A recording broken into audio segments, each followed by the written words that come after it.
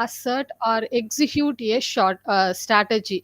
So that is a so whether, for example, if an organizations or enter into new projects or doing a new production strategies, so that is called as an outlay cost. That is what are the financial expenditures they have to be spent at a same time. So that is we can be call it as a outlay cost. And next one is a past cost and future cost. Past cost means here the cost which has been incurred in past, and they have, based on that, they are going to find this cost which has to be find the entry in books of accounts. So that is a past cost. And future cost means this cost which has been incurred in future period, and that is, estimated in a future time, and thus that estimation, it is not accurate one, so which cost they have to be spent in a future, so that will not be in a accurate one. So they only they one estimation, this what something they have to be gain or they have to be spent, like that they will be only estimated. That is future cost. And next one is a traceable and common cost. So traceable cost is a fixed cost that has that mainly has a cause and effect relationship within a process or product or any production activities, like etc etc. So here they may they here this cost which has to be easily identified with the unit of operation, that is a traceable cost. Common cost means here it is not an easily identified one, that is it is not easily traceable any one unit of operation. So for because here the business in traceable cost, they will be the business exist now of a single segment, but in a non traceable one they have business expenses that in a multiple segment. So that wise where they are been spending, it cannot be a easily traceable one. Our next one is a out of packet and book cost. So out of packet means this cost is an immediate current payment. Otherwise, it is called as a explicit cost. So that is out of packet is a explicit cost. So this cost is an immediate current payment. For example, it is a direct payment of money. So the direct payment of money that may be or may not be reimbursed on a later from a from the third party where they are giving. So if they are been purchasing, if they are paying an electric bill, like that, so that is immediately they will be pay whatever. If they are purchasing anything, that will be immediately pay. So that is an out of packet. And book cost is the book value. So this cost is not immediately made. So this cost is either it can be called it as a implicit cost. And next one is a incremental cost and sunk cost. So incremental cost is the additional cost. By the word itself, that is incremental means that is the additional cost. So this additional cost is mainly arise due to the change in any level of activities of a business. So that is an incremental cost. And sunk cost means this here the sunk cost, it should be remain unaltered. So after even if there is any change in the level of business activities, so the cost will not be a changes. That is we can be call it as a sunk cost. Next one is a escapable cost and unavoidable cost. Escapable cost means, so this cost which has been reduced by which this cost, it has been reduced by the contraction in the business activities, that is called as an escapable cost. And unavoidable cost means it cannot be avoided by the contraction of the business activities. And next, shutdown cost and abandonment cost. Shutdown cost means that is here, so this cost has to be incurred in the event of suspension of the business activities or plant operation. So that is we can be shutdown cost. Mainly it has happened due to the any unfavorable market conditions or strikes. So that time they will be temporarily shut down their business activity. Next, abandonment cost. So that is the abandonment cost is abandoning the plant from services. And next, urgent cost or postponed cost. So urgent cost is a cost which has been a continuance of a operation of their firm, and postponed cost is it has been postponed and been a temporarily. So for example, if they want to be painting in a building or whitewashing anything else, so it is not an urgent one. So it might be it is not an important thing, it might be postponed in any time, when you can take any time they can be do that. So that is postponed cost. And next, controllable and uncontrollable cost. So controllable cost, it has been controlled by an executives who are been on the who are been the responsibility of that. So responsibility person have been controlled that whether there is in deviations or anything, they have to be under control. And uncontrollable cost are beyond their regulations of that, like for example overhead cost. And next one is a replacement cost and historical cost. So replacement cost is a cost of assets which are being replaced at the current price, and cost of historical cost means that is it is originally paid in the order of acquire an asset. So that is in a historical cost. And next one is a private cost and social cost. So private cost means it is a cost of producing commodity of an individual producer. So that is a private cost. And next one is a cost which are incurred by the society in producing commodity of commodities or any other services. And next one is a short run cost and long run cost. Short run cost means that cost only certain inputs could be made variables. Already we discussed in last class law of return to skulls and law of variable proportions. So all the concepts are based on their short run and long run cost.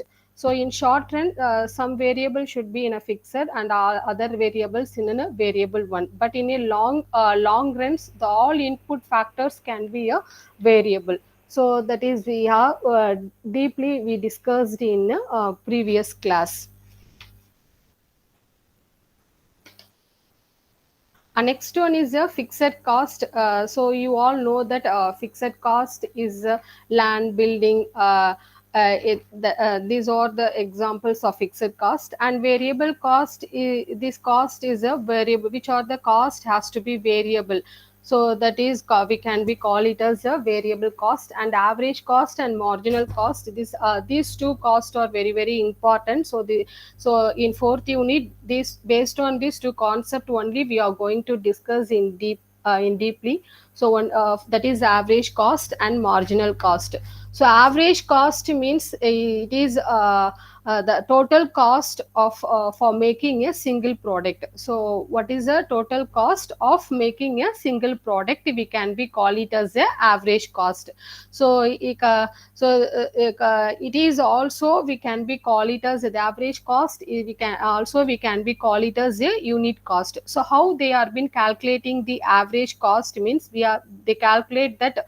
So what are the total cost they have been cut, that is the total cost are included by fixed cost and variable cost.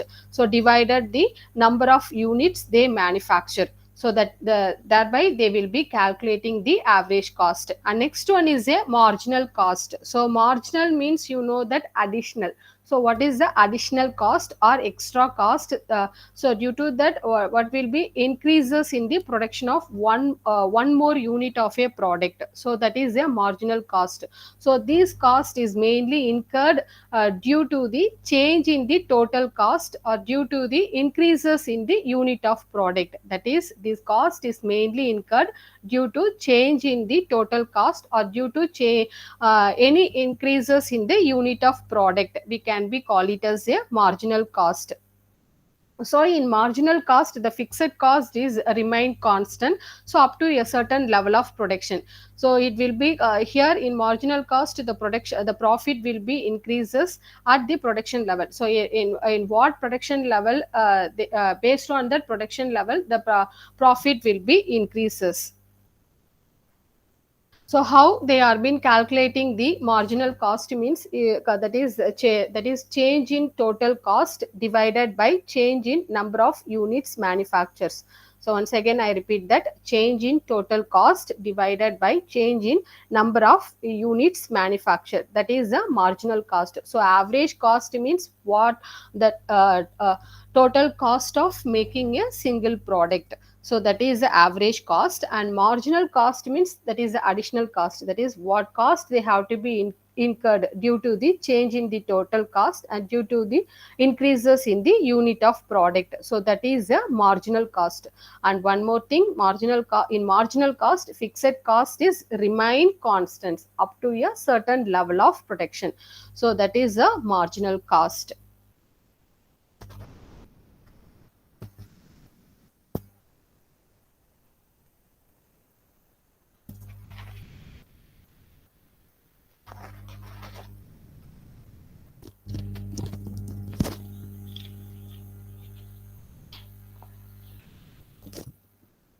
And next, short run and long run cost curve. Short run and long run cost curve. So here we are going to discuss the what is the relationship of short run and long run cost curve. So you know that a short run, in short run, so few way, so in short run, here in short run, the shape of the that is so x axis I taken as the output, in y axis it is in a cost. Okay, so here we are going to be find out the relationships of law average cost, marginal cost. Okay, so so that is that things we are going to be explained in short run and long run of average and marginal cost. Okay, so the in short run, the shape of the average total cost curve, that is the shape of the average total cost curve is U shaped. The shape of the average cost curve is U-shaped. So here in short run, the average cost curve falls in the beginning. That is, it is falls in the beginning from y-axis. So you can see that from that is it has in beginning stage it will be falls in be falls. Okay, so for reaching a minimum, then it begins to be rise. So after that it will be begins to the right, because the reasons for the average cost of the average cost to fall in the beginning of productions are that of the fixed cost of a firms are remain the same. Okay, so here the fixed cost of the firms are remain the same, so that's why the average cost are falls in the beginning stage. So the changes only take place in the variables factors such as raw materials, labors, etc. So that is the reasons that is the average cost has falls in the beginning stage.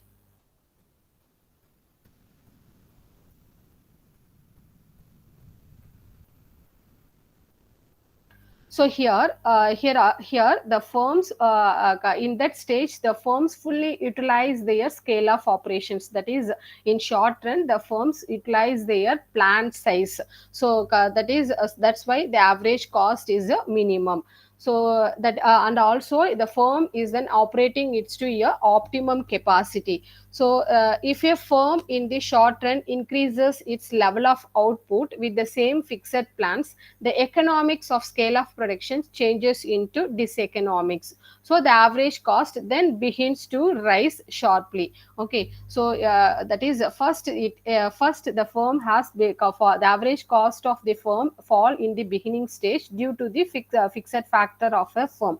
So after that the average cost it will be rises. So because of that, the short run of the firm is increases in their level of output with the same fixed plans. So due to that, the economics of scales of operations or the economics of scales of productions changes into diseconomics of scales of production. So that's why the average cost then begins to rise in sharply. So that is the average cost curve. Okay, So next, long run average cost curve. So in long run average cost, in long run, you all know that, so all cost of the firms are variable. Okay, so the firm the fa- the so the factors of productions can be used in these are varying proportions to deals with an increased output. So the firm having time period of they having a time period of long period, so they can be build a larger scale or type what kind of type of plants they produced in a anticipated output. So and here also the average cost curve in a long run is also a U shaped, but it is a flatter when compared to their short run curve. So that's what has to been has been shown in their long run curve. The second picture, that is 13.7 figure 1. So it should be shows that is the curve is the long run average cost curve is U shaped, but when comparing to the short run curve, so it is that is the U shaped is a bent one in short run, but here in long run it is a flatter when comparing to their short run curve.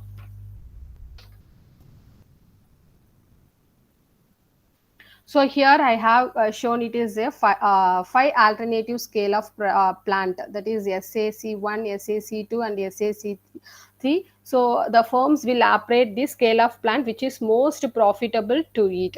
So that is 200 and 400 and 600, 800 and 1000, 1200. These are all the output they will be produced when changing their the scale of plant of productions. So that is a that is a, if the organizations are entering into their increasing the scale of plant of operations for a long period, they will be gain a most profitable one. So that is a long run average cost.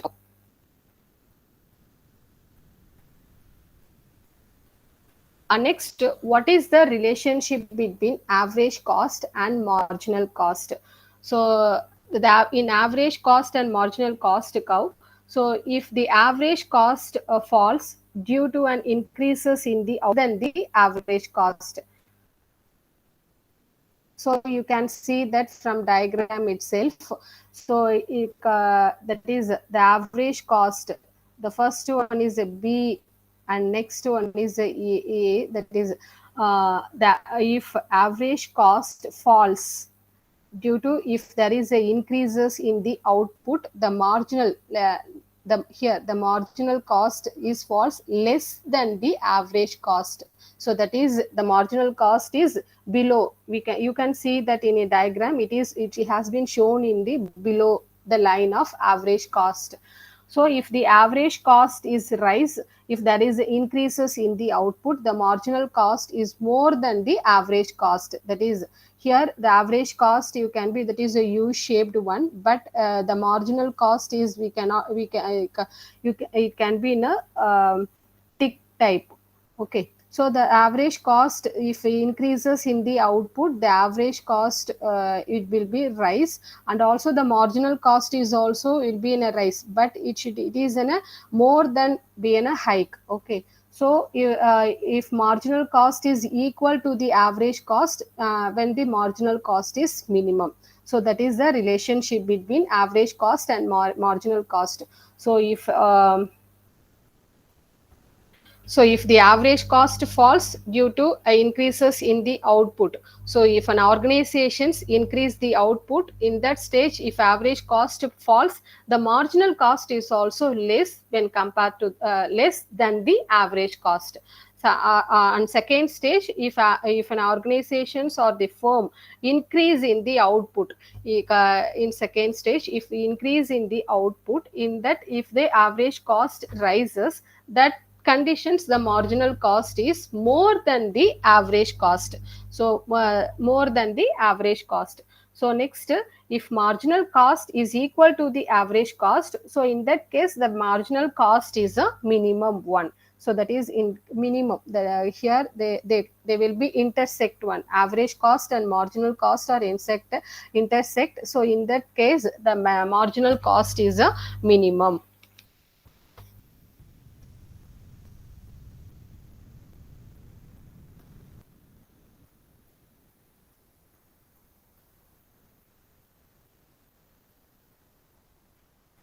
Next one is a relationship between average revenue and marginal revenue. So, what is that average revenue? So, average revenue means how much revenue the firm is receive in a per unit of output. So, that is the average revenue. That is how much revenue a firm can receive in a per unit of output. So that is the average revenue. So how they can be calculate that average revenue, in the sense by the way of total revenue divided by total output. So that is thereby they will be calculate the average revenue. And next, marginal revenue. So marginal revenue means that is increases in the total revenue from increases in on unit of output. So that is called as a marginal. So you know that marginal means additional. So that is if there is a increases in total revenue, so from increases in one unit of output. So that is the marginal revenue. So what is the relationship between average revenue and marginal revenue? Okay, so from diagram 2 we can be see discuss from the diagram 2. So here in figure A and B, so the A and B, the output is here in figure A and B, the output is measured along with the OX axis. So it can be measured with their OX axis, and the revenues are measured along with the vertical axis. So in relationship between average revenue and marginal revenue, so the outputs are measured along with the OX axis and revenues are measured along with the vertical axis from both A and B figures. Okay, and next, so in figure A, so the here in figure A, it's all about their what is the total revenue. Okay, so yeah, they are going to explain about their total revenue of the firm. So and figure B, it's about that average revenue and marginal revenue. So next, let's see one by one. So in figure A, okay, so the total revenue. So you can see that that is the revenue is the total revenue of this firm is starts from their beginning. So it starts from their origin of zero. So origin and the slopes, and the slopes of the curve is positively. Okay, so they will be straight, positively goes. Okay, and whereas in 4 and 5 units, okay, so the units of goods are sold. So here the total revenue of the firm is a maximum. Okay, so that they will be reach a 40. And next, so after that the firm is fall the total revenue. Okay, so in initial stage it can be that is from starting stage of the total revenue of the organization is positively goes. So while reaching in a while reaching in a while reaching or they are selling 4 units of goods, they will be reaching a maximum of 40. Okay, so after that the firm will be for after the total revenue of the firm is going on falls. Okay, and next in figure B, so marginal revenue and average revenue of the slopes, both the curves are downward from left. Okay, left to right. And this indicates that marginal revenue and average revenue of the firm fall as more units are sold. So when the organizations or firms are selling more unit of souls, so the average revenue and marginal revenue of the firms are false. Okay, so the curves are slopes downward from left to right. That is the lines are slopes downward from left to right. So when the organization selling a more in that case, so here in marginal revenue line, So the fifth unit of output, so that is 1 2 3 4 5, the fifth unit of output MR becomes, that is the marginal revenue becomes 0, and after that it is a negative, they will be reached in a negative line. Okay, so and so if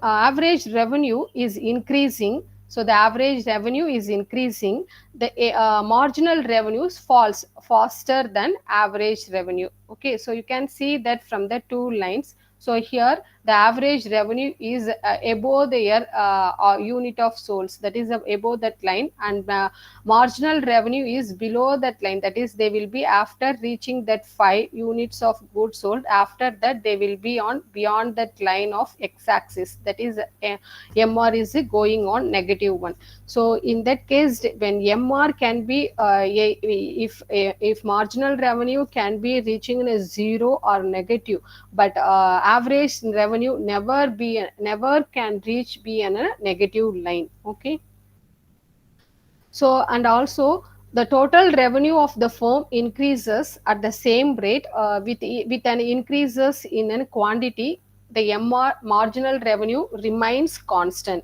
Okay, so if the total revenue of the firms are increases at the same rate with an increases in quantity, the marginal revenue remain constant. When marginal revenue is constant and it is equal to average revenue under in the perfect competitions, under in a situation of perfect competition. So when total revenue of a firm is increasing at a increasing at a decreasing rate, that is, as I said, that the total revenue of total revenue of a firm increases at the same rate, so in that stage the marginal revenue is remain constant. If the total revenue of a firm is increasing at the decreasing rate, so in decreasing state the marginal revenue of a firm is declining, so marginal revenue of a firm is declining. If it is at a same rate, the marginal revenue is remain constant. If it is at a decreasing rate, the marginal revenue is declining. So if a total revenue is maximum or constant, the marginal revenue is 0. Okay, so the total revenue is a maximum or constant, so marginal revenue is 0. So if average revenue is constant, the marginal revenue is equal to average revenue. So in that so here that's why the both the lines are indicated by the same horizontal straight line. So that in that situations we can be the firm is in a perfect competitions. So in which situations the firm is in a perfect competition means, if a marginal revenue is constant, the marginal revenue is equal to average revenue. So average revenue is constant, the marginal revenue is equal to average revenue. So in that case the firms are in a situation of perfect competition. So when the firms are in a monopoly and monopolistic competition means, if the firm average revenue is decreasing, the firm average revenue is decreasing, the marginal revenues falls faster than average revenue. So if the firm's average revenue is decreasing, the marginal revenue falls faster than the average revenue. So in that situations, the firms are under in monopoly or monopolistic competitions. So that is the relationship between average revenue and marginal revenue. So average revenue and marginal revenue. So here the total in initial stage, that is it is all based on their calculating on total revenue. So the total revenue starts from their origin. It starts from the slopes are being positively reaches. So if they are reaching at selling of 5 units of goods, so in that the total revenue is reaching at a maximum of 40 units. So after they will be reaching at a fall in a total revenue of the firm. Next, the AR and average revenue and marginal revenue slopes are downward from left to right. So this means that they are for and also it indicates that marginal revenue and average revenue falls as if they are selling more units of goods. Okay, so and if total revenues increases at the same rate, marginal revenue remain constant. If total revenue increasing at a decreasing rate, the marginal revenue is declining. So if total revenue is maximum or either constant, the marginal revenue is zero. So or when a marginal revenue is constant, so it is equal to average revenue under the perfect competition. So if average revenue is decreasing, so the marginal revenue falls faster than average revenue. So in what situation, in the sense the firms are under in monopoly and monopolistic competition. So and if your average revenue is constant, the marginal revenue is equal to average revenue. So both in that case, both are indicated by the same horizontal line. So so the firms are in under the perfect competitions. The firms are under the situation of perfect competition.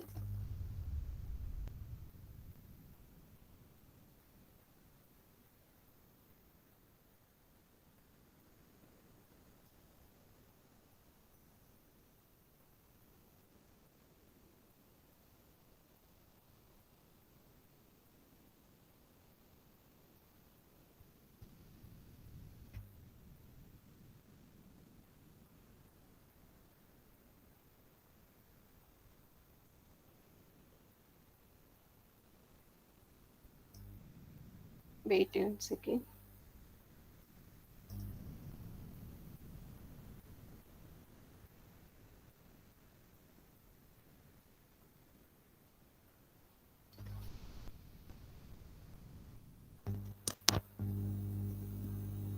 Are you all hear me?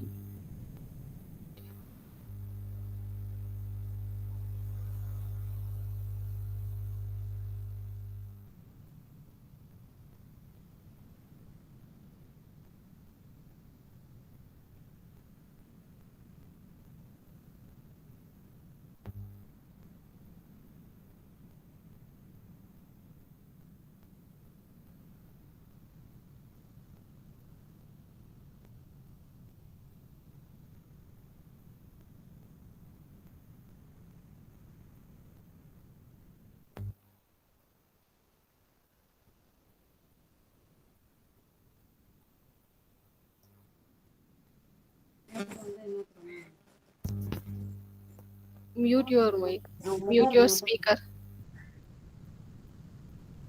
Wait, I will share the another PPT.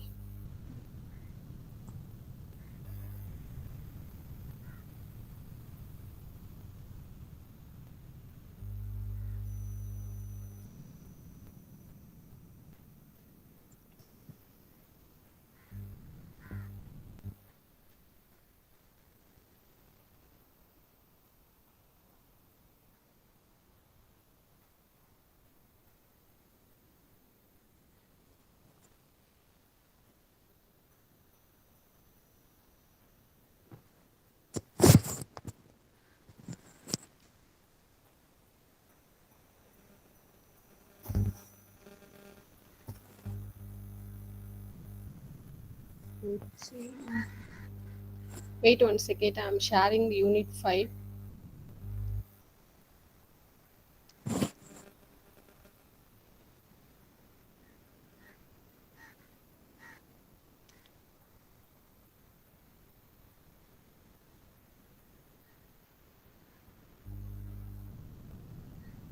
So in unit 5, 8056865490.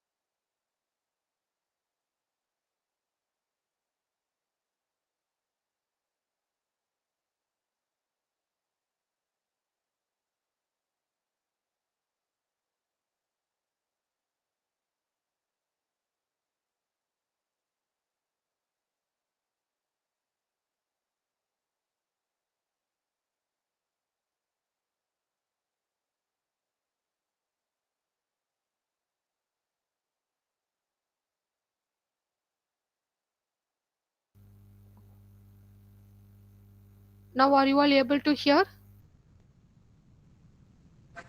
Yes, yes. Last 5 minutes I'm teaching, nobody can message. Okay.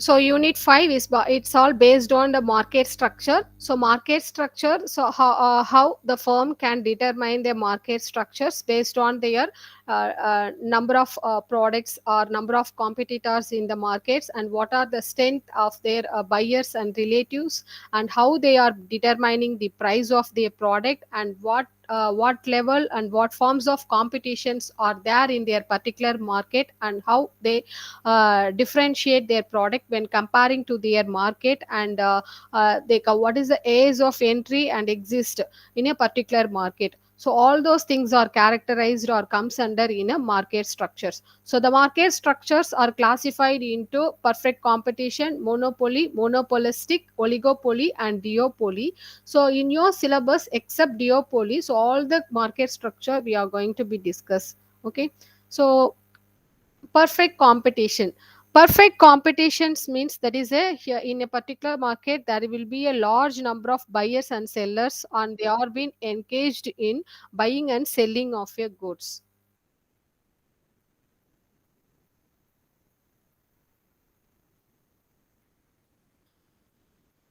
Buying and selling of a homogeneous product at uniform price. Okay, so there is a large number of buyer and seller, so they are been engaging buying and selling a homogeneous product at a uniform price. So what are the features or comes under in a perfect competitions? So here all the firms are selling a identical product, that is they are be selling a identical product. So and there is a large number of buyers and sellers, and they having a perfect knowledge of their market. So in perfect competitions there should be no government interventions. So and they will be selling a homogeneous product in a uniform price rate. So because there is a competitions, a number of competitions are in their market, if they differentiate in a way of price, in the sense they who will be giving in a lesser price, that will be more attractive one, so they have to be forced to follow a uniform price. So and all prices are, all firms are price takers, because they are not being a price makers, they are not be a only persons are selling in a market. So they having a different kinds of competitors are there in their market, so they have to be taking they have to be applying a price taker strategies. So all firms have having a relatively small market shares. So who are in the market, so they having a small kind of market share. So they here the consumers or buyers know the nature of the product, so what they are been selling in their market, and also they have to be know that what is the price they are being charged for their product, so they know everything about that. And here the firms are freely enter into your market, and they can exist in any time. So it is also we call it as a pure competition. So these are all the features are comes under in perfect competition. Okay, so in next class we will discuss that how the firms can determine their price under perfect competition. Okay, so before that so what are the topics we discussed today in we discussed unit 4. So in unit 4 it's all based on their cost. So there are we have so we have classified many cost. So opportunity cost, sunk cost, incremental cost, common, traceable, and all many cost we discussed. In that only most important cost or fixed cost, variable cost, under that and marginal average cost and marginal cost, these are the most important one. So average cost and marginal cost. So average cost means what the total cost what incurred for making a single product is the average cost, and marginal cost means that is a, so that is we can make a marginal cost is a what is the cost incurred due to the change in the total cost or due to the increases in the unit of product. So we can be say it is a one extra unit of goods they have been spending a cost. Okay, so that is a marginal cost. Next, what is the relationship between the average cost and marginal cost? So, if average cost declines, the marginal cost is also falls than the average cost. When average cost increases, the marginal cost is greater than the average cost. If the average cost stays the same, so here the marginal cost equals to average cost, either it is a maximum or minimum. So that is the relationship between the average cost and marginal cost. And what is the relationship between average revenue and marginal revenue? So average revenue means that is how much revenue a firm receives in a per unit of output, that is the average revenue. And marginal revenue means how that is the firms has increases in total revenue from increasing in a one unit of output, that is marginal revenue. So in the relationship between marginal revenue and average revenue, when average revenue decreasing, the marginal revenue falls faster than average revenue. So when under mono that is if the marginal revenue is falls faster than average revenue, the firms are under in a monopoly or monopolistic competition. If average revenue is constant, the marginal revenue is equal to average revenue. So here the firms are under in a perfect competition. Okay, so if total revenue are at the same rate, so here marginal revenue is constant, remains constant. And if total revenue is increasing at a decreasing rate, the marginal revenue is declining. So if total revenue is maximum or constant, the marginal revenue is zero. So these are the relationships between the average revenue and marginal revenue and total revenue. Okay, so next class again, the class will be start today at 12 o'clock. So we will discuss the fifth and sixth unit. So in last class I will share their important questions of from unit 1 to unit 8. I will share their important questions. Okay, thank you guys.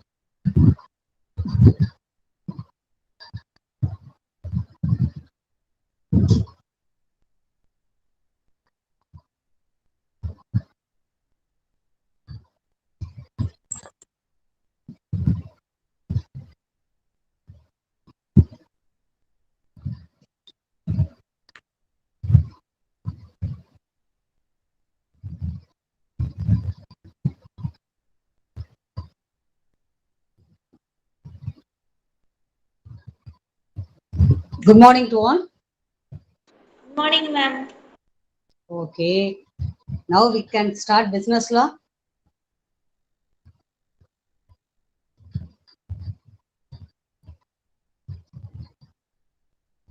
Okay. In last class, we have discussed lots of topic. Yes. The contract, offer, acceptance. The next consideration, breach of contract, discharge of contract, remedies of breach of contract. Correct?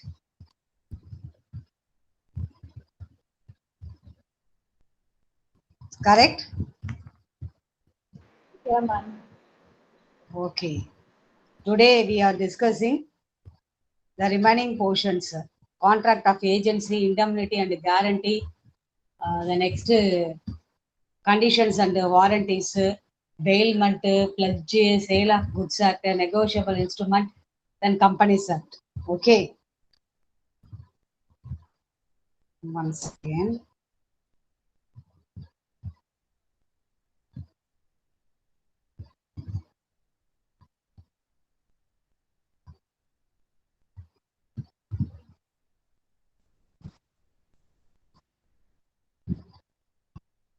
Are you able to see the picture? Yeah, ma'am. Okay. Okay, now to start special contracts or specific contracts. Okay, so already we told, already we discussed the contract must be valid, record some legal aspects. The first one is two parties, legal objectives, legal relationship. The next one is given considerations, follow some legal formalities. Okay, but in special contract, some legal aspects are not required. The first one is contract of indemnity. INDEMNITY, indemnity. Any ideas about indemnity?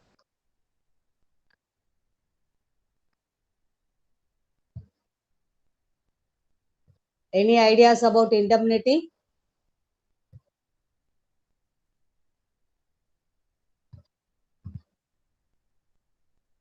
Hello, it's audible. Yes, ma'am. Ma'am. It's audible. Yes, ma'am. Yes, ma'am. Okay. Okay. So contract of indemnity. Indemnity means it's direct engagement between two parties whereby one promises to save another from harm. Again repeated, two parties, there record two parties, whereby one promises to save another from harm. Harm means affected person. Okay. So indemnity means a contract by which one party to save the other from loss caused to him by the conduct of the promiser himself. ஒருத்தவன் affect ஆகுறானோ, இந்த loss வருது ஒரு பிசினஸ்ல, அந்த சமயத்துல நான் அவனுக்கு promise பண்றேன், நான் அவனை சேவ் பண்றேன். Okay, again repeated, to save another from any loss or suffered. So பாதிக்கப்பட்ட ஒருத்தனுக்கு அவன் பாதிக்கப்படும் போது மட்டும்தான் நான் ப்ராமிஸ் பண்ணுவேன். It is called contract of indemnity. So in this case, for example, A and B goes into a shop. B says to the shopkeeper of the goods, so I will see you paid. This is a contract of indemnity. இங்க வந்து என்னன்னா A B ரெண்டு பேருமே உள்ள போறானுங்க. இதுல வந்து என்னதுன்னா B வந்து Aக்கு குட்ஸ் கொடுக்க சொல்றான்.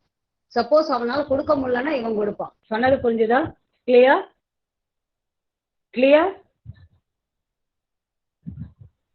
Clear, hello, clear.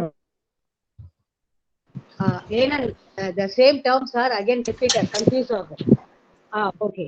ஸோ அப்போ என்னதுன்னா இந்த இடத்துல கான்ட்ராக்ட் ஆஃப் இண்டம்னிட்டினா என்ன, இண்டம்னிஃபை ஆர் இண்டம்னிட்டினா என்ன மீனிங்னா suffered loss. So given that person, யார் வந்து இங்க நஷ்டம் அடைஞ்சிருக்கானோ இல்லை யார் அஃபெக்ட் ஆகியிருக்கானோ அந்த மாதிரி சமயத்துல நான் அவனுக்கு பதிலா கான்ட்ராக்ட்ல என்ட்ரு ஆவேன். அவன் கொடுத்த ஓகே. அப்பனா இந்த இடத்துல ஷூரிட்டியா கேரண்டின்னு கேட்டா கிடையாது, அது வேற. இந்த இடத்துல நம்ம மென்ஷன் பண்ண வேண்டிய டேர்மே டு சஃபர்ட் எனி லாஸ். அவன் நஷ்டம், ஓகே, அவனால் முடியும்னா நான் அவனுக்கு கொடுக்கணும்னு அவசியம் கிடையாது. It's clear. ஸோ இதுதான் என்னதுன்னா contract of indemnity. Okay. So அப்ப கான்ட்ராக்ட் ஆஃப் இண்டம்னிட்டிக்கு ரெக்கார்ட் சம் எசென்ஷியல் எலிமெண்ட்ஸ் இருக்கு. என்ன இருக்குதுன்னா, first one is there must be loss. கண்டிப்பா அவன் லாஸ் ஆகியிருக்கணும், அப்பதான் நாம வந்து அவனுக்கு கேரண்டி கொடுக்கலாம். Second one, loss must be caused either by the promisor or by any other person. The next, indemnifier is liable only for the loss. அப்ப இதுல என்ன ஆகுதுன்னா, ரெண்டு பேர் வருவாங்க. ஒருத்தன் வந்து என்னன்னா இண்டம்னிட்டி ஹோல்டர், இன்னொருத்தவன் இண்டம்னிஃபையர். இந்த இண்டம்னிட்டி ஹோல்டர்ன்றவ ப்ராமிஸ் பண்றவன், இண்டம்னிஃபையர்ன்றவ சஃபர் ஆனவன். ஓகேவா? அப்ப இந்த இண்டம்னிஃபையர் சஃபர் ஆகும்போது அஸ் இண்டம்னிட்டி ஹோல்டர் நான் அவனுக்கு என்ன செட்டில் பண்ணுமோ அதை நான் செட்டில் பண்ணுவேன். Okay, it's clear? It's clear? Yeah, ma'am. Okay. So the final we conclude that. ஏன்னா நிறைய போர்ஷன்ஸ் இருக்கு, நம்ம ஃபாஸ்டா நம்ம முடிப்போம்.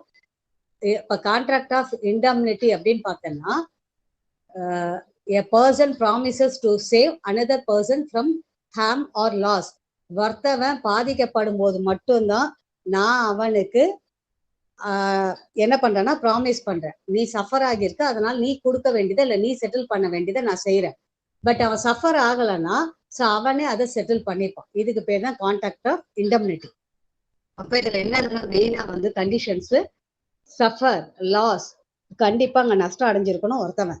த நெக்ஸ்ட் ஒன், ரெண்டு பேர் தான் ஒருத்தவன் indemnity holder. The next one is indemnifier. Indemnifier என்றவன் சஃபர் ஆனவன், இண்டம்னிட்டி ஹோல்டர் என்றவன் நான் கொடுக்கறேன்னு சொல்லிட்டு ப்ராமிஸ் பண்றவன்.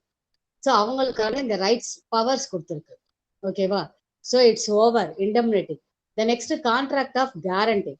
We know very well known that concept. What is mean by guarantee? What is meant by guarantee?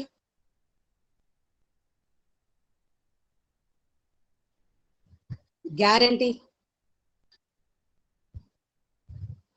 Assuring. Very good. Assurance. Okay. So இது நார்மலா நம்ம எல்லாருமே செய்யறதுதான். அப்ப கேரண்டின்னு வரும்போது given some assurance for someone. So நான் வந்து என்னதுன்னா அவனுக்கு அஷூரன்ஸ் தரேன், அவனுக்கு நான் செக்யூரிட்டி தரேன். ஓகேவா? அப்படின்னு சொல்லும் போது என்னதுன்னா, அப்ப the contract of guarantee may be an ordinary or some different type of guarantee. So இந்த இடத்துல என்னதுன்னா மெயினா contract to perform the promise or discharge the liability of third person. ஒரு தேர்ட் பர்சனுக்கு இவனோட ரெஸ்பான்சிபிலிட்டிஸை நான் ஏற்றுக்கிறேன். இதுதான் கான்ட்ராக்ட் ஆஃப் கேரண்டி. இப்ப கான்ட்ராக்ட் ஆஃப் கேரண்டில normally entered into 3%. The one is surety. Surety means the person who gives the guarantee. யார் கேரண்டி எடுக்கிறானோ அவன் பேர் என்னதுன்னா surety. The next, the person respect of whose default the guarantee is given is principal debtor. யார் வந்து கடன் வாங்கியிருக்கானோ, so யாருக்காக நம்ம guarantee கொடுத்திருக்கோமோ அவன் principal debtor. Then third one is the person to whom the guarantee is given is creditor. யார் இங்க கடன் கொடுத்தானோ அவன் கிரெடிட்டர். அப்ப நார்மலா கான்ட்ராக்ட் ஆஃப் கேரண்டில 3 பேர் வருவாங்க. அகைன் ரிப்பீட் பண்றேன், நம்ம தெரிஞ்சுக்க வேண்டியது இதெல்லாம் தான். Surety, principal debtor, creditor. இந்த ஷூரிட்டின்றவன் தான் நாம. இப்ப நான் தான் ஒருத்தனுக்கு கேரண்டி கொடுக்க போறேன், அவன் பணம் தர முடியல, பொருள் தர முடியல, கான்ட்ராக்ட்ல என்டர் ஆயினா நான் தரேன்னு சொல்லிட்டு இங்க அஷூரன்ஸ் கொடுக்குறேன், நான் ஷூரிட்டி. இப்ப பிரின்சிபால் டெட்டார், இந்த பிரின்சிபால் டெட்டார்ன்றவன் நான் யாருக்கு ஷூரிட்டி கொடுத்தனோ கேரண்டி கொடுத்தனோ அவன் தான் பிரின்சிபால் டெட்டார், கடன் வாங்கினவன். அப்ப நீங்க கடன் வாங்கினவன்னு வச்சுக்கோங்க, உங்களுக்கு நான் கேரண்டி தரேன், நான் வந்து ஷூரிட்டி. அப்ப நமக்கு பணம் கொடுத்தவன் இருப்பான், அவன் தான் யாருன்னா கிரெடிட்டர். அப்ப கான்ட்ராக்ட் ஆஃப் கேரண்டியும் கான்ட்ராக்ட் ஆஃப் இண்டம் both are same. But contract of இண்டம்னிட்டின்றது due to any loss or suffer, ஒருத்தவன் பாதிக்கப்படும் போது சஃபர் ஆகும் போது மட்டும்தான் நான் அந்த இடத்துல ப்ராமிஸ் பண்றேன் தரேன்னு சொல்லிட்டு. ஆனா கான்ட்ராக்ட் ஆஃப் கேரண்டில இங்க லாஸோ சஃபரோ கிடையாது. கான்ட்ராக்ட்ல என்டர் ஆகும் போதே ஒரு கடனாளிக்கு அவங்க யார்கிட்ட கடன் வாங்கினானோ அவங்கிட்ட நானே வாலண்டியா கேரண்டி கொடுக்குறேன், இவன் பணம் தரலன்னா நான் உங்களுக்கு தரேன் அப்படின்னு சொல்லிட்டு. It's clear? அப்ப 3 பார்ட்டிஸ் ABC. அப்ப பார்த்தோன்னா நான் வந்து என்னன்னா ஷூரிட்டி தரேன் as a guarantor. நீங்க தான் கடன் வாங்கியிருக்கீங்க, நீங்க ஒரு செகண்ட் பர்சன், உங்களுக்கு யார் கடன் கொடுத்தானோ அவன் ஒரு பர்சன். அப்ப creditor, debtor. It's clear? Clear? Clear ma'am. Yes. அப்ப சில ரூல்ஸ் அண்ட் ரெகுலேஷன்ஸ் இருக்கும். என்னன்னா மெயினா பார்த்தோன்னா இங்க வந்து இந்த இண்டம்னிட்டி அப்படின்னு பார்த்தோம்னா இவன் லாஸ் ஆகும் போதுதான் தரான். அப்ப என்னைக்கா இருந்தாலும் அவன் அந்த பணத்தை திரும்ப வாங்கிக்கலாம். பட் கான்ட்ராக்ட் ஆஃப் கேரண்டி நம்மளுக்கு தெரியும் ஷூரிட்டியோட நிலைமெல்லாம். நார்மலா வந்து ஷூரிட்டி கொடுக்குறவங்களாம் வந்து முக்காசி ஏமாந்துதான் போறாங்க ரியல் லைஃப்ல. பட் நார்மலா என்ன பண்ணணும்னா ஷூரிட்டி இப்ப நான் கேரண்டி கொடுத்துட்டேன், இப்ப அவனுக்காக நான் இப்ப கடன் கொடுத்துட்டேன், இல்ல அவன் சொன்ன பொருளையே கொடுத்துட்டேன். அப்ப அவனுக்கு நான் கொஞ்ச நாள் டைம் தருவேன். டெட்டா இருக்கான், என் ஃப்ரெண்டாவே இருக்கட்டும், ரிலேட்டிவாவே இருக்கட்டும். பட் நான் கொடுத்த பொருளை என்னைக்கா இருந்தாலும் எனக்கு திரும்ப தரணும், பணத்தை திரும்ப வாங்கறதுக்கு எனக்கு என்னதுன்னா ரைட்ஸ் இருக்கு.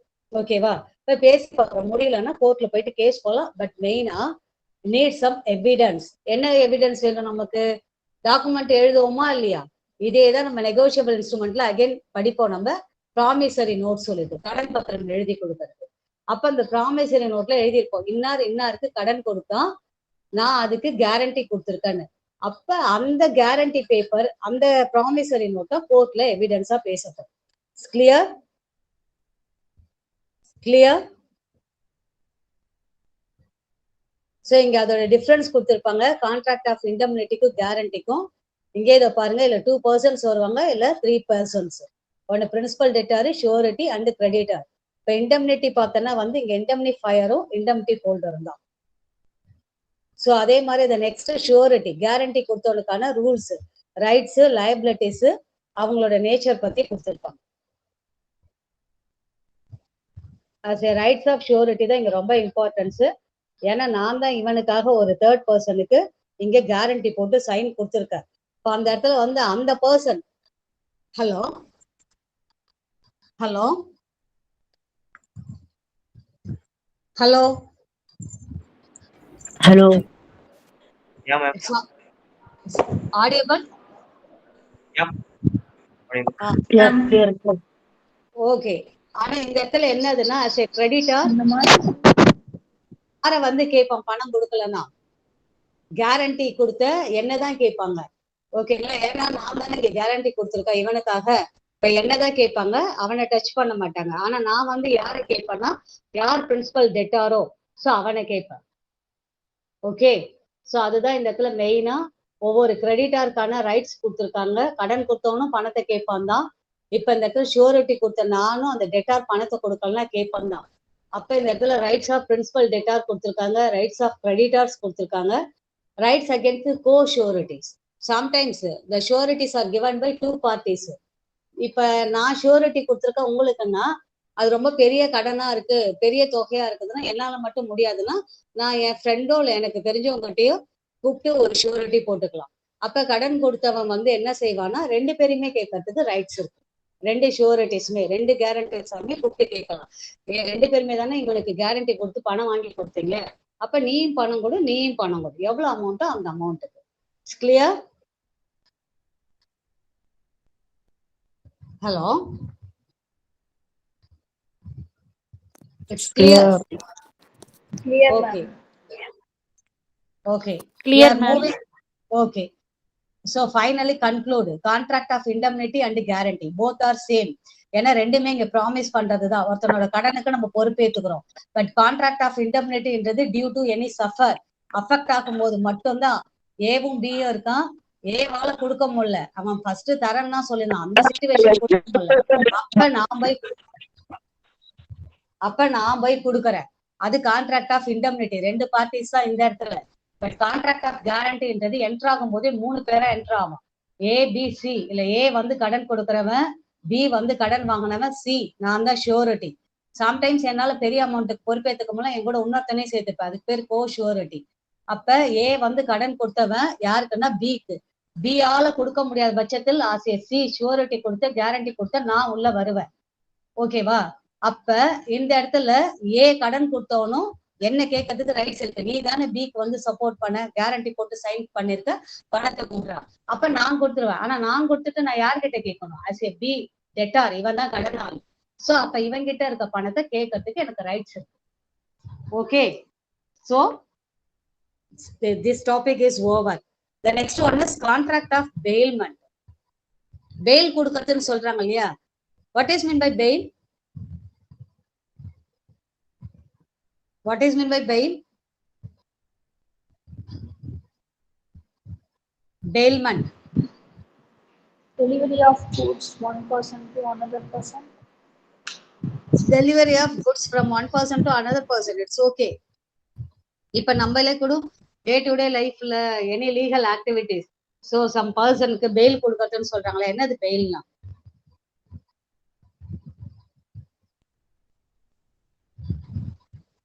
ஆக்சுவலா நார்மலா பெயில் கொடுக்கறதுன்னு பார்த்தோன்னா இது சம் கேரண்டி மாதிரி தான், கரெக்டா?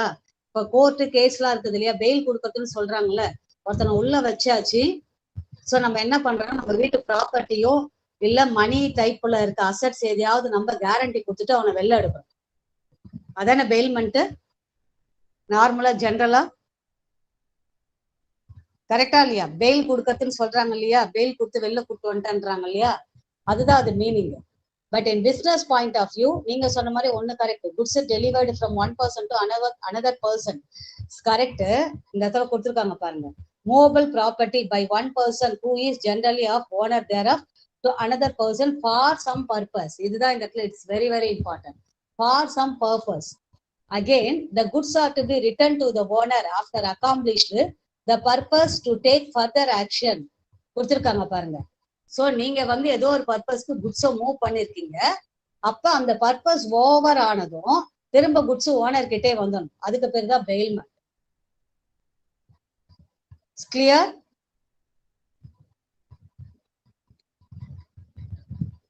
Hello, it's clear?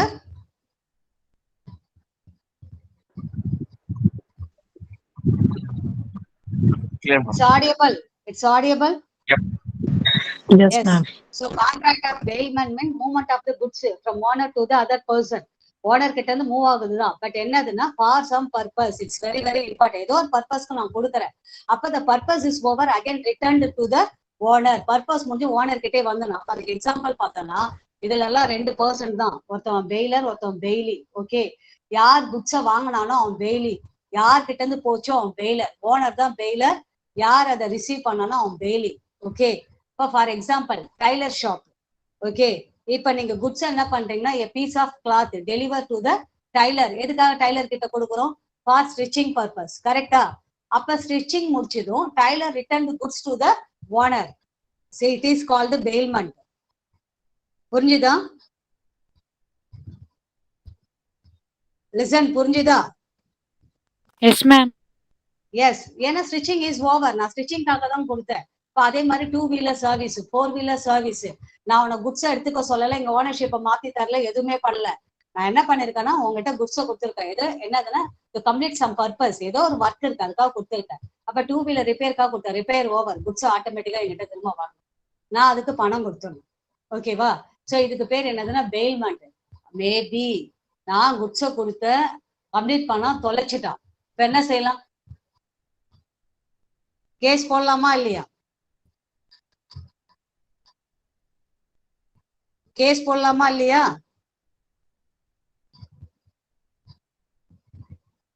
ஹலோ, போடலாம் மேம். எஸ், தாராளமா கேஸ் போடலாம். நான் குட்ஸை கொடுத்தேன், பர்பஸ்க்கு அவனை நான் எடுத்துக்க சொல்ல, அப்ப எனக்கு தெரியாம அவன் வித்துட்டாலும் தொடச்சிட்டாலும் கேஸ் போட்டு கிளைம் பண்றதுக்கு அஸ் ஏ பெயிலர் எனக்கு ரைட்ஸ் இருக்கு. அப்ப இல்ல 2 பேர் தான் பெயிலர் பெய்லி. சோ இதுல என்ன மெயின் கண்டிஷன்ஸ் கொடுத்துருக்காங்கன்னா டெலிவரி ஆஃப் குட்ஸ், குட்ஸ் கண்டிப்பா மூவ் பண்ணிருக்கணும், இம்மூவபிளா இருக்கக்கூடாது. அதே மாதிரி இந்த இடத்துல என்னதுன்னா பர்பஸ் முடிஞ்சோன்னு இது கொடுத்துருக்கான், பர்பஸ் ஆஃப் டெலிவரி. அதே மாதிரி என்னன்னா பர்பஸ் முடிஞ்சோடனே திரும்ப எனக்கு வந்திருக்கணும்.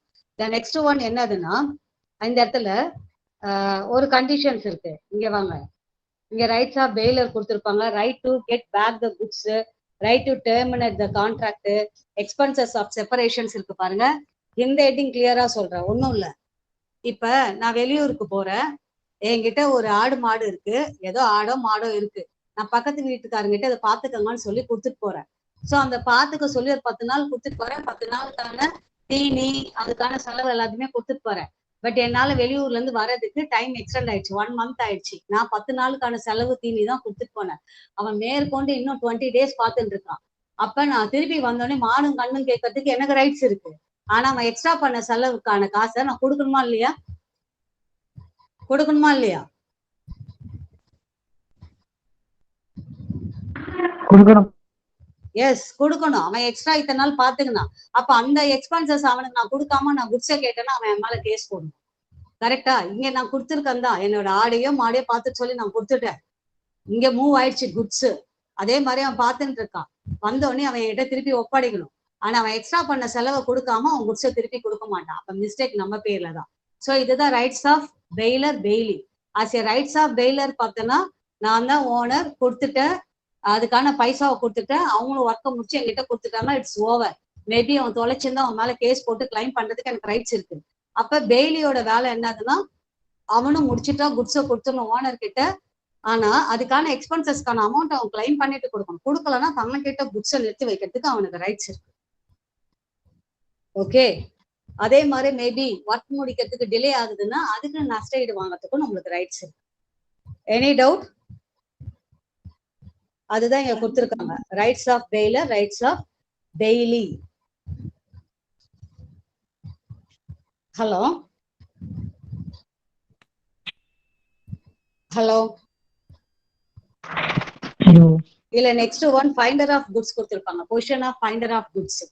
ஃபைண்டர் ஆஃப் குட்ஸ்னா என்ன மீனிங்னா a person who find goods belonging to another and takes him into his custody is subject to the same responsibility as a bailey ன்னு கொடுத்திருப்பாங்க.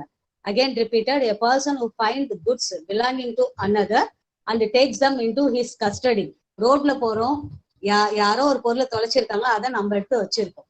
அப்ப இந்த இடத்துல நம்மளுக்கு என்னன்னா பெய்லியோட பொசிஷன் தான். பெய்லின்றது என்னதுன்னா இன்னொருத்தவங்க பொருளை வாங்கி வச்சிருக்கிறது தான் ஏதோ ஒரு பர்பஸ்க்கு. ஆனா இங்க ஆட்டோமேட்டிக்கா ரோட்ல இருந்து எனக்கு கிடைச்சிருக்கு. அப்ப நான் என்ன செய்யணும்னா அதை ஒண்ணு அவனோட அட்ரஸை கண்டுபிடிச்சு எடுத்துட்டு போய் கொடுக்கணும். அப்படி இல்லைன்னா போலீஸ் டிபார்ட்மெண்ட்ல ஹேண்ட் ஓவர் பண்ணணும். அப்படி இல்லைச்சுன்னா நியூஸ் பேப்பர்ல நான் அட்வர்டைஸ்மெண்ட் கொடுக்கணும். சரிங்களா? இல்ல அந்த குட்ஸுக்கு வந்து வெறும் ஷார்ட் பீரியட் தான் இருக்கு, நான் யூஸ் பண்ணிட்டேன், ஃபார் எக்ஸாம்பிள் ஒரு ஈட்டபிள் ப்ராடக்டா இருக்குது, இல்ல ஒரு ஷார்ட் பீரியட் லைஃப் டைம் இருக்க ப்ராடக்டா இருக்குன்னா அதெல்லாம் நம்ம தேடி கொடுக்க முடியாதுன்னா நான் யூஸ் பண்ணிட்டேன்னா அதுக்கான அமௌண்ட்டை அவன் யார் அட்ரஸோ கண்டுபிடிச்சு அவங்க கிட்ட கொடுத்துடலாம். சார் இதை பாருங்க நான் யூஸ் பண்ணிட்டேன், அதுக்கான அமௌண்ட் இருந்தாங்கன்னு சொல்லிட்டு அவனுக்கு கொடுத்துடலாம். Hello, so bailment is clear? Bailment is clear? Yes. Yes. So I finally conclude that bailment means movement of goods from owner to the other person. அப்ப ரெண்டு பேர் தான், bailor bailee. Bailor means owner, bailee means வந்து custody of the goods. யார்கிட்ட நான் ஏதோ ஒரு பர்பஸ்க்காக கொடுத்துருக்கணும் அவன் பெய்லி. அப்ப பெய்லி என்ன பண்ணுனா to completed the purpose again return goods return to the owner. இவன் செஞ்ச வேலையை முடிச்ச உடனே இப்ப நான் சொன்ன ரிப்பேருக்கோ இல்ல ஸ்டிச்சிங்கோ கொடுத்துருக்கானா முடிஞ்ச உடனே கொடுத்துடணும். அப்ப ஆஸ் எ பெய்லர் நான் என்ன செய்யணும்னா டு கிவன் தட் மணி, அவனுக்கு என்ன பர்பஸ் கொடுத்தனோ அந்த மணியை நான் கொடுத்தணும், முடிஞ்சிருச்சு. Sometimes due to some third person, அதாவது ஒரு ஃபைண்டர் ஆஃப் குட்ஸ் ரோட்ல கடந்த ஒரு பொருளை நான் எடுத்து வச்சிருக்கேன் அப்படின்னாலும் ஒன்னு கண்டுபிடிச்சி கொடுத்துடணும். அதுக்கான ரிவார்டு அவார்டு கொடுக்குறனாலும் அவன் மேல கேஸ் போட்டு கிளைம் பண்ணி வாங்கிக்கலாம். இல்ல நான் யூஸ் பண்றேன்னா அதுக்கான அமௌண்ட் கொடுத்தேன். Okay, so bailment is over. Next one is fledged. PLEDGE, pledge. What is mean by pledge? Pledge.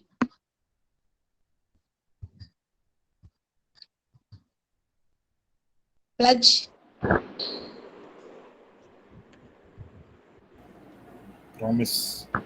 Pledge means promise. Very good. Pledge means promise. Okay. Any example? Given any example?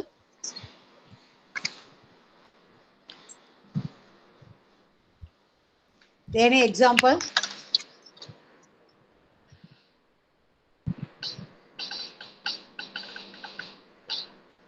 Any ideas? Okay. Pledge means promises. இங்க என்ன ப்ராமிசஸ்னா ஒரு விதத்துல pledge means it's markage of goods. தமிழ்ல சொல்லலாம் என்னதுன்னா அடமானம் வைக்கிறதுன்னு சொல்லுவோம். இங்கேயும் நான் குட்ஸை மூவ் பண்றதுதான் பெயில்மெண்ட் மாதிரி. இங்கேயும் என்னதுன்னா இங்க பாருங்க, pledge is bailment of goods for specific purpose to provide a security for a loan or fulfillment of an obligation. இங்கேயும் நான் பெயில்மெண்ட் மாதிரி குட்ஸை மூவ் பண்றதுதான். ஓனர் கிட்ட இருந்து இன்னொருத்தங்க கிட்ட குட்ஸ் மூவ் ஆகுது. ஆனா இங்க ஒரு டேர்ம் கொடுத்துருக்காங்க பாருங்க, டு ப்ரொவைட் ஏ செக்யூரிட்டி. நான் செக்யூரிட்டிக்காக கொடுக்குறேன். ஓகேவா? பட் பெயில்மெண்ட்ல பார்த்தோன்னா என்னதுன்னா மெயினா ஏதோ ஒரு பர்பஸ்க்காக கொடுக்குறோம், வேலையை முடிச்சு கொடுக்கறதுக்காக கொடுக்குறோம், அது பெயில்மெண்ட். ஆனா பிளட்ஜ்லயும் வந்து குட்ஸ் மூவ் ஆகுது. ஆனா இங்க நான் என்ன பண்றேன்னா ப்ரொவைட் செக்யூரிட்டி ஃபார் லோன். நான் வாங்குற கடனுக்காகவோ இல்ல வைக்கிற பொருளோட அடமானத்துக்காகவோ ஒரு குட்ஸை நான் மூவ் பண்றேன். ஓகேவா? அப்ப பிளட்ஜ்ல 2 பேர் வருவாங்க.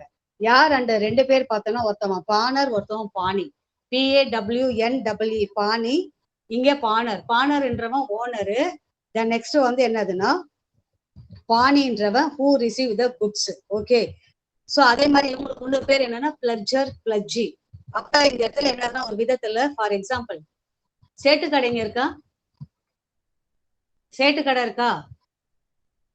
மணி லெண்டர் சேட்டு கடை இருக்கா இல்லையா? இருக்கு மேம். எஸ். சேட்டு கடையில நம்ம குட்ஸ் தரோம். எதுக்காக? நம்மளோட ஜுவல்லரி அடமானம் வைக்கிறோம். எனக்கு செலவுக்கு பணம் இல்ல. கரெக்டா?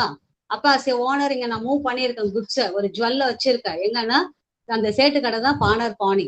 நான் தான் பானர். அவன்கிட்ட குட்ஸை கொடுத்துட்டேன், அவன் பாணி வாங்கி வச்சிருக்கான். அப்ப ஒரு பர்டிகுலர் டைம் கொடுத்துருப்பான் நமக்கு, 3 மாசத்துக்குள்ள நான் பொருளை திருப்பிக்கிறேன்னு சொல்லியிருப்பேன். அப்ப என்னதுன்னா வாங்கின கடனை அந்த 3 மாசத்துக்குள்ள கொடுத்துட்டு பொருளை நான் எடுத்துக்கணும். அவனே வச்சிருக்க மாட்டான். எப்ப அவங்ககிட்ட இருக்கும் ஓனர்ஷிப் மாறும்னு பாத்தீங்கன்னா என்னால கடனை கொடுக்க முடியல. அந்த சைட்ல என்ன செய்வான் அந்த டைம்ல? கவர்மெண்டா இருக்கட்டும், ஸ்டேட்டா இருக்கட்டும், ஆக்ஷன் சேல், ஏலம் விட்டுறதுன்னு இருக்கா? ஏலம் விட்டுறதுன்னு இருக்கா? நோட்டீஸ் வருதா நமக்கு? பேங்க்ல இருந்தோ இல்ல இந்த மாதிரி சேட்டுக்கால்ல இருந்தோ நோட்டீஸ் அனுப்பிச்சிருவாங்க. சார் நான் வாங்கின கடனை கட்டி அசல் வட்டியுமா இல்ல போனாங்க ஏலத்துக்கு வந்துடும், இல்ல உன் வீடு ஏலத்துக்கு வந்துடும். அந்த மாதிரி நோட்டீஸ் கொடுத்துட்டு அவன் பொது மக்கள் கிட்ட பொருளுக்கு ஒரு ரேட்டை போட்டு வித்துருவாங்க. அதுக்கப்புறம் நம்ம ஒண்ணும் செய்ய முடியும்.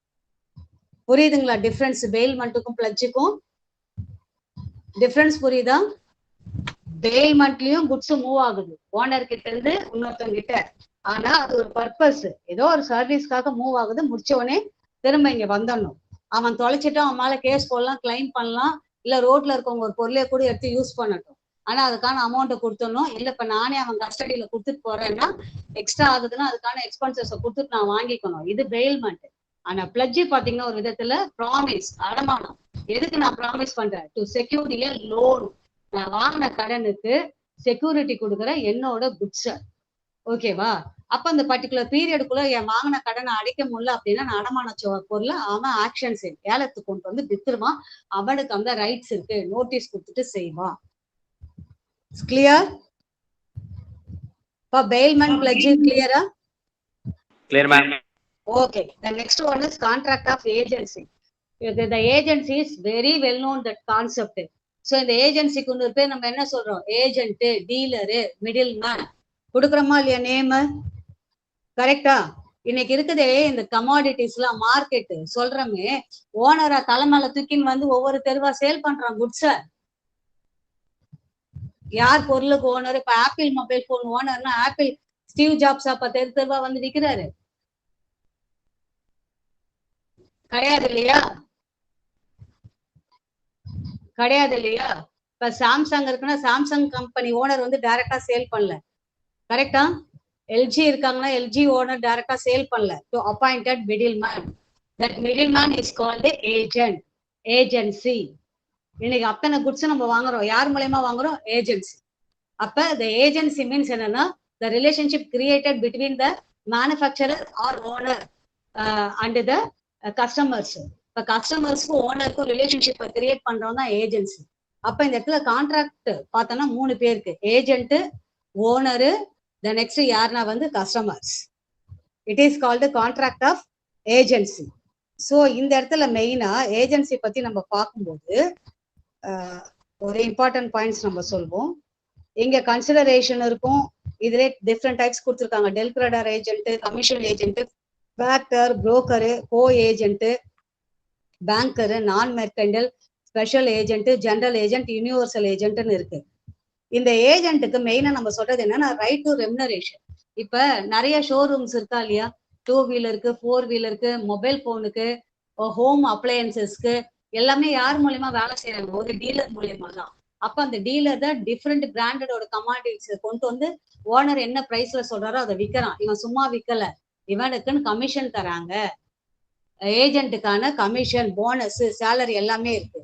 அப்ப இவனுக்கு ரைட் டு ரெமுனரேஷன். இவனுக்கு சொன்ன மாதிரி ரெமுனரேஷன் தரல, கமிஷன் தரலன்னா பொருளை நிறுத்தி வச்சுக்கலாம். இதோ இருக்கு பாருங்க, ரைட் ஆஃப் ரீடைனர் கொடுத்துருக்காங்களா இல்லையா? ரீடைனர் மீன்ஸ் என்னது? டு செட்டில் பேக், நிறுத்தி வச்சுக்கலாம். எப்ப நிறுத்தி வச்சுப்பானா, இவன் ஓனர் மூலமா அப்பாயிண்ட் பண்ண ஒரு ஏஜென்ட், ஓனருக்காக தான் இவன் பொருளை விற்கிறான். ஆனா இவனுக்கு சொன்ன மாதிரி ரெமுனரேஷன் கொடுக்கல, கமிஷன் கொடுக்கல, போனஸ் கொடுக்கல. அப்ப இவன் பொருளை நிக்க வச்சுக்கலாம். அடுத்து right of lien. Lien means என்ன? தட் இஸ் த பொசிஷன், பற்று உரிமை. நீ என் சேலரி கொடுக்குற வரைக்கும், எனக்கு கமிஷன் கொடுக்குற வரைக்கும் உன் பொருளை உங்ககிட்ட நான் ஹேண்டில் பண்ண மாட்டேன். இதோ கொடுத்துருக்காங்க பாருங்க, ரைட் டு இண்டம்னிட்டி. ஏன்னா இந்த இடத்துல இவன் சஃபர் ஆயிட்டான். இண்டம்னிட்டினா இப்பதான் நான் சொன்னேன், டியூ டு சஃபர். யாரால சஃபர் ஆனா? ஓனரால. உன் பொருளை விற்கிறதுக்கு நான் இன்னொரு இடத்துல கடை போட்டு உட்கார்ந்துருக்கேன். நீ சொன்ன கமிஷனுக்காக தான் வந்தேன், ஆனா நீ எனக்கு கொடுக்கல, நான் சஃபர் ஆயிட்டேன். எனக்கு காசை கொடு, உன் பொருளை நான் திருப்பி தரேன். ரைட் டு காம்பன்சேஷன், நஷ்டஈடு கொடு எனக்கு. இந்த last one right of stoppage in transit. Own பொருளை ஓனருக்கு நான் டிஸ்ட்ரிபியூட் பண்ண மாட்டேன், நிறுத்தி வைப்பேன். புரிஞ்சிச்சுங்களா? அப்ப இந்த இடத்துல ஏஜென்ட்டை பத்தி தான் ரொம்ப கிளியரா பேசணும். இதெல்லாம் ஏஜென்ட்டுக்கு இருக்கிற உரிமைகள். அப்ப அவனுக்கான டியூட்டிஸ், கடமைகள் என்னன்னா, கண்டக்டிங் பிரின்சிபல் பிசினஸ். இவன் ஓனரோட பிசினஸ் தான் செய்யறானே தவிர இவன் ஓனர் கிடையாது. அதே மாதிரி skilled and diligence record from agent. ஒரு ஏஜென்ட்ன்றவன் திறமையானவனா இருக்கணும், பொய் சொல்லி விற்க கூடாது. த next one render proper accounts. உண்மையான கணக்கு வழக்கு என்னவோ அதை தான் மெயின்டைன் பண்ணி ஹெட் ஆஃபீஸ்க்கு இவன் அனுப்பிச்சு விடணும். The next one, duty to communicate with the principal in case of difficulty. இவன் தான் ஓனருக்கு அட்ரஸ் பண்ண, ஏன்னா ஓனர் இவனை நம்பி பிசினஸ ஒப்படைச்சிருக்காரு. The not to make secret profit. ஓனருக்கு தெரியாம ரகசியமா எந்த ப்ராஃபிட்டும் இவன் மெயின்டைன் பண்ண கூடாது. அதே மாதிரி the next one என்னதுன்னா, protect and preserve the interest of the principal office. அந்த பொருளியா இருக்கட்டும், அந்த கம்பெனியா இருக்கட்டும், பாதுகாக்க வேண்டிய உரிமை இந்த ஏஜென்ட்டுக்கு தான் இருக்குது. இப்ப கான்ட்ராக்ட் ஆஃப் ஏஜென்சினா என்னன்னு புரியுதா? லிசன். அப்ப கான்ட்ராக்ட் ஆஃப் ஏஜென்சினா இங்க 3 பேர் உள்ள வரா. ஒருத்தவன் ஏஜென்ட், ஒருத்தவன் ஓனர், ஒருத்தவன் கஸ்டமர். இந்த இடத்துல கொடுத்துருக்காங்க பாருங்க. Mister A, owner of a ship and cargo, authorizes B to procure an insurance policy for rupees 4,000 on the ship. B procure policy 4,000 on the ship and another 6,000 on the cargo. So A is bound to pay the premium for the policy on the ship. இங்க ஒரு insurance பாலிசிக்காக goods movement போது எடுக்கிற ஒரு guaranteed amount. அப்ப அதுக்கு யார் யாருக்கு பொறுப்பேற்றுக்கிறதுன்னு சொல்லி கொடுத்துருக்காங்க. அப்ப மெயினா என்னதுன்னா, ஒரு கான்ட்ராக்ட் ஆஃப் ஏஜென்சின்னு பார்க்கும்போது கொடுத்துருக்காங்க பாருங்க, principal person, agent, then third party. ஓகேங்களா? ஆனா இந்த டெர்மினேஷன் ஆஃப் ஏஜென்சின்றது முடிவுக்கு வரும். ஒண்ணு 2 விதமா வரலாம். By act of parties. என்ன ஆக்ட் ஆஃப் பார்ட்டிஸ் பாத்தீங்கன்னா, அக்ரிமெண்ட். சொன்ன டைம்ல நீ இது வரைக்கும் தான் ஏஜென்ட்டா இருக்கணும்னா அந்த டைம் பீரியட் முடிஞ்சிச்சு, அவன் வெளில போயிடலாம். Revocation by the principal. யார் ஓனர் அப்பாயிண்ட் பண்ணாரு அவனை எடுத்துக்கலாம். தென் நெக்ஸ்ட் ஒன் சம்டைம்ஸ் என்னன்னா, operation of law. Suppose agent இறந்து போயிடறான்னா அவனுக்கு பதிலாக நான் இன்னொருத்தனை அப்பாயிண்ட் பண்ணி ஆகணும். லட்சணை இன்சால்வன்சி. சோ அவன் என்னன்னா, என் கம்பெனில இருக்க பொருளை எடுத்தே வித்து ஒண்ணு என்ன ஏமாத்தி இருக்கலாம், இல்லச்சுன்னா என்கிட்ட அதிகமா கடன் வாங்கி இருக்கலாம். அப்ப அவனை நான் ஏஜென்ட்டா கண்டினியூ பண்ண விட மாட்டேன். சோ இதெல்லாம் என்னதுன்னா, ஒரு ஏஜென்சி டெர்மினேட் பண்ணலாம். Any doubt? Any doubt? Okay. அப்ப நம்ம என்னென்ன டாபிக் முடிச்சிருக்கோம்னா, contract of agency, bailment, pledge, indemnity and guarantee. The next one is Sale of Goods Act under Act 1930. So Sale of Goods Act சொல்லும் போதே தெரியுது, ஒரு குட்ஸை sale பண்றதுக்காக என்டர் ஆகிற கான்ட்ராக்ட். இதுல 3 வரணும் விஷயம். ஒன்னு சேலு, ஒன்னு அக்ரிமெண்ட் டு சேலு, ஒன்னு செல்லர் பையரு குட்ஸ், அடுத்தது டிரான்ஸ்பர் ஆஃப் டைட்டில். இது 5 டாபிக் தான், இட்ஸ் வெரி இம்பார்ட்டன்ஸ். இதுல சேல்னாலே நம்மளுக்கு தெரியும், இதை கொடுத்துருக்காங்க. Contract of sale means property in the goods transfer from the seller to the buyer. Seller கிட்ட இருந்து பையர் கிட்ட போச்சுன்னா அதுக்கு பேர் சேல். பட் அக்ரிமெண்ட் டு சேல்னா என்ன மீனிங்னா, to transfer of the property in the goods is to take place at a future time. It's very very important. Future time. எதிர்காலத்துல குட்ஸை நான் மாத்தி கொடுக்குறேன்னா அதுக்கு பேர் அக்ரிமெண்ட் டு சேல். கரண்ட்லேயே ஒரு குட்ஸை நான் மாத்தி கொடுத்து பைசா வாங்கிக்கிறேன்னா அதுக்கு பேர் சேல். அப்ப அக்ரிமெண்ட் டு சேல்னா என்ன மேம் கேட்டா, அக்ரிகல்ச்சர் கமாடிட்டிஸ் எக்ஸாம்பிள். ஆமா, ஒரு நெல் மூட்டையை நான் சப்ளை பண்றேன்னு சொல்லிட்டேன், ஆனா அதுக்கு எனக்கு 6 மாசம் டைம் வேணும், ஏன்னா இனிமேல் தான் நான் விலையை வச்சு கொடுக்கணும். ஒரு மேங்கோவை நான் சப்ளை பண்றேன்னா மேங்கோ சீசன் வரணும், மேங்கோ வளர்ந்தாதான் நான் கொடுக்க முடியும். ஒரு திராட்சை சீசன் வருது, கிரேப்காக அக்ரிமெண்ட் போட்டேன், கிரேப்ஸ் எப்ப விளையுதோ அப்பதான் நான் கொடுக்க முடியும். அப்ப நான் இப்ப அக்ரிமெண்ட் போட்டுக்கிறேன், ஃபியூச்சர்ல தான் அது கம்ப்ளீட் ஆகும். அது agreement to sale. Clear? Clear? Sale agreement to sale clear? அப்ப இல்ல டூ பார்ட்டிஸ்னா ஒருத்தன் பையர் செல்லர் நம்மளுக்கு தெரியும். குட்ஸ்னா இங்க என்னன்னா ஆல் த மூவபிள் ப்ராப்பர்ட்டிஸ். என்னென்ன குட்ஸ் எல்லாம் மூவ் ஆகுதோ அது எல்லாமே குட்ஸ். அதுக்கான பிரைஸ் ரொம்ப இம்பார்ட்டன்ட். சும்மா ஒன்றும் நம்ம மூவ் பண்ண மாட்டோம். The next one transfer of general property. ஆனா இங்க நான் குட்ஸை மூவ் பண்ண உடனே ஓனர்ஷிப் மாறிடும். யார் வாங்கினாலும் அவன் தான் ஓனரா மாறிடுவாங்க. ஸோ அதை பத்தின டீட்டெயில்ஸ் இங்க கொடுத்துருப்பாங்க. Transfer of property, risk of loss, the next consequence of breach, subject matter of sale. The next இதுல கண்டிஷன்ஸ் அண்ட் வாரண்டிஸ். கண்டிஷன்ஸ்னா நம்மளுக்கு தெரியும், வாரண்டினால என்ன தெரியும் என்னன்னு தெரியும். என்னப்பா டிஃபரன்ஸ் வாரண்டிக்கும் கண்டிஷன்ஸ்க்கு? என்ன டிஃபரன்ஸ்?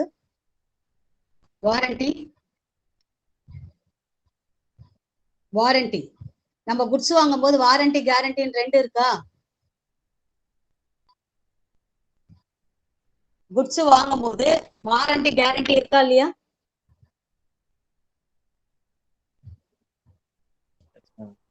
குட்ஸை ரீப்ளேஸ் பண்ணி கொடுத்துருவாங்க வாரண்டி. Very good. குட்ஸை ரீப்ளேஸ் பண்றதுக்கு பேர் என்னதுன்னா வாரண்டி. கேரண்டினா சரி பண்ணி கொடுத்துருவாங்க. Very good, very good, very good, very good, excellent answer. கேரண்டினா என்னதுன்னா நான் குட்ஸை ரீப்ளேஸ் பண்ண மாட்டேன், ஆனா அந்த 1 இயரோ 3 இயரோ கேரண்டி கொடுத்த பீரியட்ல அதுக்கான என்னென்ன ரிப்பேரா இல்ல ஸ்பேர் பார்ட்ஸா இல்ல ஆஃப்டர் சேல் சர்வீஸா நான் செஞ்சு கொடுத்துருவேன். இதெல்லாம் நார்மலா நம்ம ஃப்ரிட்ஜ், வாஷிங் மிஷின் வாங்கும் போது தரத்துக்கு பேர் என்னன்னா கேரண்டி. Not exchange commodities. கரெக்டா? வந்து ஃப்ரீ சேல் சர்வீஸ் பண்ணி தருவான், 3 ரிப்பேரா செஞ்சு கொடுப்பான். இப்ப 2 வீலர் 4 வீலர்லாம் கேரண்டியில வருது. பட் வாரண்டினா என்னதுன்னா எக்ஸ்சேஞ்ச் குட்ஸை நான் மாத்தி கொடுக்குறேன்னு சொல்றது. அப்ப இங்க என்னதுன்னா சேல் ஆஃப் குட்ஸ்ல வர டாபிக் பேரு கண்டிஷன்ஸ் அண்ட் வாரண்டி. கண்டிஷன் நம்மளுக்கு நார்மலா தெரியும், சின்ன சின்ன கண்டிஷன்ஸ் இருக்கும். என்ன கண்டிஷன்ஸ் கொடுத்துருப்பாங்கன்னா ஃபார் மெயின் பர்பஸ். ஒன்றும் இல்லை, ஒரு மெடிசன் வாங்குறோம்னா ரூல்ஸ் கொடுத்துருப்பான். இந்த மேல கொடுத்துருப்பான் பாருங்க. இது வந்து என்னதுன்னா டியூ டு இன்டேக் டைரக்ஷன். டைரக்டா வயிற்றுக்குள்ள எடுத்துக்கிறது 5 ஸ்பூன் எடுத்துக்கோங்க, சின்னவங்களா இருந்தா எத்தனை எடுத்துக்கோங்க, பெரியவங்களா இருந்தா எத்தனை எடுத்துக்கோங்க. இந்த பேக்கேஜஸ் மேல இருக்கும், இன்கிரீடியன்ஸ் கொடுத்துருப்பான். கரெக்டா? அதே இன்னொன்னு கண்டிஷன்ஸ் என்ன கொடுத்துருப்பானா இட்ஸ் டேஞ்சரஸ். இதை நீங்க ப்ரொடெக்ட் பண்ணி வைங்க, சில்ட்ரன்ஸ் கிட்ட இருந்து எட்ட வைங்க, இல்ல நீங்களே அதை எட்ட வைங்க. கொடுத்துருக்காங்களா இல்லையா? இதுக்கு பேர் conditions. Clear? It's clear? Yes. இதுக்கு பேர் என்னதுன்னா கண்டிஷன்ஸ். அந்த குட்ஸ் வந்து டேமேஜ் ஆகாம இருக்கணும், இப்படி நீங்க ப்ரொடெக்ட் பண்ணி வைங்க, ஒரு பாக்ஸ்ல போட்டு வைங்க, இல்லச்சுன்னா அதை சேவ் இப்படி சொல்றது வந்து கண்டிஷன்ஸ். பட் வாரண்டினா என்னதுன்னா இட் இஸ் இது கொடுத்துருக்காங்க பாருங்க, collateral to main purpose of the contract. ஒரு கான்ட்ராக்டோட மெயின் அங்கீகாரமே அந்த வாரண்டி தான், அந்த பொருள் தான். அப்ப அதுவே வீணா போச்சுன்னா தான் நான் எக்ஸ்சேஞ்ச் பண்ணி தருவேன். அப்ப கண்டிஷன்ஸ் பார்க்கும்போது இட்ஸ் நார்மல். இப்ப சின்ன சின்ன விஷயங்கள் தான், அதை நான் சரி பண்ணி கொடுக்க முடியும். ஆனா வாரண்டின்றது என்னன்னா எக்ஸ்சேஞ்ச் ஆஃப் அந்த பொருளையே நான் மாத்தி தருவேன். ஸோ அப்போ ஒரு சேல் ஆஃப் குட்ஸ் ஆக்ட்ல வர important terms conditions and warranty. ஓகேங்களா? இதுல மெயினா ஒண்ணுன்னு என்னதுன்னா வாரண்டி சம்டைம்ஸ் வந்து எக்ஸ்பிரஸா இருக்கும், சம்டைம்ஸ் வந்து இம்ப்ளைடா இருக்கும். ஃபார் எக்ஸாம்பிள், இப்ப ஆசிட் இருக்குது இல்லையா, ஆசிடுக்கு யாராவது நம்மளுக்கு வந்து கண்டிஷன்ஸ் வாரண்டி சொல்லுமா? ஆசிட் இல்ல ஒரு தீபாவளிக்கு பட்டாசு வாங்குறோம், அது என்ன மாதிரி இருக்கும் நம்ம எல்லாருக்குமே தெரியும். கரெக்டா இல்லையா? It's implied. டேஞ்சரஸா இல்லையா? ஒரு கிராக்கர்ஸ் நம்ம யூஸ் பண்றோம், சேஃப்டி இல்லாம யூஸ் பண்றோம்னா அது என்ன மாதிரி சைடு எஃபெக்ட் கொடுக்கும் நம்மளுக்கு தெரியும். கரெக்டா? பாய்சன் தெரியுமா இல்லையா? சார் நான் பாய்சன் வாங்கும் போது நான் டேஸ்ட் பண்ணி தான் வாங்குவேன்னு சொன்னா என்ன பண்றது? ஸ்வீட்னா நம்மளுக்கு தெரியும், இட்ஸ் இன்டைரக்ட் கண்டிஷன். ஸ்வீட்னா தித்திப்பா தான் இருக்கும்.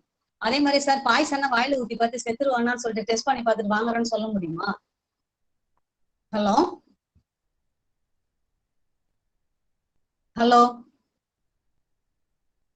அப்ப கண்டிஷன்ஸ் சம்டைம்ஸ் டைரக்டா இருக்கும், சம்டைம்ஸ் இன்டைரக்டா இருக்கும். பட் வாரண்டி என்னதுன்னா ஒன்லி எக்ஸ்பிரஸ், தெளிவா கொடுத்துருவாங்க. இந்த நாளுக்குள்ள இந்த மாதிரிலாம் ஏதோ உங்க பொருளை நம்ம மாத்தி தரோம்.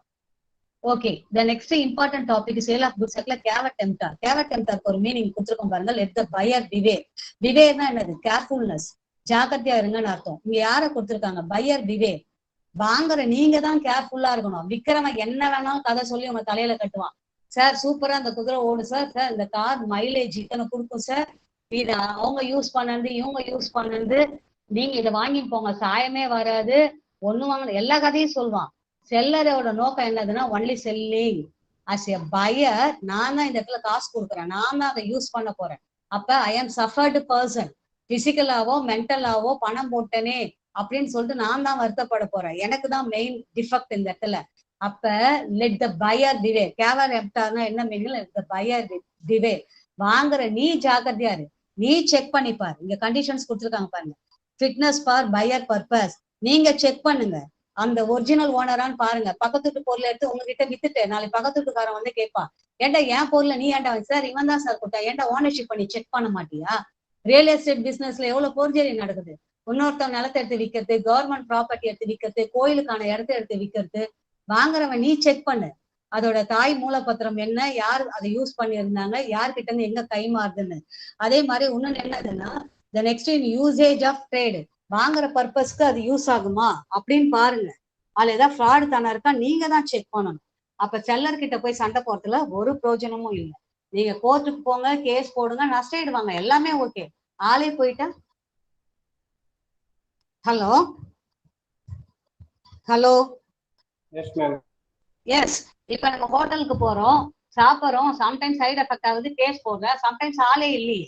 எஸ்பெஷலி கேரளா மந்தி பிரியாணி எல்லாருக்கும் ஞாபகம் இருக்கா? சமீபத்துல நடந்த இன்சிடென்ட்.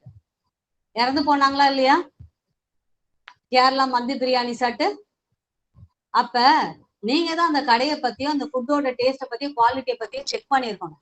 இப்போ ஓனர் மேல நீங்க கேஸ் போட்டு அங்க ஆளே இல்லை. சோ இதெல்லாம் தான் வந்து ஒரு சேல் ஆஃப் குட்ஸ் ஆக்ட்ல சொல்றேன். அப்ப மெயினா சேல் ஆஃப் குட்ஸ் ஆக்ட்ல அகைன் ரிப்பீட் பண்றேன், சேல் பண்ணிருக்கணும்.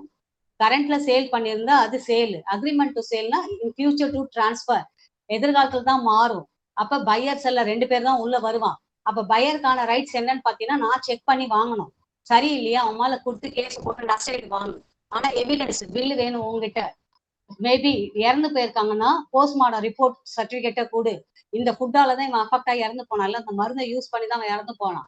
இதெல்லாம் எவிடன்ஸ் வேணும். அஸ் ஏ செல்லர் நான் என்ன பண்ணுனா அந்த பையர் காசு கொடுத்தாதான் நான் குட்ஸை மூவ் பண்ணலாம். அவன் காசு கொடுக்காம நீ குட்ஸை மூவ் பண்ணாது. அட்வான்ஸ் வாங்கியிருக்கியா, பொருளை ரெடி பண்ணு, சொன்ன டைம்ல திருப்பி கொடு அவனுக்கு. டிரான்ஸ்போர்டேஷன் டைம்ல டியூ டு எனி டேமேஜஸ் மெட் சம் ஆக்சிடென்ட் அப்படின்னா பொறுப்பேற்றுக்கும். இன்சூரன்ஸ் கிளைம் பண்ணு. சார் கொண்டு வர வழியில இது மாதிரி வந்து டேமேஜ் ஆயிடுச்சு, இன்சூரன்ஸ். சரிங்க சார் திரும்ப டைம் கொடுங்க உங்களுக்கு தரேன். ஓகே எனக்கு வேணான்னா அப்போ ஓகே. பட் சொல்லாம கொள்ளாம நீங்க அவனை ஏமாத்தக்கூடாது. பைசா வாங்கின்னு குட்ஸை கொடுங்க. அப்ப டிரான்ஸ்பர் ஆஃப் ப்ராப்பர்ட்டில இதுதான் சொல்லுது. குட்ஸ்னா ஒன்ஸ் டிரான்ஸ்பர் ஆகும் எப்பன்னா ரூல்ஸ் அண்ட் ரெகுலேஷன்ஸ் கரெக்டா இருக்கும் போது. பணம் கொடுக்கலன்னா நிறுத்தி வைக்கிறதுக்கு ரைட்ஸ் இருக்கு. ஓகே, டெலிவரி ஆஃப் குட்ஸ்ன்னு பார்த்தோன்னா இந்த இடத்துல வந்து குட்ஸை நம்ம சொன்ன டைமுக்கு சொன்ன விதத்துல டெலிவர் பண்ணணும். மெயினா அங்கே பொசஷன் சொல்லியிருப்பாங்க. பொசஷனுக்கு பேர் என்ன? லீன். லீன் வந்து என்னதுன்னா பற்றுரிமை. எப்ப மாறுனா ஓனர்ஷிப் மாறும்போது பொசஷனும் மாறிடும். சரி, இந்த இடத்துல நீங்க ரைட்ஸ் எல்லாம் கொடுத்துருக்காங்க பாருங்க. Rights of buyer, rights of seller, rights of unpaid seller ஒரு இம்பார்ட்டன்ட் கான்செப்ட். நான் பணமே கொடுக்கல, அப்ப எனக்கு என்ன உரிமை இருக்கு அப்படின்னா இது வந்து சம்டைம்ஸ் நம்ம அட்வான்ஸ் எல்லாம் வாங்கினா அவன் சொன்னதை நம்பி நம்ம குட்ஸை வந்து ரெடி பண்றது. பட் ஆனா நீங்க என்ன பண்ணலாம்னா அந்த மாதிரி டைம்ல அவனுக்கு குட்ஸை டெலிவர் பண்ணாதீங்க. ஃபுல் அமௌண்ட் செட்டில் பண்ணலையா டைரக்டா சொல்லுங்க, நீ பணத்தை கொடுக்கல, அட்வான்ஸ் தான் கொடுத்த, பரவாயில்ல நான் இன்னொருத்தனுக்கு வித்துக்கிறேன்னு சொல்லிட்டு again enter into third party. இதை வந்து கேட்கறதுக்கு யாருக்கும் வந்து ரைட்ஸ் கிடையாது. It's clear? Clear ma'am. Okay, sale of goods over. நார்மலா சேல் ஆஃப் குட்ஸுக்கு மெயின் நமக்கு தேவை என்னதுன்னா வந்து பில்லு, எவிடன்ஸ் வேணும், பையர் செல்லர் இருக்கணும், சொன்ன time. The next one is negotiable instrument. 1881. Negotiable instruments means it is a written document or paper document. Negotiable என்ன மீனிங்னா இட்ஸ் டிரான்ஸ்பர். ஒருத்தவங்க பேர்ல இருந்து இன்னொருத்தவங்களுக்கு எழுதி கொடுக்கறது, அதுக்கு பேர் தான் நெகோஷியபிள். அகைன் ரிப்பீட் பண்ற, நெகோஷியபிள்னா என்ன மீனிங்னா டிரான்ஸ்பர். ஒருத்தவங்க பேர்ல இருந்து இன்னொருத்தவங்க பேருக்கு எழுதி கொடுக்கறது. இங்க கொடுத்துருக்காங்க பாருங்க. Written contract evidencing a right to receive money and it may be transferred by negotiation either by delivery or by endorsement. Endorsement இருந்தாலும் டெலிவர் பண்றதை ஒருத்தவங்கிட்ட ஹேண்ட் ஓவர் பண்ணிட்டேன், ஒருத்தவங்க பேர்ல இருந்து இன்னொருத்தவங்க பேருக்கு. அப்ப இந்த நெகோஷியபிள் இன்ஸ்ட்ருமெண்ட்ல என்னெல்லாம் வரும்னா promissory note, bill of exchange, cheque, payable either to order or bearer. ஆர்டர்னா என்னன்னா கட்டளைன்னு சொல்றோம் இல்லையா, யார் பேருக்கு எழுதி கொடுத்துருக்கோனோ அவன் பேருக்கு கண்டிப்பா கொடுத்துரும். அப்படி இல்லைன்னா பேரர் மீன்ஸ் என்னன்னா ஹூ இட் டேக் ஓவர், யார் அதை கொண்டு வரானோ அவனுக்கு ஹேண்ட் ஓவர் பண்ணு. அப்ப இந்த நெகோஷியபிள் இன்ஸ்ட்ருமெண்ட் பத்தி நம்ம சொல்லணும்னா இங்க கண்டிஷன்ஸ் கொடுத்துருக்காங்க பாருங்க. Freely transferable, title of holder free from all டெப்ட், right to file suit, notice of transfer, number of transfer, இதெல்லாம் இருக்கட்டும். மெயினா இந்த நெகோஷியபிள் இன்ஸ்ட்ருமெண்ட்ல டிராயர், டிராயி, அக்செப்டரு இதெல்லாம் வரும். அதே மாதிரி என்டோர்சார், என்டோர்சி, ஹோல்டரு இவங்கெல்லாம் வருவாங்க. இங்க வாங்க ப்ராமிசரி நோட்டுக்கு. நான் ஜென்ரலா சொல்லிடுறேன். ஒரு பிசினஸ்லால ஏன் நெகோஷியபிள் இன்ஸ்ட்ருமெண்ட் பத்தி படிக்கிறோம் அப்படின்னா, as a business contractல using money, that is ready cash, sometimes the money are used in the form of negotiable instrument. பிசினஸ்ல எப்போதுமே ரெடி கேஷ் வச்சு டீல் பண்ண முடியாது. சம்டைம்ஸ் நெகோஷியபிள் இன்ஸ்ட்ருமெண்ட்டை வச்சு டீல் பண்ணுவோம், பேப்பர் கரன்சி. அப்ப அந்த நெகோஷியபிள் இன்ஸ்ட்ருமெண்ட் எதுனா, நெகோஷியபிள்னா நான் சொல்லிட்டேன் டிரான்ஸ்பர், ஒரு பார்ட்டி இன்னொரு பார்ட்டிக்கு எழுதி கொடுக்கறது, ஓகேவா, நெகோஷியேட் பண்றது. அப்ப எது பேப்பர் கரன்சினா செக் எழுதி கொடுக்கறது, ப்ராமிசரி நோட் கடன் பத்திரம் எழுதி கொடுக்கறது, பில் ஆஃப் எக்ஸ்சேஞ்ச் இன்னொருத்தன் பேர்ல பில் எழுதி கொடுக்கறது. அப்ப இந்த மூணுத்தின் மூலியமாவும் நான் பிசினஸ் பண்ணுவேன். இப்ப நான் சொன்ன மாதிரி ஏபி ஒரு ஸ்கூட்டர் வாங்குறாங்க, ஏ கிட்ட இருந்து பி ஸ்கூட்டர் வாங்குறான் 10,000க்கு, பி மணி கொடுத்துறான், ஏ வாங்கினா கான்ட்ராக்ட் ஓவர். ஆனா பிசினஸ்ல ஒரு லம்ப் அமௌண்ட் நான் கான்ட்ராக்ட் போடுறேன் லட்சக்கணக்குல கோடி கணக்குலன்னா என்னால இமிடியேட்டா செட்டில் பண்ண முடியாது. அப்ப நான் இன்னொருத்தனுக்கு பொருள் அனுப்பிச்சிருப்பேன், அவன் எனக்கு பணம் கொடுத்தாதான் இவனுக்கு நான் செட்டில் பண்ண முடியும். இதுதான் business relationship. A B A depend பண்ணிருப்பான், பி சிஏ டிபெண்ட் பண்ணிருப்பான், சி டிஏ இப்படியே போயிட்டு இருக்கும் அந்த சைக்கிள், ஓகேங்களா. அப்ப ஏ வந்து பிக்கு ரா மெட்டீரியல் சப்ளை பண்ணியிருப்பான், அப்ப பி வந்து ஏக்கு ரா மெட்டீரியல்ஸ்க்கான பணத்தை கொடுக்கணும். அப்ப அவன் கொடுக்குற பணத்தை வச்சுதான் ஏ வந்து டி கூட கான்ட்ராக்ட்ல என்ட்ரு ஆயிருப்பான். அப்ப அந்த டைம் கேப் இருக்கு. அப்ப அந்த டைம் கேப்ல என் அக்கௌண்ட்டுக்கு பணம் வந்தால் மட்டும்தான் மாத்தி தர முடியும். அப்ப அந்த பணம் வரும்போது நான் பேப்பர் கரன்சி மூலயமா மாத்தி தருவேன். இதுக்கு பேர் தான் நெகோஷியபிள் இன்ஸ்ட்ருமெண்ட். வெரி சிம்பிள், நம்ம எல்லாருக்கும் தெரியும். செக்கு, யாராவது ஒருத்தவங்க சீக்கிரம் சொல்லுங்க. செக்கு செக்கு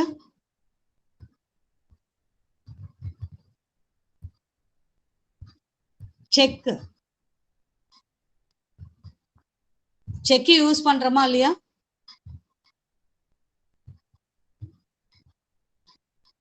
செக் யூஸ் பண்றோமாப்பா? ஹலோ, செக் யூஸ் பண்றோமா இல்லையா? Yes ma'am. செக் எழுதி கொடுக்கும்போது என்ன பண்றோம், நம்ம செக்ல நிறைய வெரைட்டி இருக்கு. நம்ம பேருக்கே யூஸ் பண்ணிக்கலாம், அதுக்கு பேர் செல்ஃப் செக்.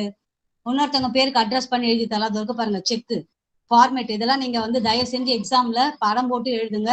இந்த நோட்ஸ் எல்லாம் உங்களுக்கு நான் பக்காவா சென்ட் பண்ணிடுறேன். இங்க பாருங்க, பே கொடுத்துருக்காங்க, ருபீஸ் கொடுத்துருக்காங்க, டேட்டு, மந்த், இயரு, நம்ம அக்கௌண்ட் ஹோல்டரோட சைன் வேணும், இங்க எவ்வளவு அமௌண்ட் ருபீஸ்ல எழுதி கொடுக்கணும், வேர்டிங்ஸ்ல எழுதி கொடுக்கணும். அடுத்து செக்குக்கு மெயின் எவிடன்ஸ் இந்த நம்பரு, கரெக்டா? அப்ப இந்த செக்ன்றது ஒரு negotiable instrument, it's unconditional order.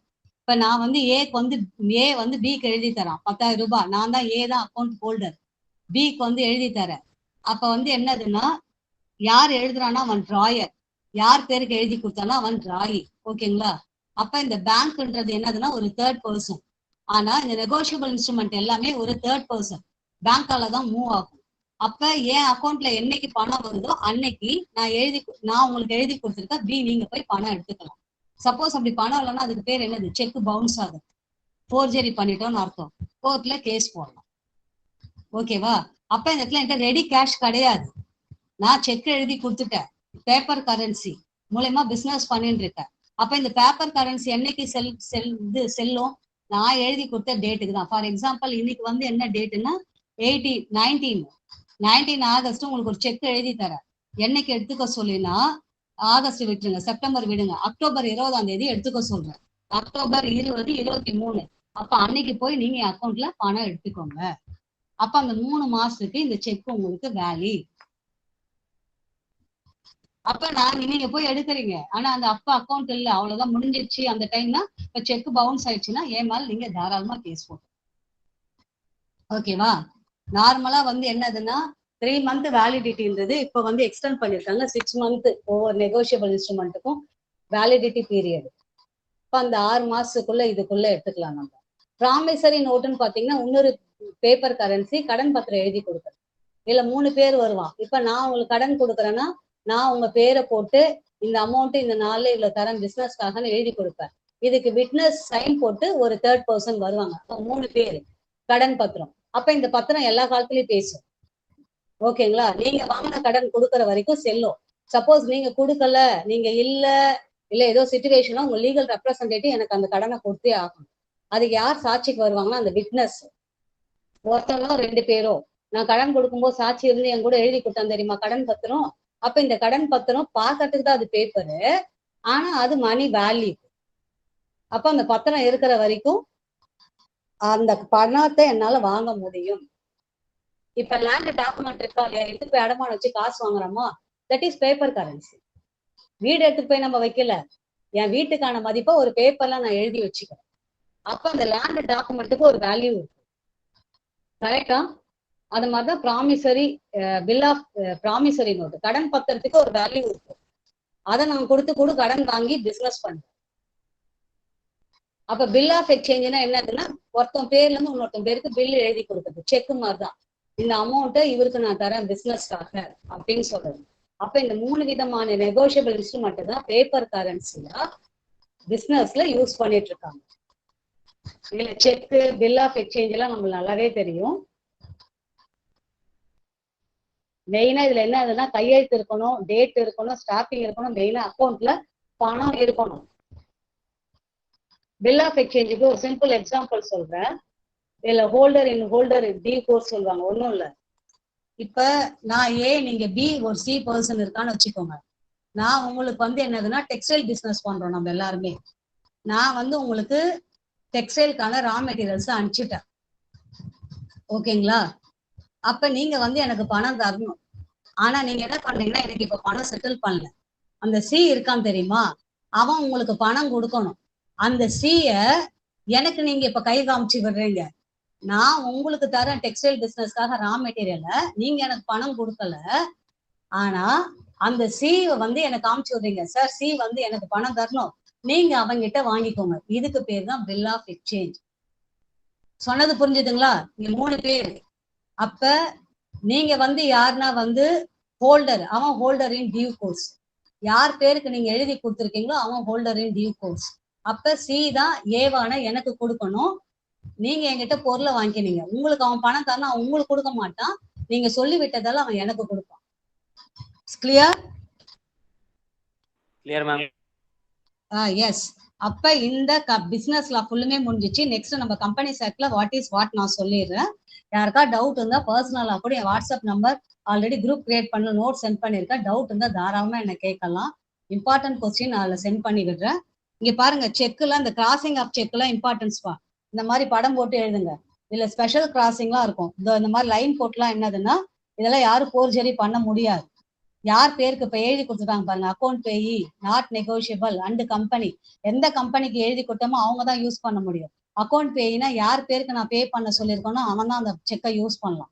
இதே வந்து இந்த மாதிரி லைன் போடாம இந்த மாதிரி ஓப்பன் செக்கா இருக்குதுன்னா கீழே கிடைச்சதுன்னா யார் வேணாலும் எடுத்துட்டு போய் கொடுத்து சார் அது என் பேர்ல தான் இருக்கு பணம் கொடுங்கன்னா கொடுக்கலாம், பேங்க் செக் பண்ணி பார்க்காத வரைக்கும்.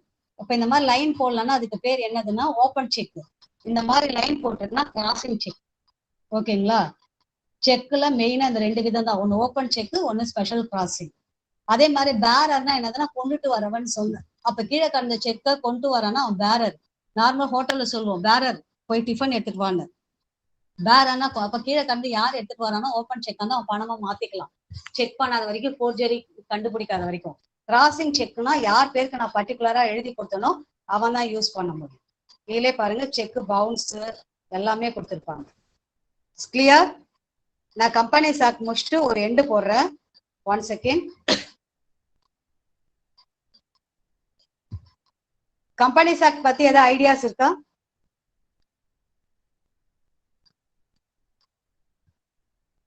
கம்பெனிஸ் ஆக்ட்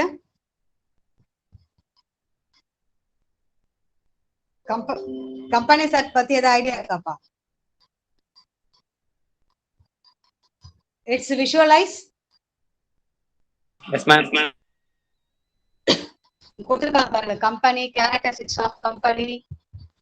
மெயினா எப்படி பிசினஸ்க்கு ரூல்ஸ் அண்ட் ரெகுலேஷன்ஸ் கொடுத்துக்கோ அந்த மாதிரி கம்பெனிஸ் ஆக்டுக்கும் given some rules and regulations. 1956 act சொல்லியிருக்கு ஒரு கம்பெனினா இந்தியன் கம்பெனினா இப்படி நடத்தணும்னு சொல்லிட்டு. ஆனா நம்ம இன்னைக்கு வந்து என்னதுன்னா அப்டேட்டட் 2014 வரைக்குமே இன்னைக்கு கம்பெனிஸ் ஆக்ட் சேஞ்சஸ் ஆகியிருக்கு. அப்ப அதுல என்ன ரூல்ஸ் அண்ட் ரெகுலேஷன்ஸ் இதுக்கு என்ன ரொம்ப டிஃபரன்ஸ், ஒரு சிலதான் சேஞ்சஸ். மெயினா கம்பெனினா என்னதுன்னா அதுக்கு ஒரு பர்பச்சுவல் சக்சேஷன், செப்பரேட் லீகல் என்டிட்டி, ரெண்டு மட்டும் இம்பார்ட்டன்ட் கான்செப்ட். லீகல் என்டிட்டினா அதை ரெஜிஸ்டர் பண்ணி தனியா செயல்படணும். ஏ கம்பெனினா ஏ தான், அதை யாரும் சொந்தம் கொண்டாட முடியாது. அப்ப இந்த இடத்துல பர்பச்சுவல் சக்சேஷன் அதுக்குன்னு சொல்லிட்டு ஒரு லைஃப் இருக்கு, ஒரு லிவிங் லைஃப் இருக்கு. எப்படி கம்பெனில இருக்க, இப்போ உங்களுக்கு ஒரு சிம்பிள் சொல்ற பர்பச்சுவல் சக்சேஷனுக்கு இன்னைக்கு நோக்கியா கம்பெனி கிடையாது. ஆனா நோக்கியா கம்பெனி பேரை நம்ம அத்தனை பேருமே சொல்லிட்டு இருக்கோம். கரெக்டா? நோக்கியா கம்பெனியோட மொபைல் போன்ஸ இன்னைக்கு நிறைய பேர் வந்து டாமினேட் பண்ணியாச்சு. நோக்கியா வந்து நடுவில் கொஞ்சம் காணாம போயிருந்தது, திரும்ப இப்போ வருது. பட் ஆனா வந்து ஒரு ஆண்ட்ராய்டு மொபைல் போனுக்கோ ஒரு ஐபோன் லெவலுக்கோ வரல. நார்மலா ஒரு சில கான்பிகரேஷனை மாத்திட்டு வந்துட்டு இருக்கு. அப்ப அந்த நோக்கியா மார்க்கெட்ல இருந்து காணாத போனப்ப நோக்கியா பத்தி பேசிட்டு தான் இருக்கும். இப்போ ஒரு கம்பெனிக்கு என்னைக்குமே டெத்து கிடையாது. அதுதான் perpetual succession, long life, living long life. ஓகேவா? ஆனா அதுல இருக்க மெம்பர்ஸ் மாறலாம், இறந்து போகலாம். பட் கம்பெனிக்கு என்னைக்கும் அழிவு கிடையாது. அப்போ ஒரு கம்பெனிக்கான கேரக்டரிஸ்டிக்ஸ் இதுதான், பர்பச்சுவல் சக்சேஷன். அதுக்குன்னு ஒரு வாழ்க்கை இருக்கு, வாழ்ந்துட்டே இருக்கு. For example Solidaire TV, laptop system இருக்கு இல்லையா? சிஸ்டம் இன்னைக்கு எங்கேயாவது இருக்கா? சிஸ்டம் இன்னைக்கு எங்கேயாவது இருக்கா? எல்லாருமே லேப்டாப் மொபைல் போன் தான் யூஸ் பண்ணிட்டு இருக்கோம். சிஸ்டம்னா என்னது? டிவி மாதிரி இருந்தது தெரியுங்களா? அதே மாதிரி ஓல்டு டிவி மாடல் இப்ப கிடையாது. நம்ம எல்லாருக்கும் என்ன டிவி வந்துருச்சு? எல்இடி வந்துருச்சா? எல்சிடி வந்துருச்சா? அப்ப இதெல்லாம் என்னதுன்னா, ஆனா ஒரு காலத்துல நம்ம பேசிட்டே இருக்கோம். அப்ப அதுக்கு இறப்பே கிடையாது. நெக்ஸ்ட் ஒன் என்னதுன்னா மெயினா காமன் சீல். ஒவ்வொரு கம்பெனியும் ஒவ்வொரு ஃபர்ம் ஒரு ஆர்கனைசேஷனும் சீல் மெயின்டைன் பண்ணுது. ஸ்டேட் பேங்க் ஆஃப் இந்தியா அப்படின்னா அது அதோட சிக்னேச்சர், அதுதான் யூஸ் பண்ண முடியும். அப்ப அந்த சிக்னேச்சரை யூஸ் பண்ணி ப்ராப்பர்ட்டி வாங்கலாம், விற்கலாம், யார் மேல வேணாலும் கேஸ் போடலாம். ஓகே. ஸோ அதே மாதிரி டிரான்ஸ்பர் ஆஃப் ஷேர்ஸ், ஷேர்ஸ் ஒருத்தவங்க பேர்ல இருந்து இன்னொருத்தவங்க பேருக்கு மாத்தி கொடுக்கலாம். நெக்ஸ்ட் நார்மலா நான் கம்பெனிஸ் பத்தி சொல்ல நிறைய இருக்கு. Chartered company, statutory, government, public, private, foreign company, one man company, sir நிறைய இருக்கு. ஆனா எல்லா கம்பெனிஸ்மே நான் ஜென்ரலா சொல்லிடுறேன். Limited by shares. இன்னைக்கு இருக்க கம்பெனி எல்லாமே வந்து ஷேர்ஸை இன்வெஸ்ட் பண்ணி தான் பிசினஸ் பண்ணிட்டு இருக்காங்க. இன்னைக்கு ஷேர் மார்க்கெட் பத்தி நமக்கு தெரியாத விஷயமே கிடையாது. அப்ப யார் எவ்வளவு ஷேர்ஸ் போறோமோ அந்த ஷேர்ஸ்க்கு தகுந்த மாதிரி ஷேர் ஹோல்டர்ஸ்க்கு நம்ம கிடைக்கிற லாபத்துல ஒரு போர்ஷன் கொடுப்போம். அதுக்கு பேர் என்னன்னா டிவிடெண்ட். டிவிடெண்ட்னா என்ன மீனிங்னா டிவைடட் இன்டு த கேபிட்டல். இதுதான் உங்களுக்கு கொடுத்துருக்க portion, divided into the capital. நான் இப்ப இன்வெஸ்ட் பண்ணி பிசினஸ் பண்றேன். இன்வெஸ்ட்மெண்ட் எனக்கு எங்க இருந்து கிடைக்குதுன்னா என்னோட ஓன் பணம் இருக்கும், இல்ல பேங்க்ல இருந்து கடன் வாங்கியிருப்பேன், இல்லாச்சுன்னா வந்து என்னதுன்னா இது ஷேர்ஸ், பொதுமக்கள் கிட்ட இருந்து ஷேர்ஸ் வாங்கி நான் இன்வெஸ்ட் பண்ணி பிசினஸ் பண்றேன். அப்ப யார் யார் எவ்வளவு இன்வெஸ்ட் பண்ணாங்களோ அதுக்கு தகுந்த மாதிரி கிடைக்கிற லாபத்துல அவங்களோட போர்ஷனை திருப்பி கொடுத்து அதுக்கு பேர் டிவிடெண்ட். ஓகேவா? அந்த ஒவ்வொரு போர்ஷனா டிவைட் பண்ணிருக்கிறதுக்கு பேரு ஷேர்ஸ். இப்ப 10 லட்சம் தேவைப்படுது ஒரு கம்பெனிக்குன்னா 5 லட்சம் நான் இன்வெஸ்ட் பண்ணிட்டேன், மீதி 5 லட்சத்தை பொதுமக்கள் கிட்ட இருந்து வாங்கி இன்வெஸ்ட் பண்றேன். ஒருத்தவங்க 10,000 ரூபாய் போட்டிருப்போம், ஒருத்தர் 1 லட்சம் போட்டிருப்போம், ஒருத்தர் 2 லட்சம் போட்டிருப்பான். அப்ப ஒவ்வொருத்தரோட போர்ஷனுக்கு பேர் தான் இங்கிலீஷ்ல சொல்லணும்னா shares, divided into the part. அந்த ஒவ்வொரு பார்ட்டுக்கும் பேரு ஷேர்ஸ், தமிழ்ல சொல்லணும்னா பங்குகள். சோ அப்ப இப்படி பணம் கலெக்ட் பண்ணிதான் ஒவ்வொருத்தவங்க பிசினஸ் பண்றாங்க. அப்ப பண்ற பிசினஸ்க்கு சப்போர்ட் பண்ணதால அவங்களை என்கரேஜ் பண்ணும் இல்லையா? அப்ப கிடைக்கிற ப்ராஃபிட்ல போர்ஷனை யார் யார் எவ்வளவு இன்வெஸ்ட் பண்ணாலும் அதுக்கு அந்த மாதிரி கொடுத்து அதுக்கு பேரு டிவிடெண்ட். தமிழ்ல சொல்லணும்னா பங்கு ஆதாயம். ஓகேவா? இப்படிதான் பிசினஸ் பண்றாங்க. அப்போ ஒரு கம்பெனியை நான் ஸ்டார்ட் பண்றதுக்கு என்ன ரூல்ஸ் மேம் அதெல்லாம் கேட்டீங்கன்னா இதுல டாக்குமெண்ட்ஸ் பேர் கொடுத்துருப்பாங்க. MOA, AOA, memorandum of association, articles of association. அப்ப MOAன்றது என்னன்னா பிரைமரி டாக்குமெண்ட். இப்ப நம்ம பர்த் சர்டிபிகேட் சொல்றோம் இல்லையா?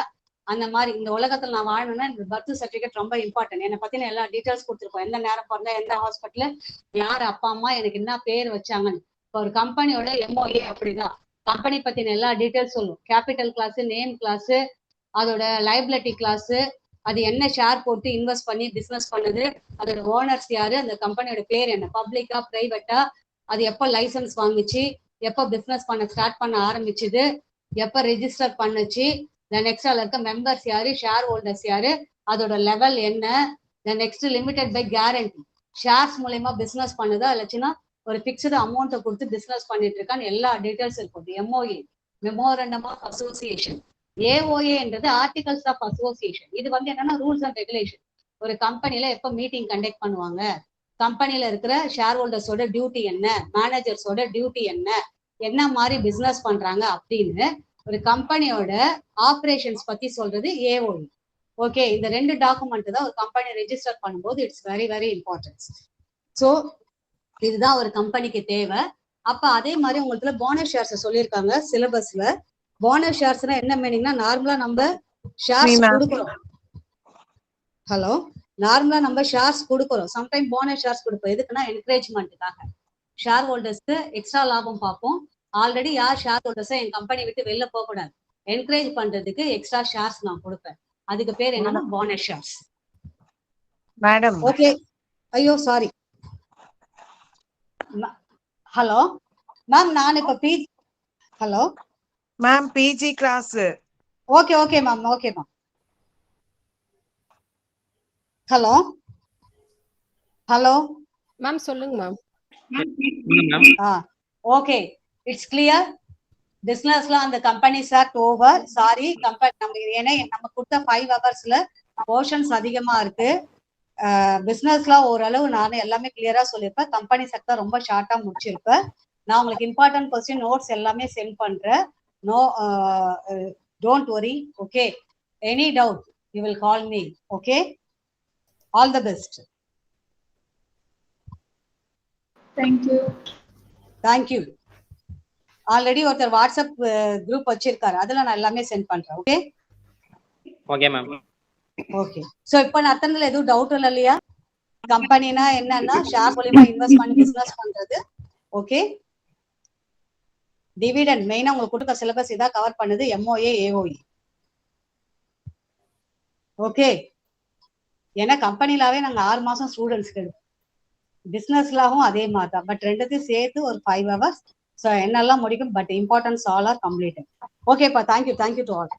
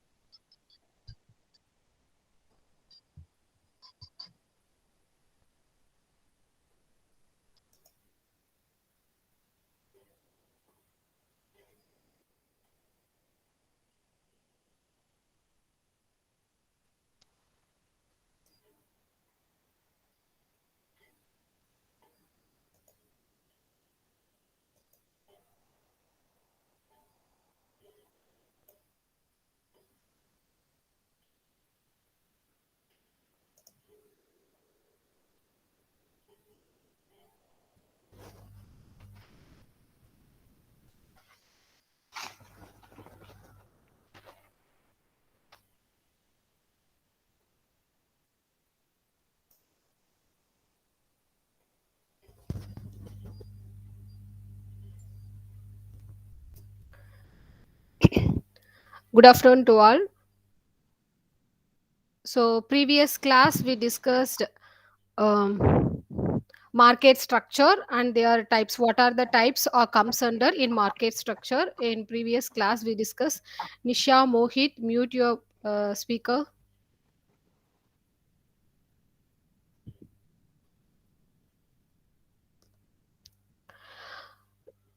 So in that we discussed that what is mean by perfect competition and what are the features or comes under in perfect competitions. We discussed in previous class. So perfect competition means there is a large number of buyers are there in their market and they are selling and buying their goods in a homogeneous base at a uniform price. So that is a perfect competitions. So how the firms can determine their price under perfect competition? So they have taken 2 factors for determining the price. So one is the equilibrium of the industry. So and another one is the equilibrium of a firm. So there are two factors they will be considered, so for determining the price under perfect competitions. One is the equilibrium of the industry and another one is the equilibrium of the firm. Okay, the first figure it's explained about that equilibrium of industry. So equilibrium of the industry means that is here the firms can measure based on the total output of the industry, that is the aggregate level of output of industry is equal to the total demand in a particular market. So that is the equilibrium of the industry. So based on the competitive conditions in a particular markets, they will be determine their equilibrium price based on the interactions of demand and supply. So equilibrium price, so how they are be determined the equilibrium price. So equilibrium price means it is the price at which so both the demand and supply are equal. So equilibrium in the sense here the demand and supply are equal basis, so that is the equilibrium price. So from the figure, okay, so figure 1, the equilibrium of a competitive industries. So here the x-axis or we can call it as an output, taken as an output, and y-axis is measured based on the price.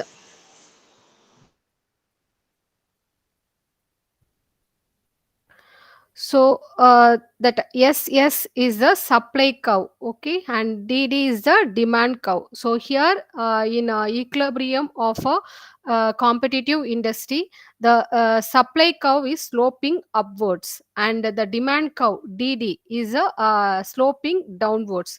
And so while the supply curve and demand curves are intersect at E, that point we can be call it as a equilibrium point. Okay, so when the demand and the supply curves are intersecting, so in intersecting points we can be call it as a equilibrium point.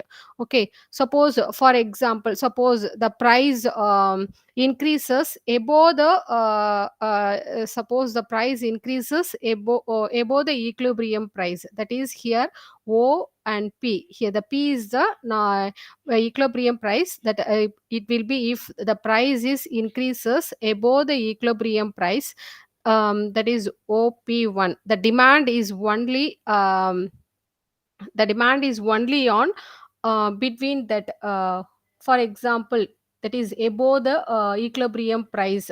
So the demand will be in a P, we can take it as above the line, we can take it as a P1. Okay, so that is it will be intersect that supply S1. Okay, so that means that that is a excess of supply is there, so the buyer will not take off the quantity at the price of OP1, that is at the price, if the price is goes beyond the equilibrium level, so that time the buyer will not take off the quantity. So it means that that is the price level is increases. If there is a increases in the price, the customers will not buy the product. Okay, so then the market is not so if the price is higher, either if the price is higher or lower than the OP level, then the market is not an equilibrium, so the here the demand remaining the same.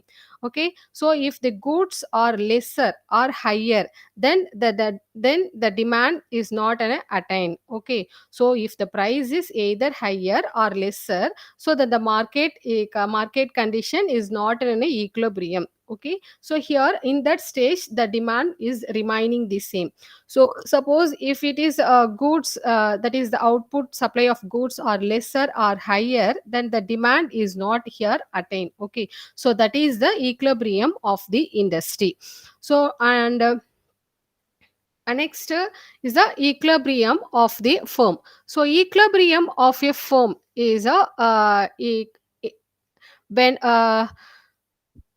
so in that stage, if a firm is an equilibrium, okay, so when it is maximize its profits, so that the output that offers maximum profits to a firm is the equilibrium output. When a firm is in equilibrium, so there is no reason to increase or decrease the output. So if a firms are so here, as I said that earlier, that the perfect competition is a price takers, not a price maker. Okay, so because of the more number of competitors are there in their market, so they have to follow that what the competitors are doing, so based on that they have to be follow that. Okay, so so that's why they can be call it as a price taker. So from the figure it shows that you can see that industry price, let's take it as OP. So there is a interactions of in that there is an interactions of demand and supply of the industry. So the firm have to adopt the price, so that is the firm have to adopt the price, that is OP. Okay, so hence the price taker, so that's why they are be can be call it as a price takers and not a price maker.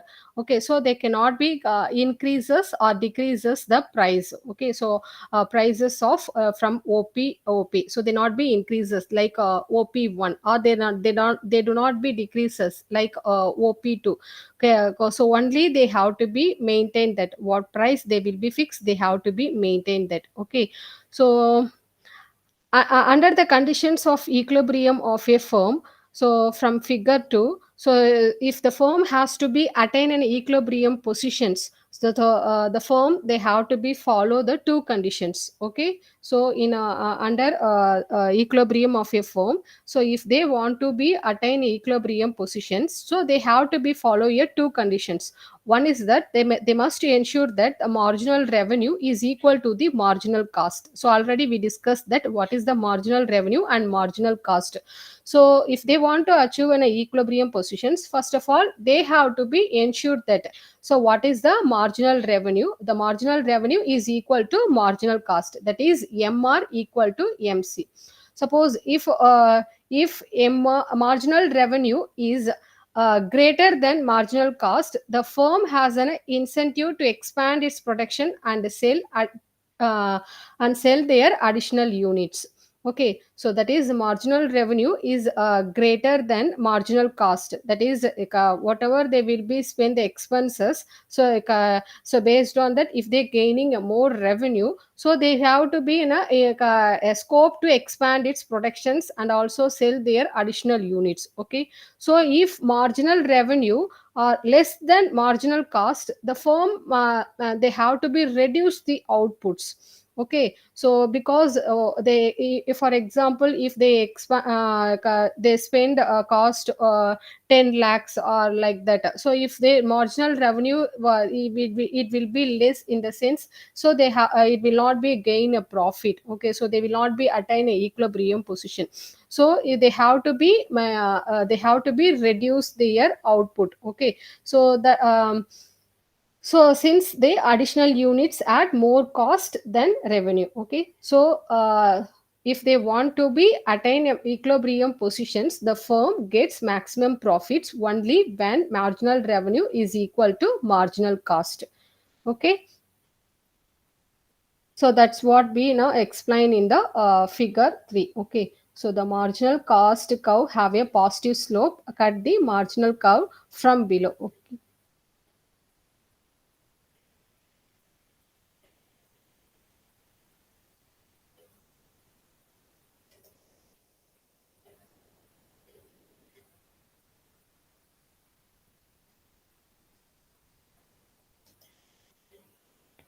Our next topic is monopoly. So monopoly means here market in market situations in which there is a only one seller in a market. Okay, so there is no scope for competitions.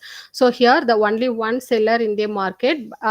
So the market structure is mainly characterized by a single seller, and they are selling a unique product within with a restriction for a new firms. Okay, so that there should be no closed or substitutes.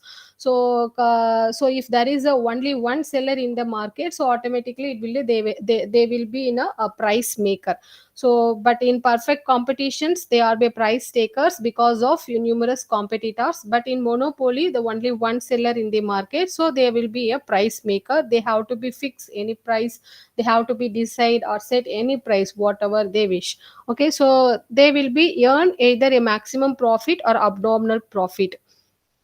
So, but in monopoly, there is a strict barrier for entry of any new firms. But in perfect competitions, there is a freedom of entry and exist in a particular market. Okay, so monopoly, if they want to be in a monopoly in a, monopoly in a particular market, so there is a strict barrier for entry of any firm. Okay, so and how they are been determining the price under monopolistic competition. So here in monopoly is a single entity, so that charge different prices for different consumers. So like for example, so there are different prices for different consumers if there is on the basis of personal. So the types are classified into three ways. One is on the basis of personal, on the basis of geographical, on the basis of use. So like for example, on the basis of personal, so different prices are charged for different individuals. So for example, we can take it as a railway tickets. So they will be given a concessional rate to the senior citizens for the same journey. Okay, so that is the personal, on the basis of personal. On the basis of geographical means that is a different prices are charged at different place for the same product. So that is different prices are charged at different place for the product, same product. So like for example, we can take it as for if any books. Okay, so books are sold sold in a Indian market at lower price, so when comparing to their foreign market. Okay, so so here they will be fixing a lower price, but they will be fixing in a higher price in a foreign market, so whatever the product. Okay, so based on the geographical market.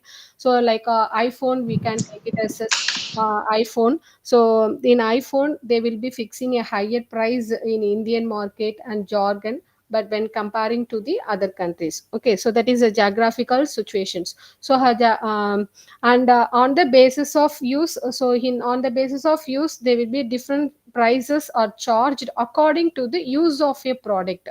So based on the usage of the product, they will be differentiate the price. So like for example, in electricity department. Okay, so the lower price or lower rate are charged for the domestic use of the electricity, and a higher rate are charged for their commercial purpose or industrial use. Okay, so that is the on the basis of use. So the price determination under monopolies, it's all based on three bases: personal use, geographical, and on the basis of use. So our next one is the degrees of price determination. So degrees of price determination. So price determinations. So what is that price determination? So how it is it has been determined. The price is determined as is defined as the a business charging different consumer different prices for their same product. That is a business or firm or any organizations. They are been charging different prices to the different customers for the same product. So that is a price discrimination. So here there are several types of price discriminations. So first degree discrimination, second degree discrimination, and third degree discrimination. So what is that first degree of discrimination? So here this first degree of discriminations, John Robinson named it is a perfect discriminating monopoly. That is the first degree is a named as a perfect discriminating monopoly by John Robinson. Okay, so here the monopolist charges the maximum price so that a buyer is willing to pay. They will that is they will be the people pay their own individual willing to pay. Okay, so that is the first degree. And second degree means that is either it is otherwise called as a imperfect discriminating monopoly. So that is imperfect discriminating monopoly. So here the prices differ depending on the number of units of the goods are consumed by the consumers. So here the buyers, so how they are being fix their price, in the sense the buyers are divided into different groups, and a different price is based on the different groups. So they are been fixing a different price is charged for each groups. It's like, for example, we can take it as a cinema theaters. Okay, so the product is same here, the movie is same, but the prices are charged for same film show from various groups of the different classes. Okay, various viewers of the different classes. So that is the second degree. So second degree means that is a price. Here they fix a price differ depending on their number of units of goods are consumed by the consumer. So that is the second degree. And next, so what is the third degree? So third degree means that is here they are be split their entire market, like or split into a sub market. So like where we can be segment there or divide their market. So how they are being split their market. Either it should be on the basis of age or locations, like anything. So based on that they will be fix a price on each sub market. So that is a third degree. Okay, like for example, students get discounts in any theme park or museums and exhibitions while entering into that. They that is a uh, but the parents or adult will not be get like that. Okay, so they split based on that, split their entire market, and based on that they will be fixing a price for each segment. So like, and also we can be take it as an one more example, like railway charges. So they will be fixing a lower fare rate for the senior citizens. Okay, so these are the degrees of price discrimination. Okay, so price discriminations are three types. One is a first degree, second degree, third degree. So first degree means that is perfect discriminating monopoly. So here they charge the maximum price uh, to the buyer, but here the buyer is willing to pay. Wow. And next, second degree the otherwise imperfect discriminating monopoly. So here the buyers are divided into different groups, and based on that they will be fix a different price for their each group. Next, third degree, the entire market. But in second degree, they split.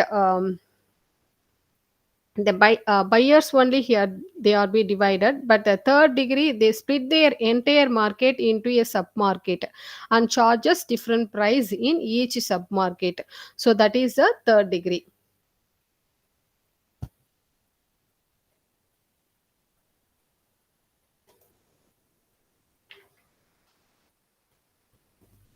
Next one is a monopolistic competition. So monopolistic competition is a type of imperfect competitions. So in that there are many firms selling a differential product. So here the number of sellers are more. So each seller are being differentiating in differentiating their product in some other ways. Okay, like quality wise, like price wise, like quantity or packaging. So like branding, anything, any way they will be differentiated in that. So that is a monopolistic competition. Okay, so the main features of monopolistic competitions are there are as I said that there are a large number of buyers and seller in their market, and they are the price makers, because here they are been differentiating their product. So they are not giving a unique product or identical product what their competitors are doing. So they are been differentiating, sir. So that's why we call it as a price maker. So they set their own price, and they are because of differentiating their product. So here there is a free entry and exits of a firm.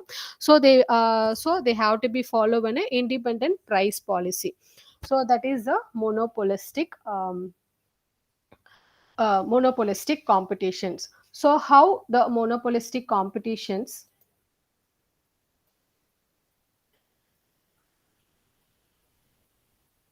How the monopolistic competitions are determine their price. Um, so here they also have to be follow equilibrium, so they have to be follow a conditions, that is the equilibrium of the firm. So under the equilibrium of the firms under long run and short run. Okay, so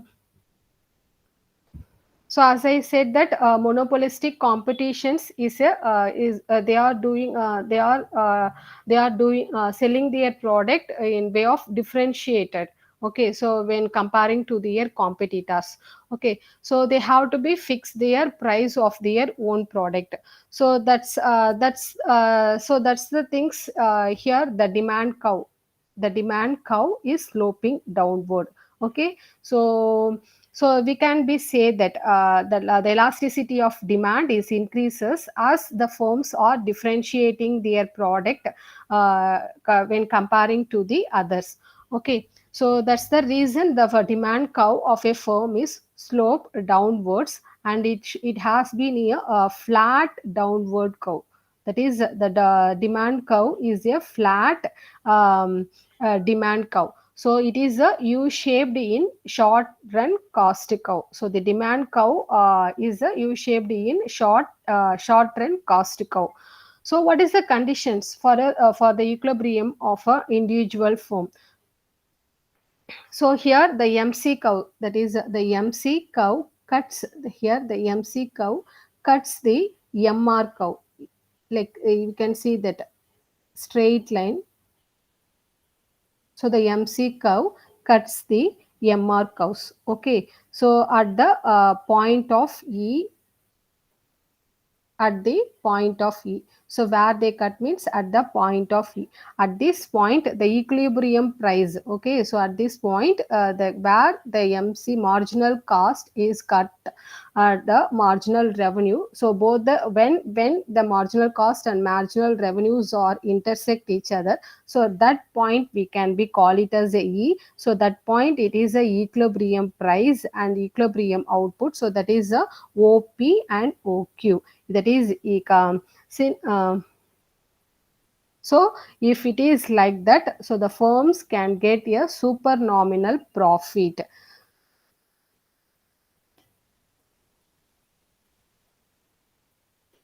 And next, figure 2, so that is the short run equilibrium of a firm. So if the firm getting in a losses, so in which conditions or which in which basis, you can see that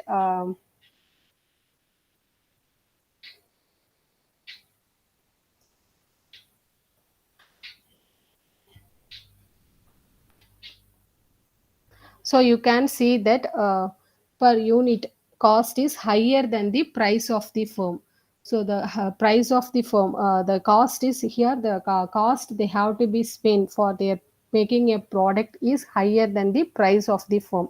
So in that stage we can be say it as that we can be say it as a, it is a loss to the firm, that is P price above the cost. Okay, but in the short run when they can be, if the price if is below the, that is C is the cost in short run, where if the firms can getting a profit level, if the that is here you can see that figure 1.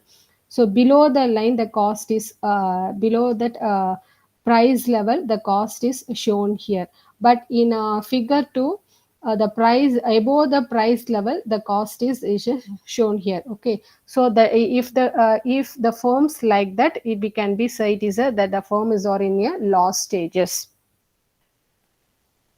So when the firm can get a super normal profit in a short run, the firms will have an incentive to enter the industry. So okay, so if the firms can getting more profits, they have an incentives to expand their business, or they any ideas they have to be increase their production process like that.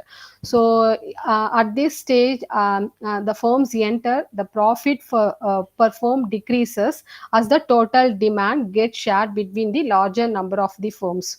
Okay, so as we can see in the figure 3 above, the average revenue, the average revenue, like that is the straight line. Okay, so the average revenue curves touches the average cost. Okay, so that is ATC curves at that point is intersect at x-axis. Okay, at the corresponding quantity of Q1 and P1, at the corresponding quantity of Q1 and P1. So in that stage, at equilibrium of MC equal to MR, so that is the supernormal profit. The firms can earn a supernormal, that is the firm can earn only a normal profit in this stage. Okay, so that is the if the firms can touch sorry, if the average cost touches their the average revenue touches the average cost at the point x, so at the corresponding to quantity 1 to price 1, so the firms can gain a normal profit. So that is the price determination under monopolistic competition.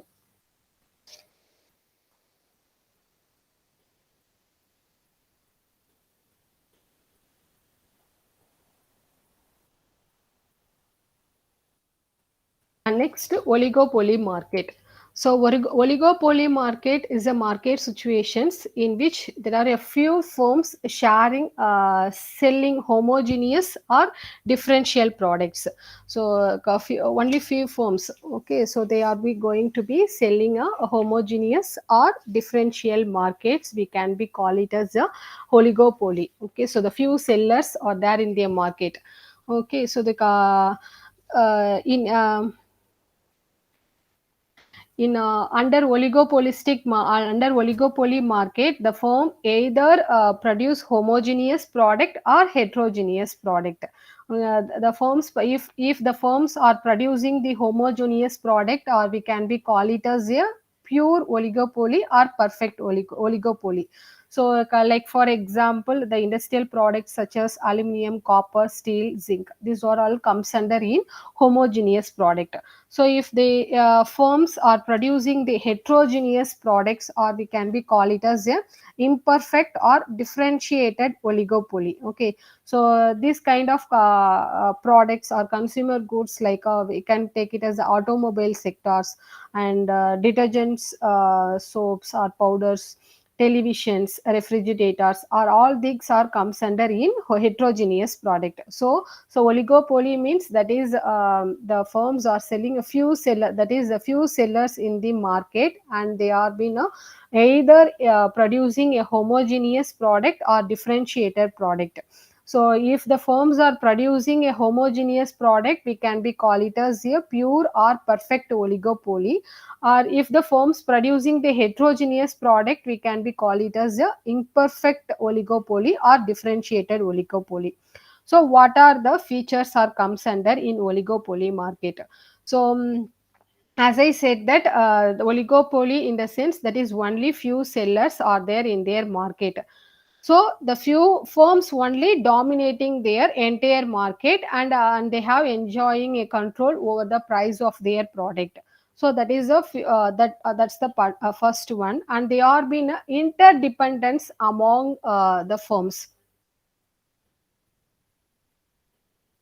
So that is they are their interdependence among firms. That is that for example, the price, and if the firms are making a price and quality decisions for a particular product, so they are dependent on their rivalry, the who are the competitors on in the market. Okay, so that is an interdependence among firms.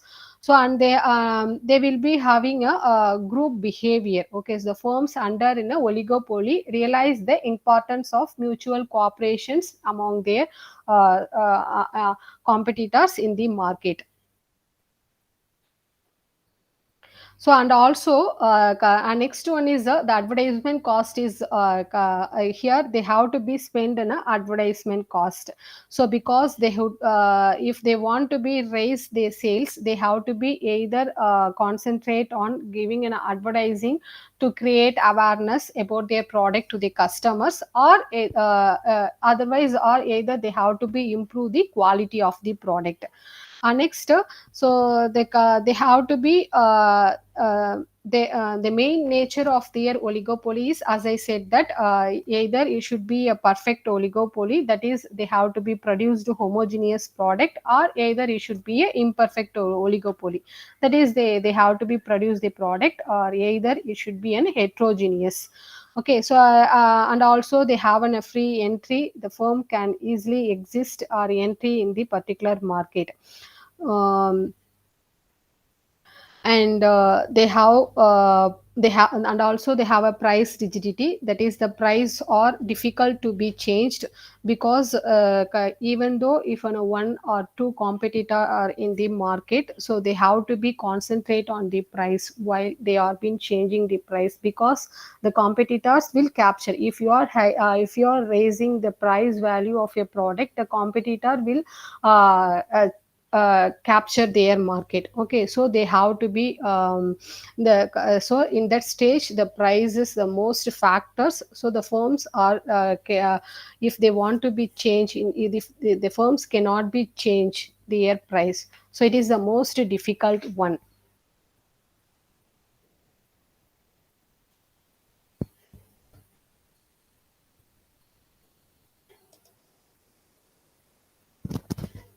And next, what are the approaches and models or comes under in oligopolistic market? So these approaches are mainly based on their reactions of their competitors. The approaches are mainly say about their react reactions. What is the reactions of their competitors, and what are the problems regarding the price and output determinations. So these all things are based on their of the assumptions of their firms. So how they are being determined the assumptions, so that is the various models based on their different assumptions exist in this category. So in that only we are going to be discuss three models. One is a Carnot's model, Stackelberg's model, and Kink and demand curve analysis.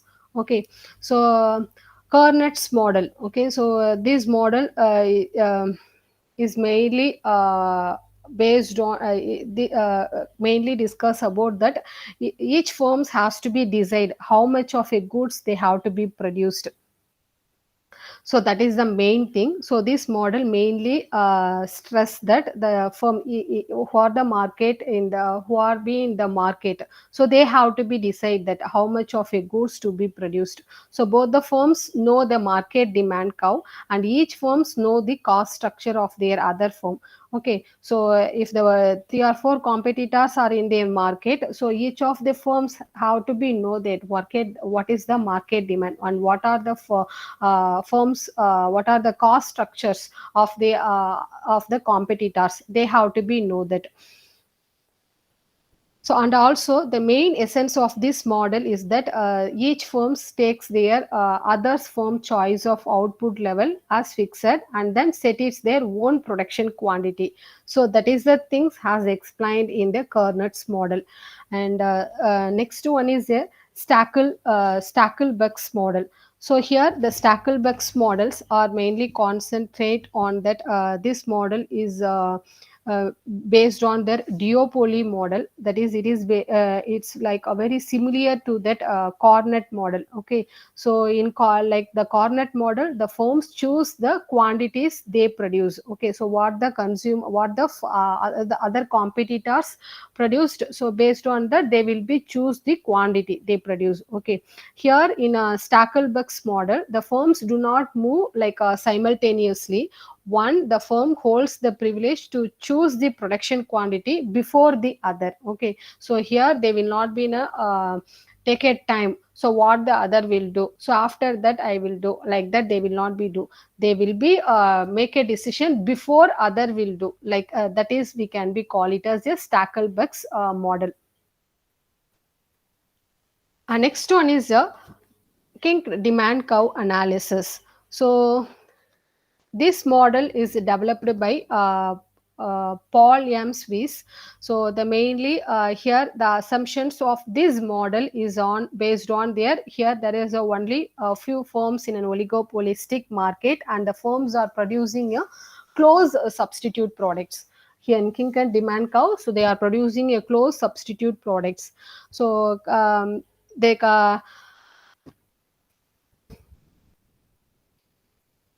the main thing they have to be followed, that is each firms that believes that if the firm it's reduce the price of the products, that suddenly the rivalry firms would follow the suit one, which one is the best to suit one.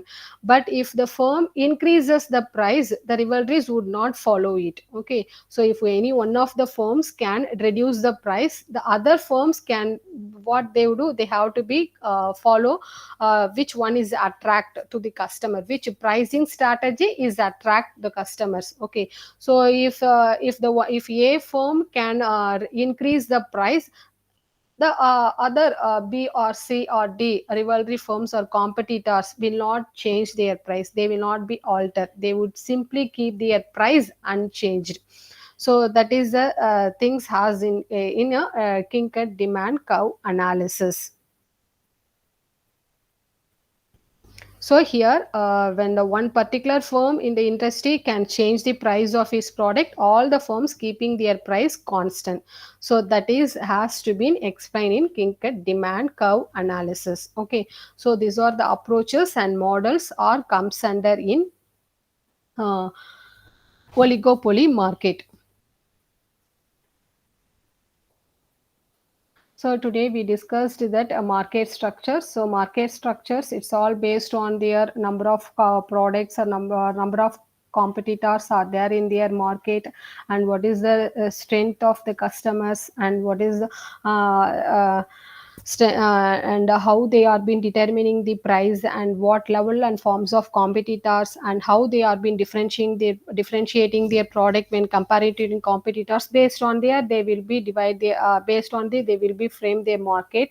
So the market has to be classified into perfect competition, monopoly, monopolistic, oligopoly, and duopoly competitions. Okay, so perfect competitions, it means that is a large number of buyers and sellers are there in their market and producing a homogeneous product at uniform price. So that is a perfect competition. So in perfect competitions, they have been a perfect knowledge of the market, and they have a free entry and exist in their market, and they are being the price takers. Okay, so how they are been determining the price under perfect competitions, based on two bases. One is the equilibrium of the industry, and another one is the equilibrium of the firm. So in equilibrium of the industry, if the price is higher or either it will lower, the market is not in equilibrium. So here the demand is remaining the same. So if the goods are lesser or higher, then the demand is not be attained here. So that things has explained in the equilibrium of the industry, and equilibrium of the firms is based on that. So how they have to be maximize their profit. So how they are been attaining their equilibrium position. So when comparing to their competitors, so that is the thing has explained in equilibrium of the firm.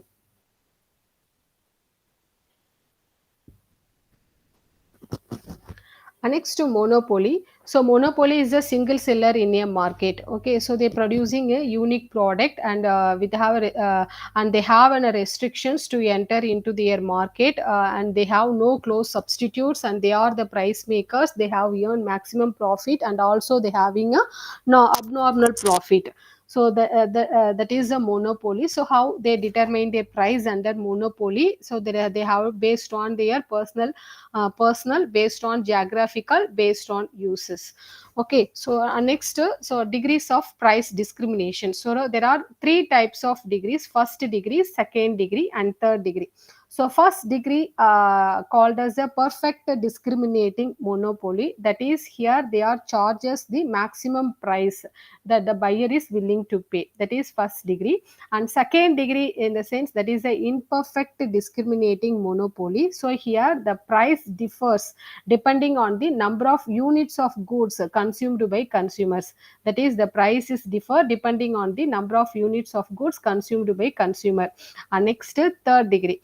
So third degree means here the entire market is divided into different groups and a different price is charged for each groups. So that is a third degree. So that is these concepts are comes under in monopoly. And also one more concepts are there in monopoly competition: dumping. Okay, so dumping means that is a these things is practiced in a monopoly, charging higher price for his product in the local market and lower price in the foreign market. They fix a higher price in a local market and lower price in the foreign market, and this also called as a international price discrimination. So, like for example, India's electronic market is flooded with China's product. Okay, so this product are be less price we are getting the electronic goods what we are from manufactured from China's product, so that we are getting in a lower price. Okay, so that is we can be call it as a dumping. And next one is a monopolistic competition. So monopolistic competition means that is a many firms are there in their market with a differential product. Okay, so there is a large number of sellers producing close but not perfectly substitute for each other. Okay, so that is called as a monopolistic competition. The somewhat they will be differentiate from one competitor to another either it might be in a branding way or quality or price or packaging, anything else. So that is a monopolistic competitions. So they having and also here the monopolistic competitions or there be a price makers, so they have set their own price, and they having a free entry and exist in a market, and also they have follow an independent price policy. So next one is a oligopoly market. So oligopoly is that is in oligopoly few sellers in a market and they produced either in a homogeneous product or differential product. Okay, so they have so that is in a oligopoly.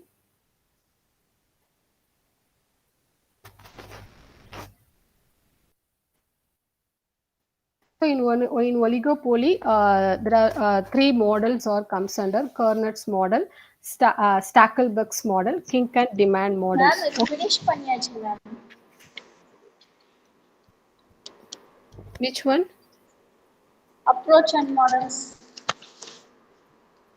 I recall the topic, whatever I discussed in class, I recalling. Okay ma'am. Okay okay. சரியா.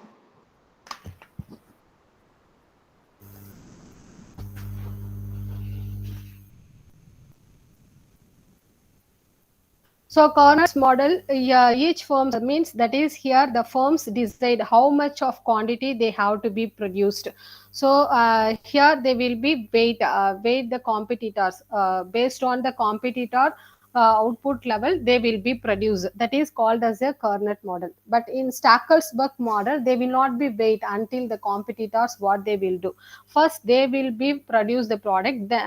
And so that is we can be call it as a Stackelberg's model. And Kinker demand curve analysis, that is in Kinker demand analysis here.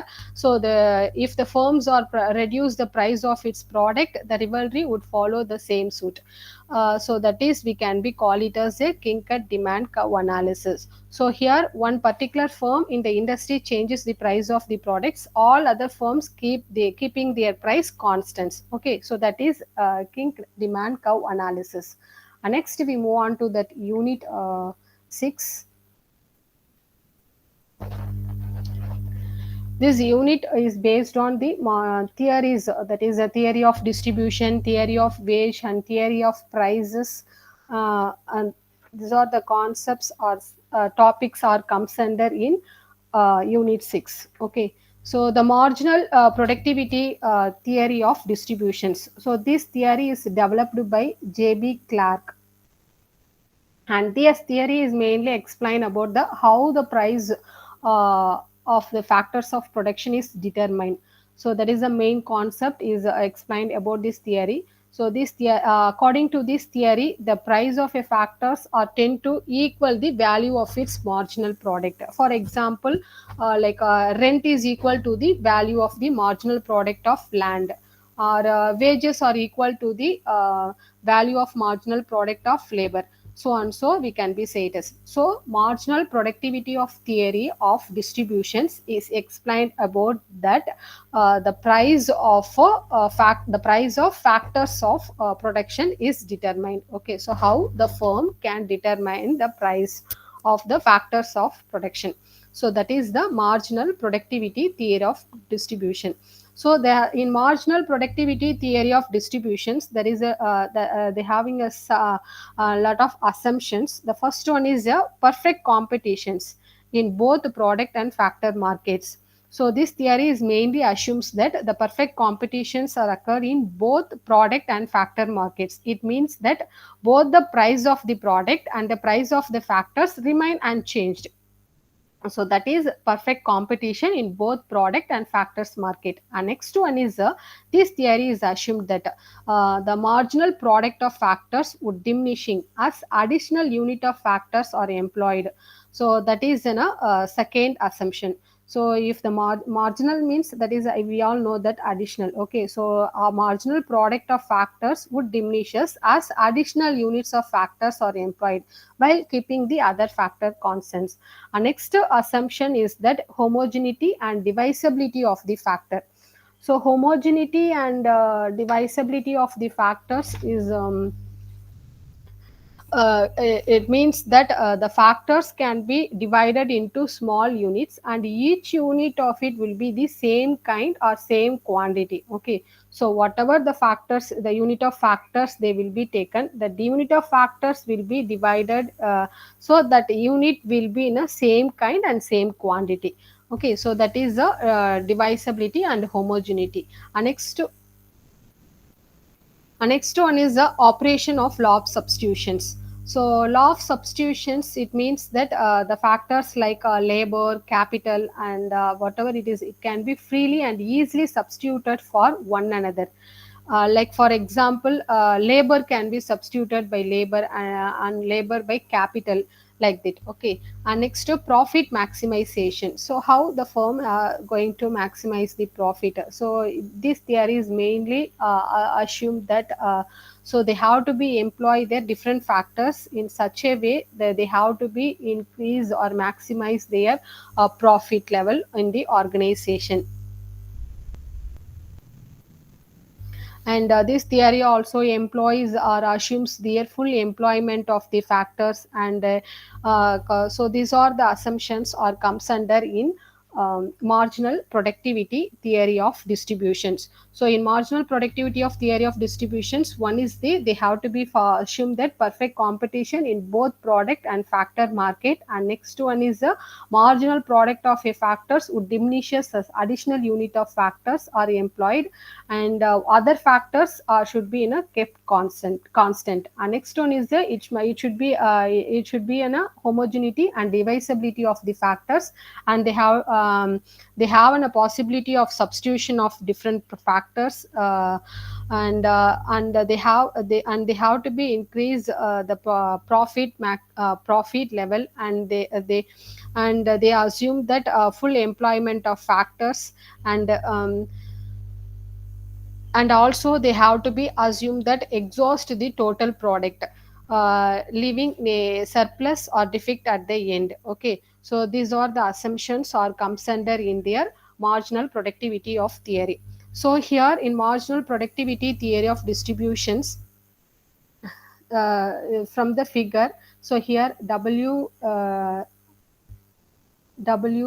this NW is the wage line, that this line we can be call it as a wage line.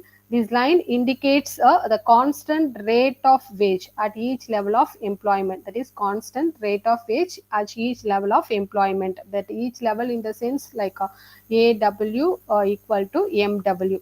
Okay, so the AW in the sense that is the average wage and MW is the marginal wage. Okay, so here VMP means that value of marginal product, curve of labor, marginal product, marginal value of marginal product, and MRP means that is the marginal revenue of product, marginal revenue of product. That is VMP means value of marginal product, MRP means marginal revenue of product. Okay, so this line, okay, this curve shows that the value of marginal curve of labor and it goes downward from left to right. So that indicates that marginal physical price of of a labor. Okay, so if from this figure, so here OL, that is from O to L. So that O to L is the firm's employs a number of labors. So OL number of labors, because by doing so it has to be equates the marginal revenue product of labor with the wage ratio, and they have to be makes optimum purchase of labor. So that is the concepts of marginal productivity theory of distributions. Okay, so marginal productivity of distributions, if the firms employs OL number of labors, so they have make a maximum optimum purchase of labor by doing a MRP of labor with the wage ratio.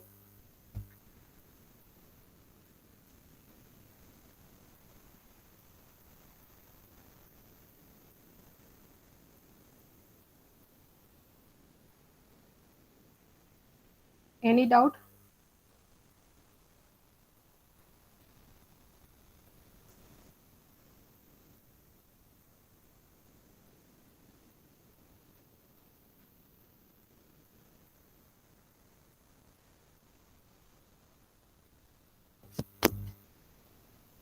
Okay guys, thank you, and 3 to 4 you have class.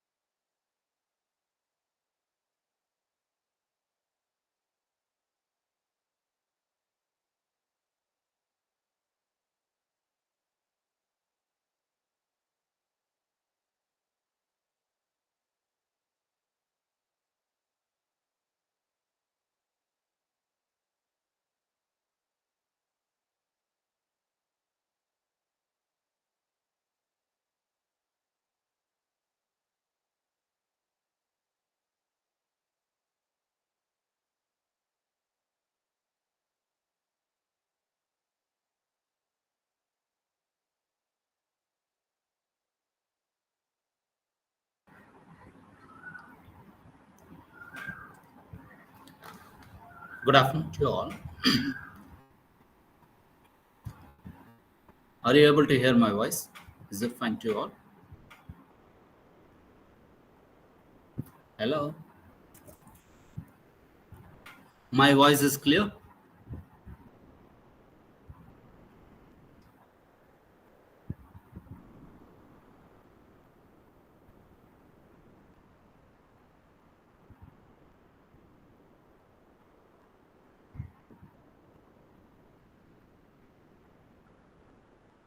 I think so. Everything is okay. Okay. So previously we did up to 6 units that we completed successfully. At the same time, now we are going to be start with the unit 7 and unit 8 is our last classes. So far, we have to finish unit 7 and unit 3, unit 8, right? Okay. Uh,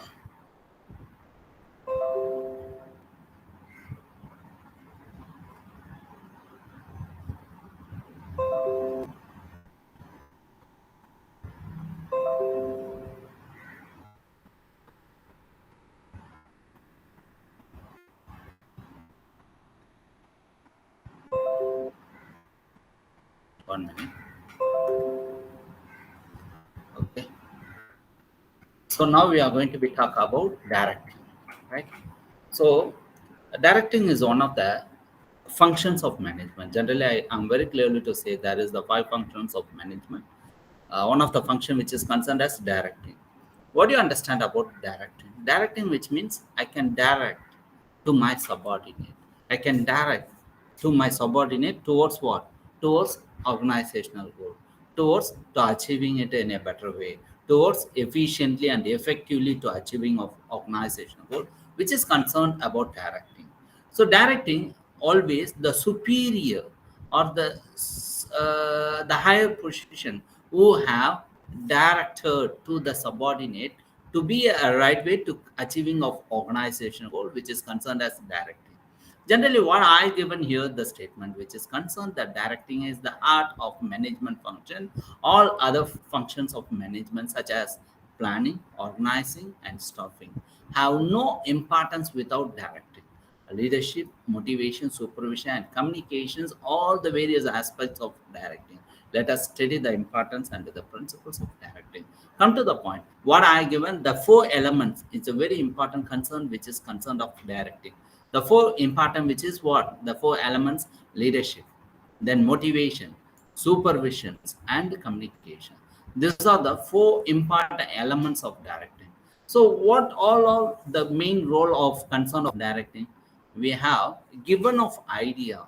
We have sharing of my knowledge to my subordinate, which is concerned of directing, right? So, 1 minute. So I said the 4 elements of directing. What is that? The 4 elements which is concerned: motivation, leadership, supervision, and communication. What do you think about motivation? So I can encouraging of my subordinate. I can encourage. So very good. Something cash reward, something uh, monetarily or non-monetarily that I can support to my subordinate. This all are which is concerned as an motivation or the encouragements. Maybe giving of award, giving of recognitions, so promotions, all those things which is concerned of motivations. So motivation is one of the very important. Always subordinates who expected the motivation concern from the superior. So motivation is one of the very important tool to increasing the effective work or additionally to given of the additional efforts by the subordinates. So motivation, then leadership, leading of the people, what he has given of guidance, what he has to be instructed, what he has to be directed. Based on that, we have to be run. Based on that, we have to be achieving of a goal. Based on that, we have to be do it the effective way. All those things, communication, then supervision. So generally, you know about supervision. One who has very closely to supervise of your work, supervise of your directions, supervisor of supervisions of your efforts, all those things which is concerned of supervision. So supervision which is generally to happen of workplaces, the supervisor or the superior who have very closely to supervise of their subordinates. Then the communication, generally communication which is passing of informations or communication of the informations towards something what has to be upgraded there. So communication which is always concerned as what, so very smooth relationship. Communication is always supporting to sharing of knowledge or sharing of work information, everything which is very important. If there is a failure or lacking of communication, definitely the organization which is not concerned as a smooth manner. So communication is one of the very important tool to make a positive vibrations of the organizations which is concerned, right? So these four elements which is very important for the direction concern, right? Okay. What are the various characteristics of directing? So directing is always what we have: supervising or motivating or very clearly to communicating or directing something, all those things which is concerned as a characteristics, right? Come to the point what I given the 6 points here. A management functions, right? A management functions. So a management function which means 1 minute.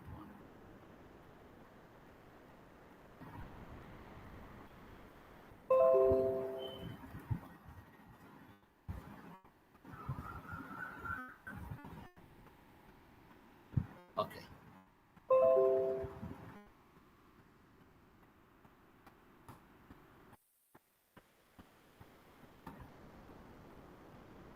Okay.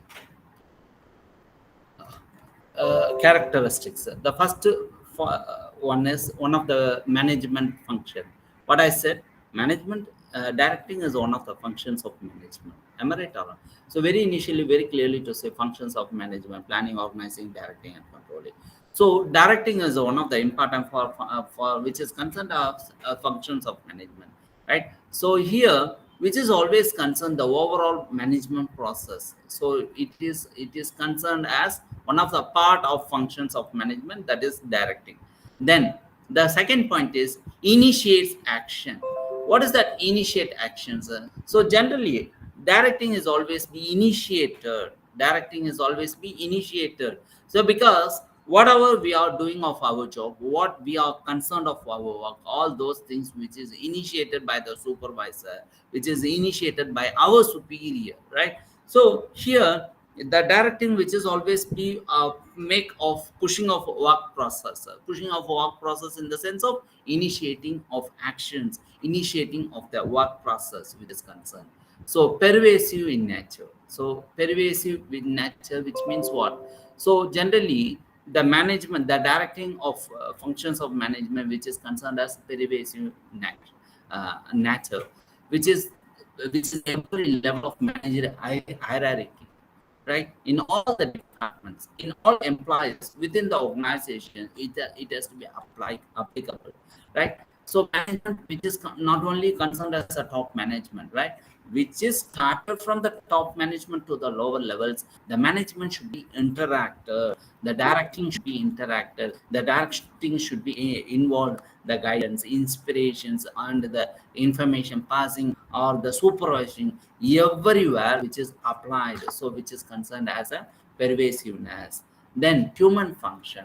So generally human functions, which means what? We have directing only to the human peoples, we have only to the HR, we have directing or supervising or communicating or any instructing or motivating only for the human, not to the machinery, right? So it is concerned as human functions. So the directing should be concerned as a continuous process. How I say continuous process? Because if I'm directing the people or my subordinate, which is always be continuous process. Because if my subordinate who may achieving of organization goal, again he start the another job, again he start to work towards the job, towards the goal, towards to achieving it. So it's always giving the instructions and the supervisions and the guidance, everything which is continuously to repeated. It's like a cyclic process, so it's concerned as a continuous process.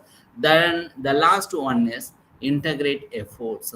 So directing should be concerned as what? Integrate efforts. which means it has to be reaching of goals. It's quietly the optimal performance that we have to be trying to given to that.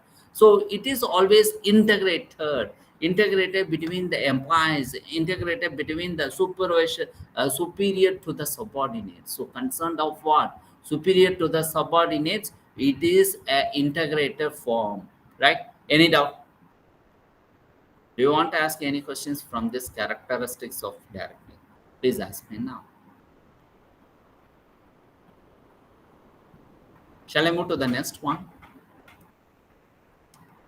Okay.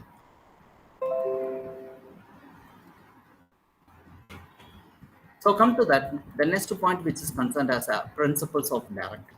So what do you think about the, here I given the 6 points regarding the principles of directing. So harmony of objectives, unity of directions, personal supervisions, motivation, leadership, and follow-up. So come to the point here, harmony of objectives. That means we are given the harmony of objectives. 1 minute, 1 minute.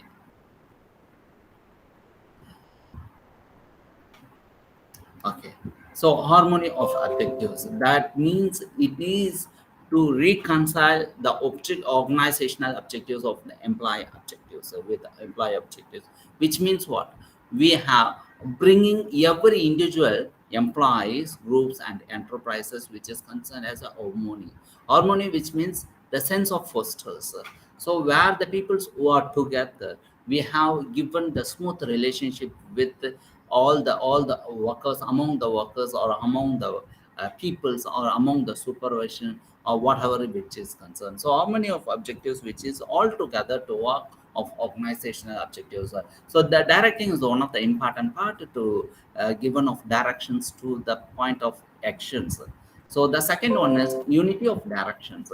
So the unity of directions, which means the people who are together to work.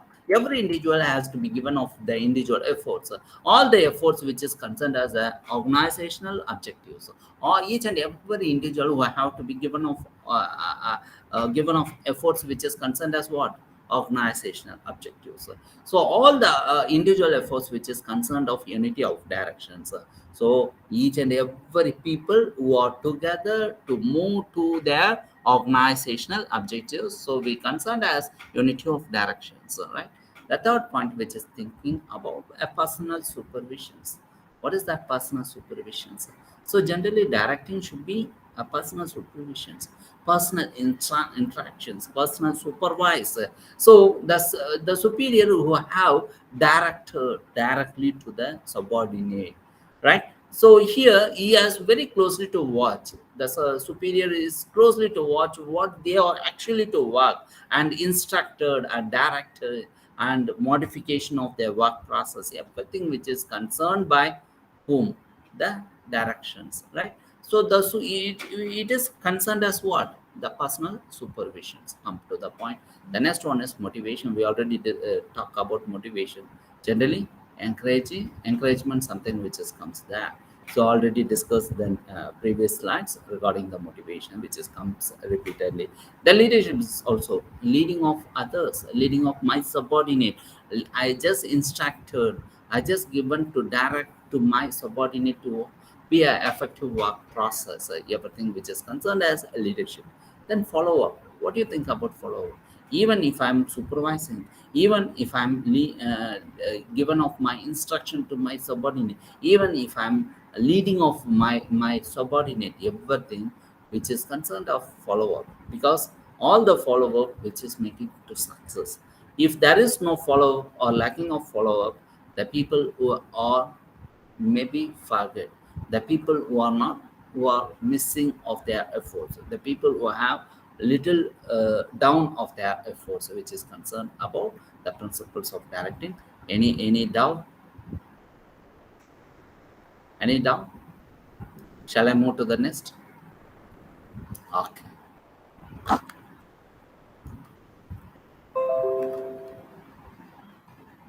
Then the topic which is concerned about controlling.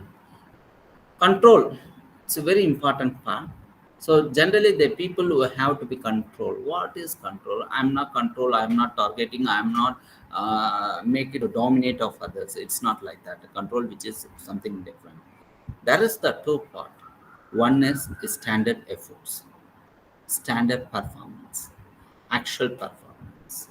These two, what is the deviation which is concerned that performance from the standard to the actual performance, which is call it as control. Control, which means, for example, what I given, I said to my subordinate, every day you have work to achieving the target at least 10 units. The 10 units is a standard performance, right? So here my subordinate who may attain only 8 units to produce the goods. 8 is actual performance. What's the deviation? 2 units is the deviation. That has to be controlled. Here, my duty is, my responsibility is, I am make the standard. I'm modifying. I'm taking to instructing or supervising. So supervising to make the 10 units of a standard performance. That is called it as control. Here, what I stated here, controlling is a primary goal-oriented function of management in an organization. It is a process of comparing the actual performance with a set standard of the company to ensure that activities are performed according to the plans, and if not, then taking corrective actions. To the point.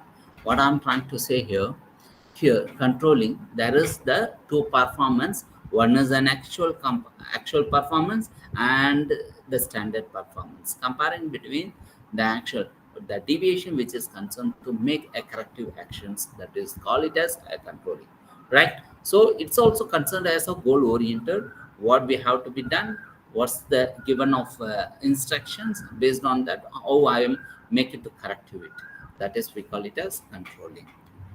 Got it? Okay. Characteristics of control. 1 minute, 1 minute, 1 minute. Student, 1 minute, please.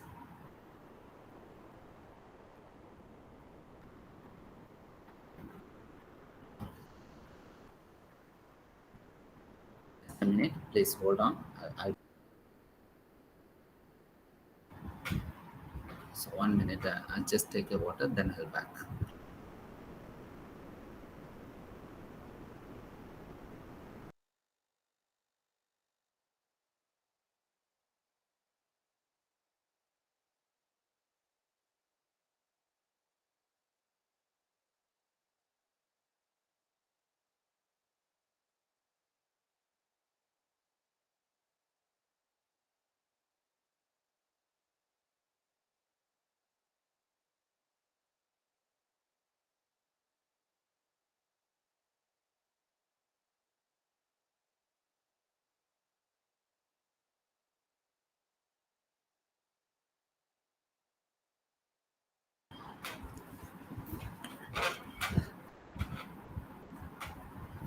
Okay.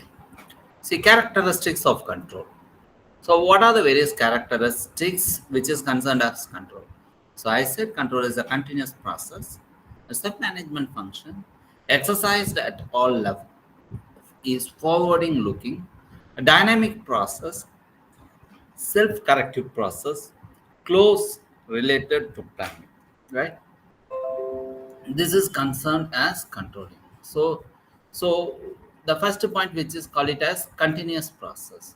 What I say as a continuous process, how can I say it's a continuous process? Because control is not, there is an no ending activities.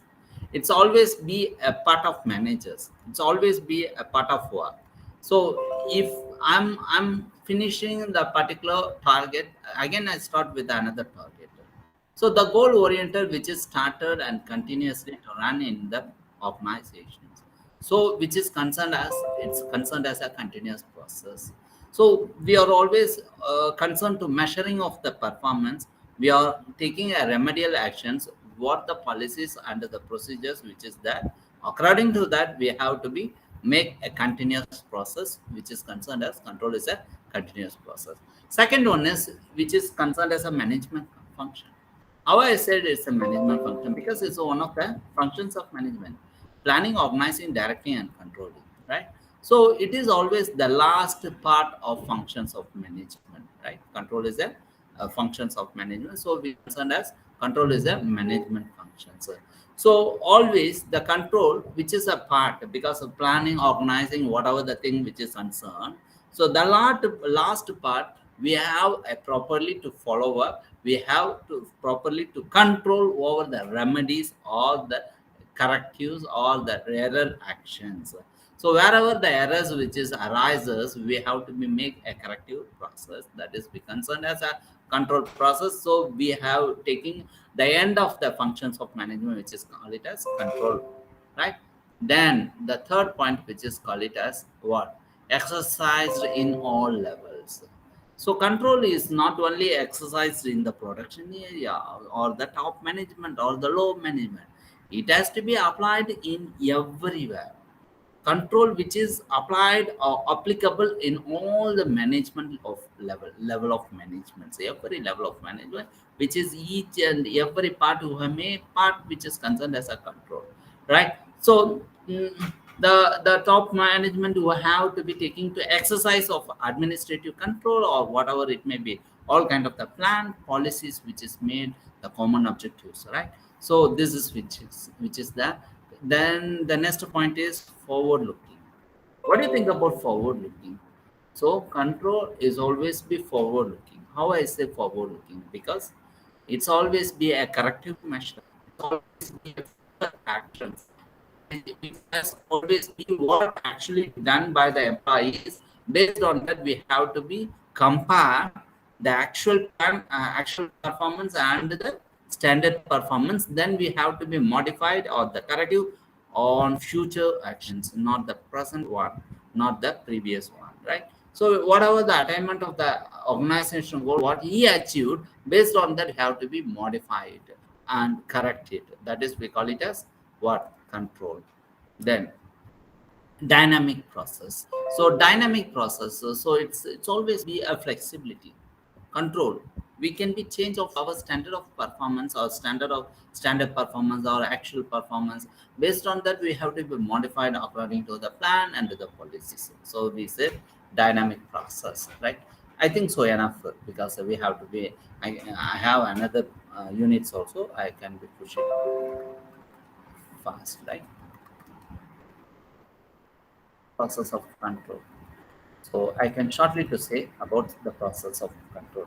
Standard, establishment of standard, measurement of performance, appraisal of performance, finding of violations, then correction of deviations, or whatever it may be. So come to the point. What I said, establishment of standard. What I initially the organizations are established the standard performance. What I'm going to be what is my duty, what's my targeted, like I can prepare the standard performance, then I can measure of my performance.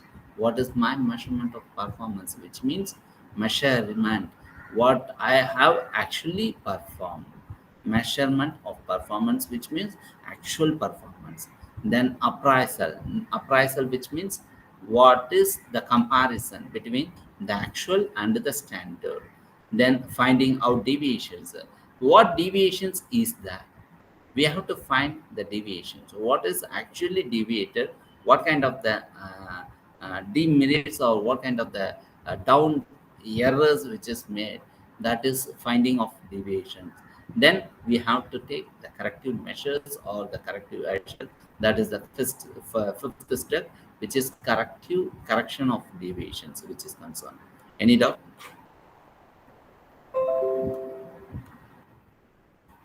Then the topic is budget. So it's a very small units budget which is concerned what we have preparing of budgets for our future activities. Am I right or wrong? So we are plan while we are taking to plan. Budget is one of the important part which is engaged, right? So budget is concerned of instrument used by the management in planning its future activities. It is a numerical statement which expresses the policies, programs, and plans of the business organizations for the specific period of time in futures. Come to the point, right? Budget is one of the important part because budget preparation of budget is very difficult. What we are going to be taking on future actions, right? So it is not concerned. We have to be prepared one budget. What actually happened, something. So it is quietly to confuse. If there is any deviation, definitely which is more affected of our organizational effectiveness. So that is budget preparation, one of the very important aspects, right? So come to that types of budget. So generally we have preparing different types of the budgets. What is that? Sales budget, expenditure budget, then capital expenditure budget, cash budget, production budget, labor budget, profit budget. So this all are which is made by the preparation of people. So according to what purpose we are preparing the budget which is concerned, right? So for profit related work that I can prepare, it means that is related of budget which is concerned. So if I'm preparing a purchase related budget, so I have to be compare with my bu- budget, what I'm going to be purchasing. So come to the first one is sales. Sales budget is quietly to concern of sales forecast. So what I'm going to be sales, what is my level of sales on futures. So this how I'm going to be control it of my budgetary. So what kind of the products and services which is furnished in my organizations or the factories, something.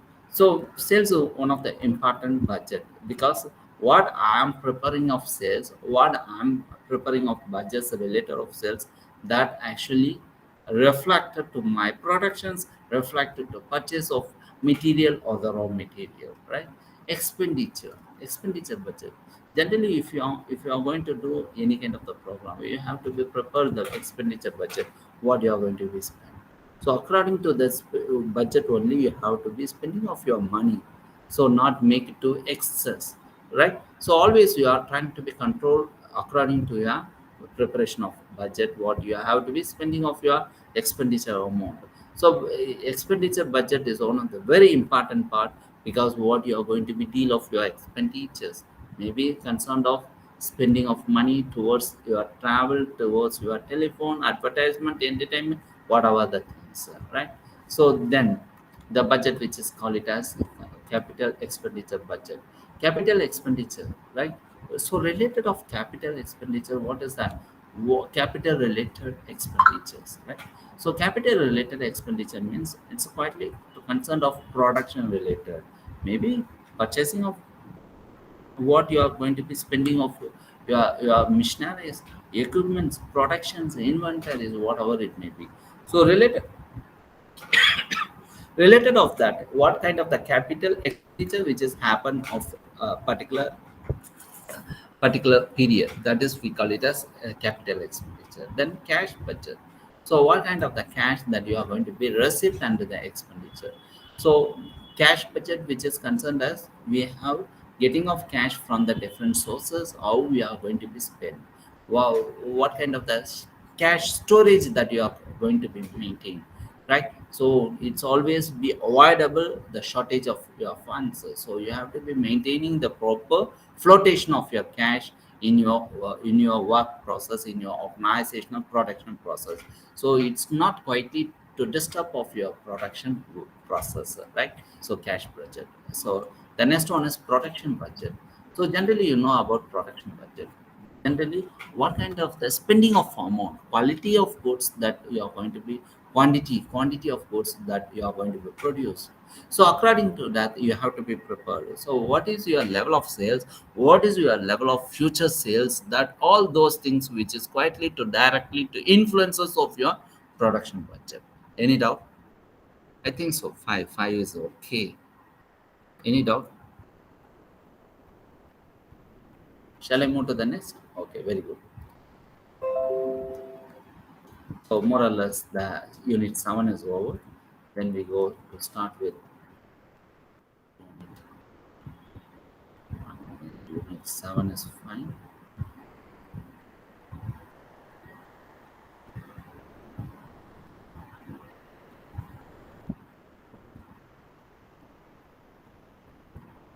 28.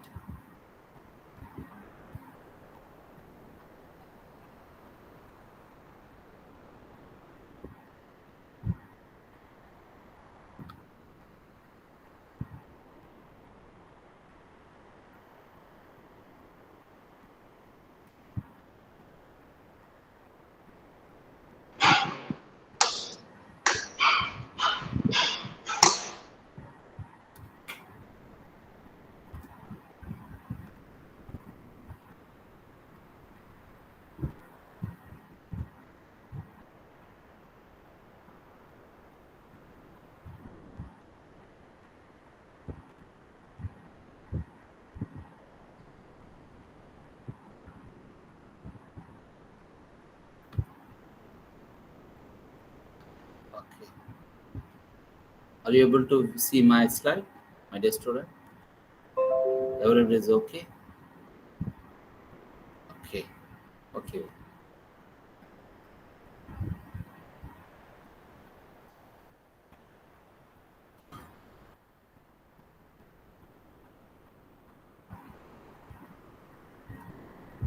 Okay, total quality management. So it's also one of the part of our management.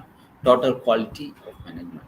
Total quality of management. It is concerned as a continuous process of detecting and reducing or eliminating the errors in manufacturing.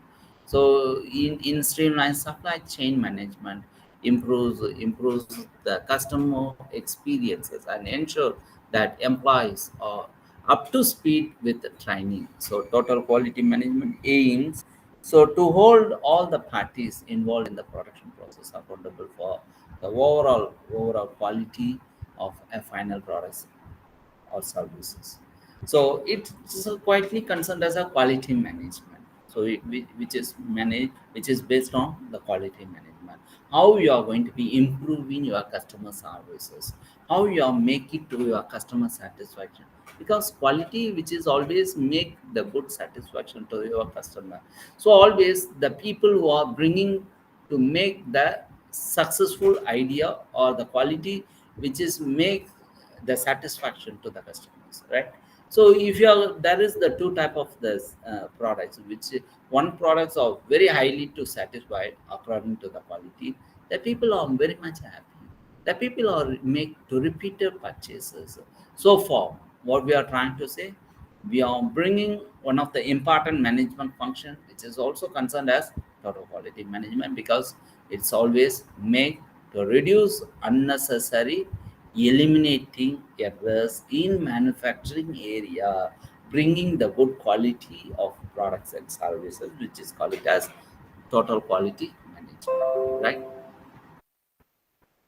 So come to that characteristics of total quality management. So what kind of the characteristics which is made in total quality management? So the first one is customer oriented.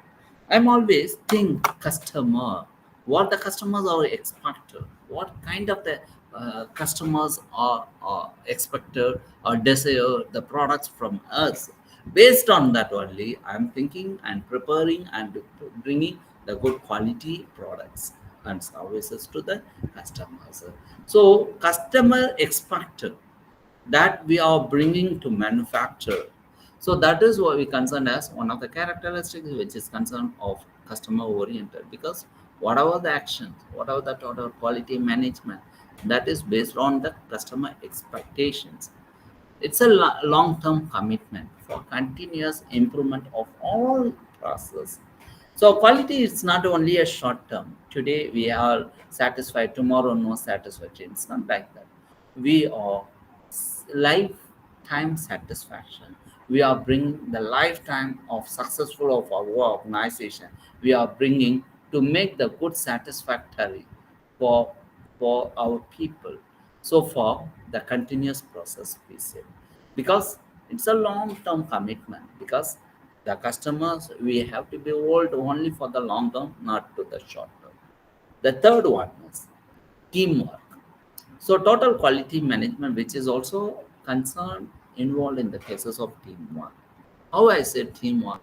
Because the total quality management is always bringing together to make the successful product, to make the good products among the consumers, right? Given of consumers.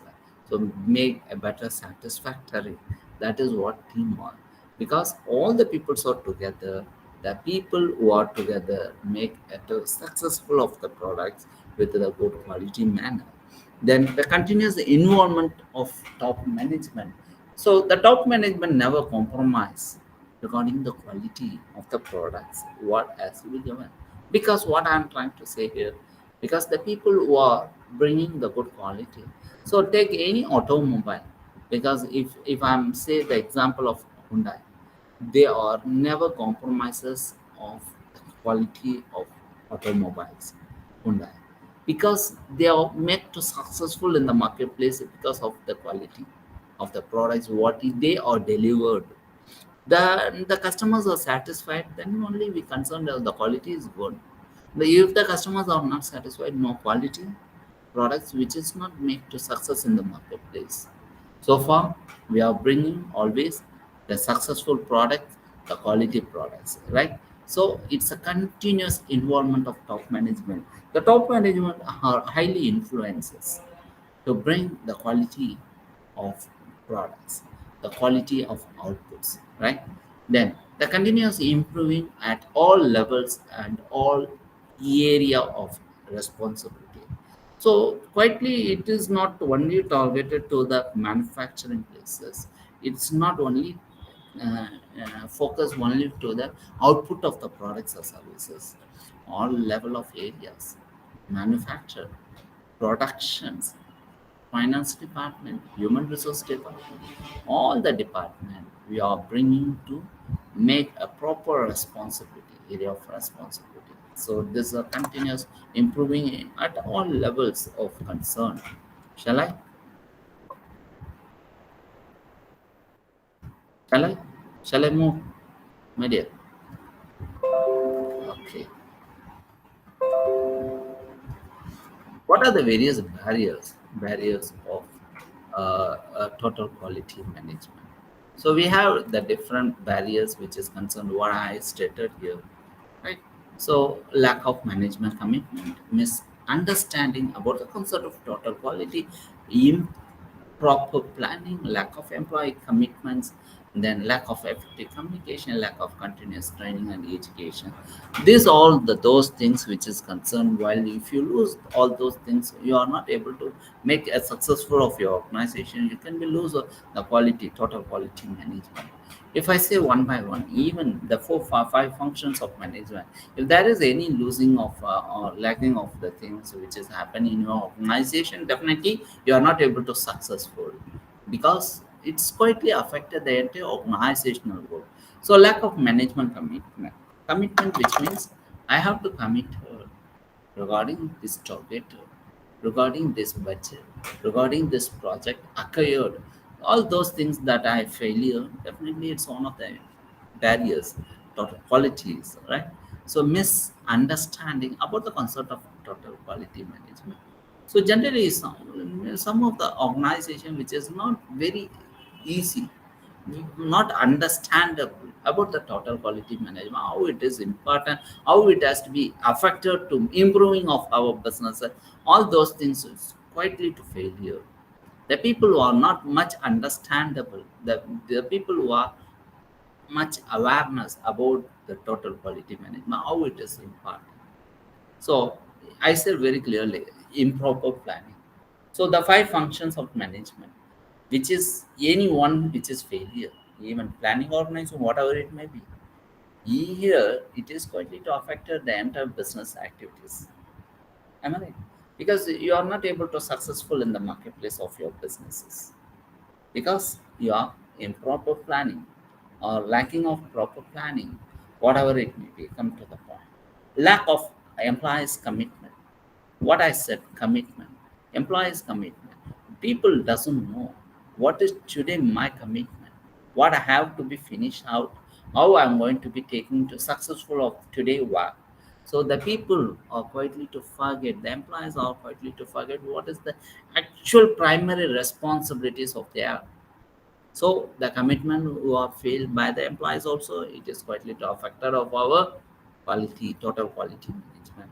The lack of communication, effective communication. No communication, no effective organization.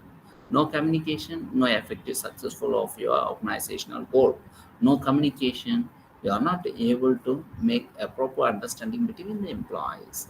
So all those things which is connected with our communication. So always organization should be maintaining the effective communication which is helps to our achieving of organizational goal in an efficient and effective manner. So then the lack of continuous training and educations. So training, which means what? If there is any upgrade regarding the technology, regarding the new implementations, or regarding any kind of the work implemented, right? All those things will we are very clearly to given or instructing or training and educating to the employees, which is helps to make a successful of their organization. Those things which is concerned as a barriers of total quality management. Any doubt?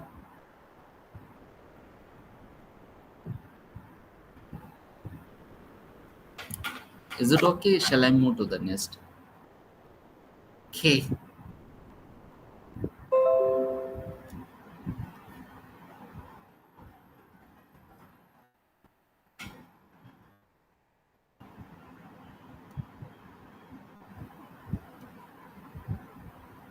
You want to talk in Tamil? Any non-Tamil people out there? I don't know. When I'm talking in English, whether you are able to understand or not. So that's why I'm quite little.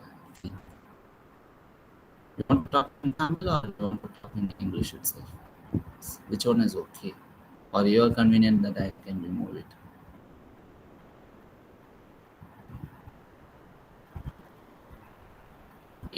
Any non-Tamil peoples out there? Any non-Tamil peoples?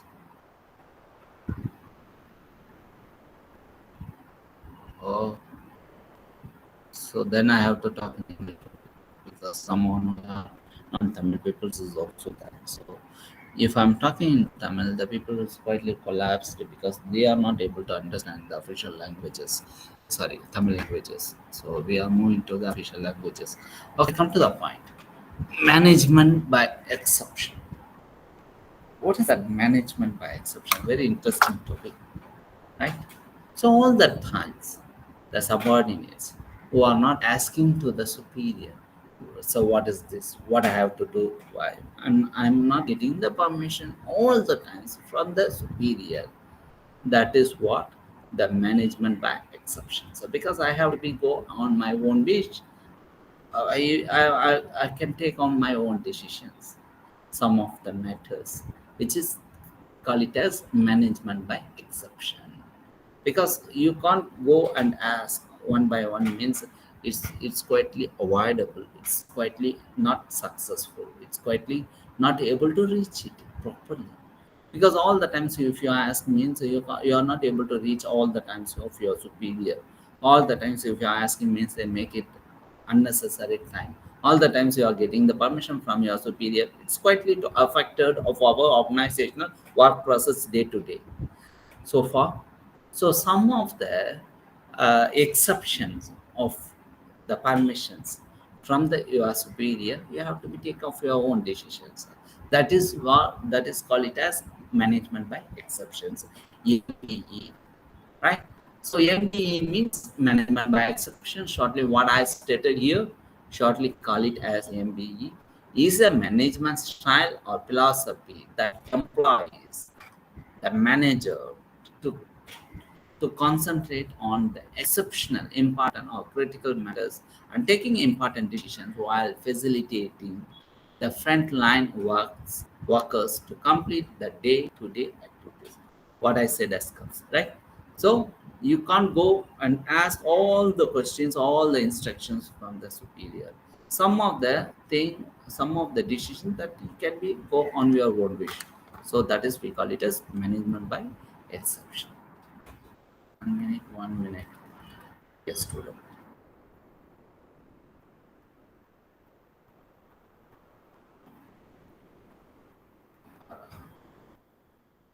Okay.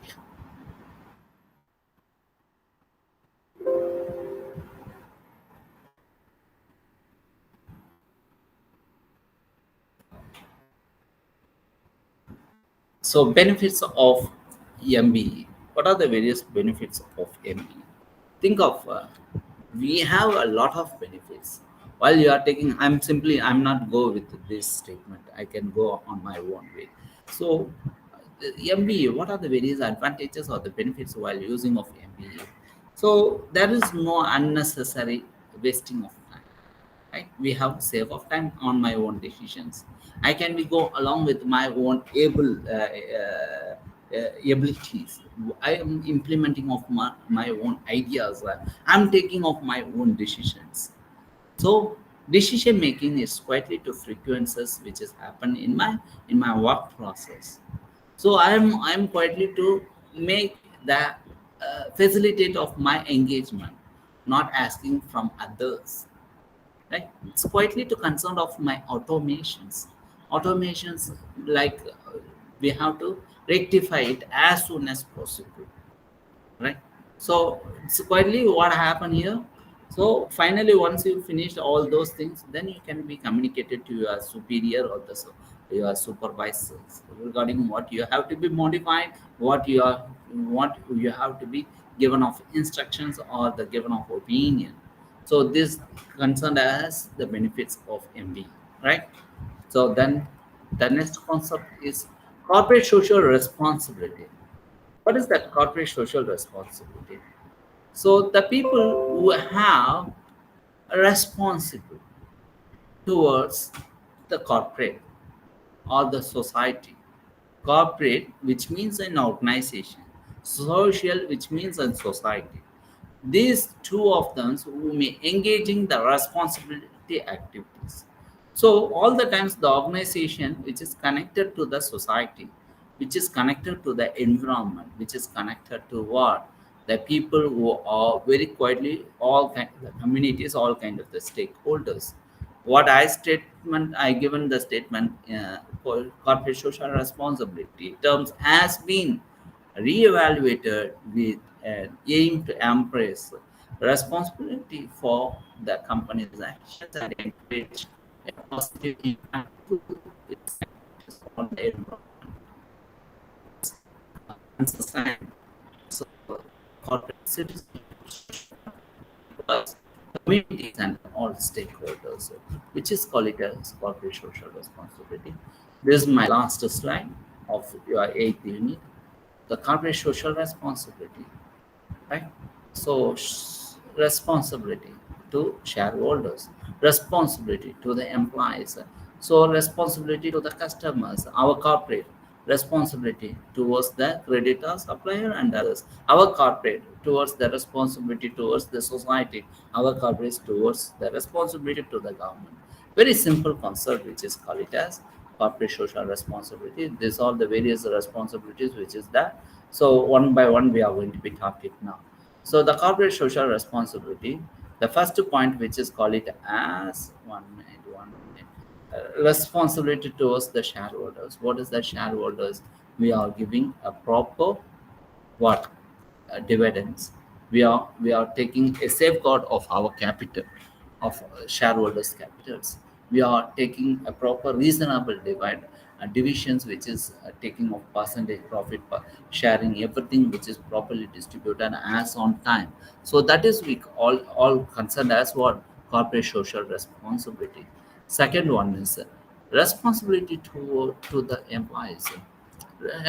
What kind of the responsibility that our corporate should be there? So we are giving the fair what salary, we are taking the good moral employees moral, we are giving the fair workload, we are giving the good employees satisfactory, we are giving the good employees salary. That is we concerned as responsibility to the employees, our corporate responsibility to the customer. What is that customer? So we are giving the good price of the product, we are giving the good quality of the product, the better quantity of the product, we are given the good welfare or towards the customer. What is that? So all those things which is called it as a customer side. So this is also one of the very responsibility, because we have to be deal a fair, deal the good communication, deal the good satisfactory. So all those things which is call it as what? Towards the customers. Our corporate responsibility to the creditors, suppliers, and others. So that means what? We are given the good credit systems. We are giving the whatever the creditor, what we are purchases, that we have to be fulfill it. We have given the good discounts. We are given adequate informations regarding the suppliers and the creditors, right? We are make a proper cooperative what is that relationship maintenance. We are given the reasonable price payment which is for the reasonable time. So all those things which is concerned as social responsibility towards the creditor, suppliers, and others. Then the responsibility towards the society, that means what? Responsibility towards the society, which means the people. So whatever we are producing, the goods and services, whatever the corporate that we have to be taking, all are given the good welfare to the society. All are giving the development of their overall employment, the development of the employment systems, the development of industrial area, the development of given of healthy what is that, healthy informations or healthy products to the peoples. So responsibility to the government, which means we are given a proper information to the government, what are the things which is transparent, whatever the purchasing and selling of activities, that all are being transparent. And the good thing, what we are pay of the taxes in a right time, that all which is concerned as our corporate responsibility to the government. Any doubt? So more or less we did.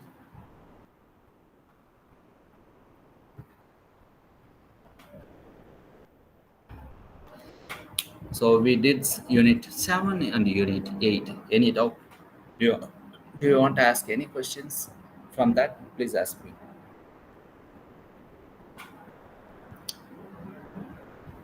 Okay. So already you know about my mobile number. So if you test regarding that, I can be test. I can send all the PPT what I have it, right? So already I given my mobile number. Please test me. Definitely I can be sent all the units or any other material what I have it. Anything that you want to tell me, please. Do you want to ask anything or you want to share any information now? ஏதாவது சொல்லணும்னா சொல்லலாம், ஏதாவது பேசணும்னா.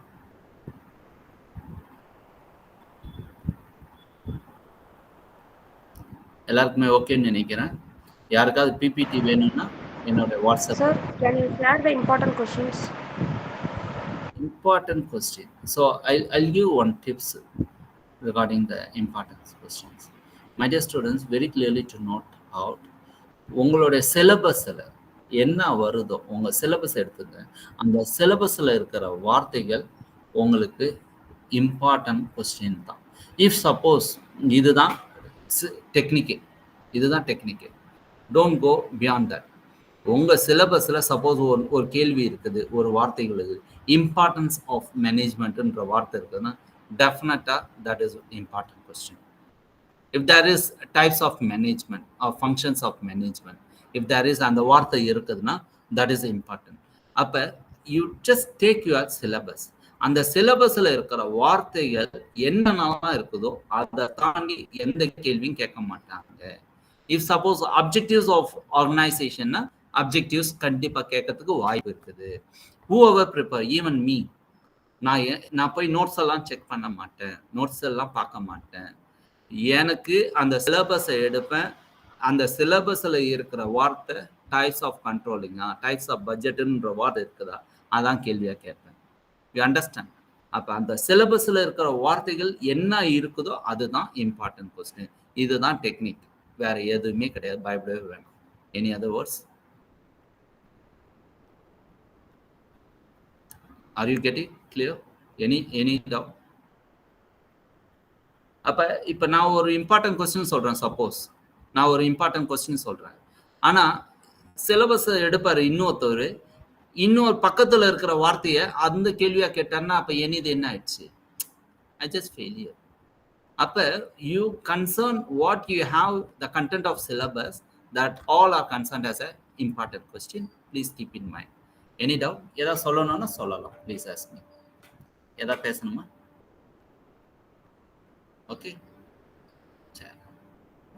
I think so. You all the best. God bless you. எல்லாருமே நல்லா இருக்கணும். எல்லாருமே நல்லா பண்ணுங்க. ஓகேவா? Anyway, thank you. Any doubt? Please ask me by on through any kind of the way, right? Whatever that have PPT that I can send it to you. Don't worry.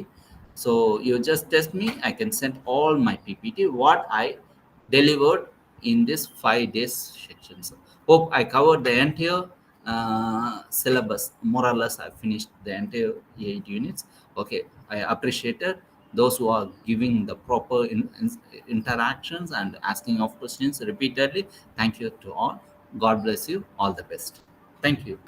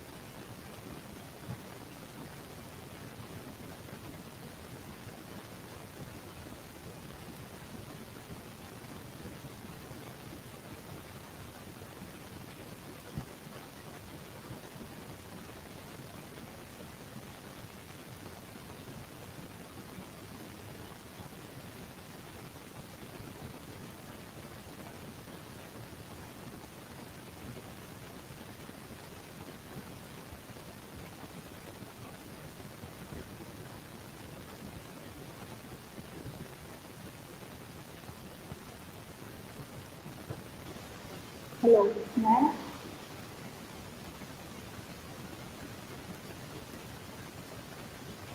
Hello.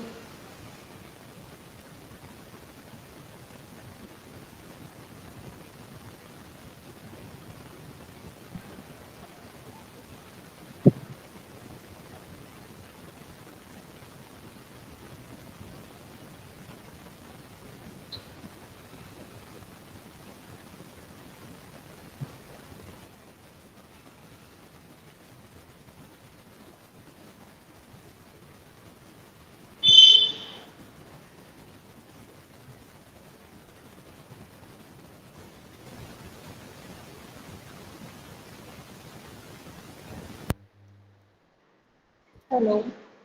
Are you all able to hear my voice? No, ma'am. No.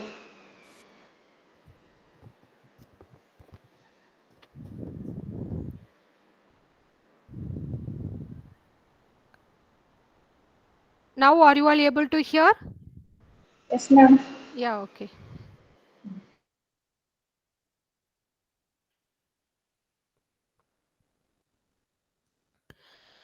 So, okay, last class we discussed about that marginal productivity theory of distribution. Now we are going to discuss the theory of wages. Okay, so the organization, if you want to reach their goal or achieve their objectives, so basically they want to be satisfy their needs and wants of employees. Okay, so they have to without motivating the employees, they cannot be reach their goal. So they for motivating employees, they will be follow either your financial motivations or non-financial motivation. So our concept is based on that financial motivations. If the organization want to get work from the employee, so they have to give some motivational factors. That is, either they will be provide some wages or salaries or remunerations to the employee for getting their work in an efficient manner.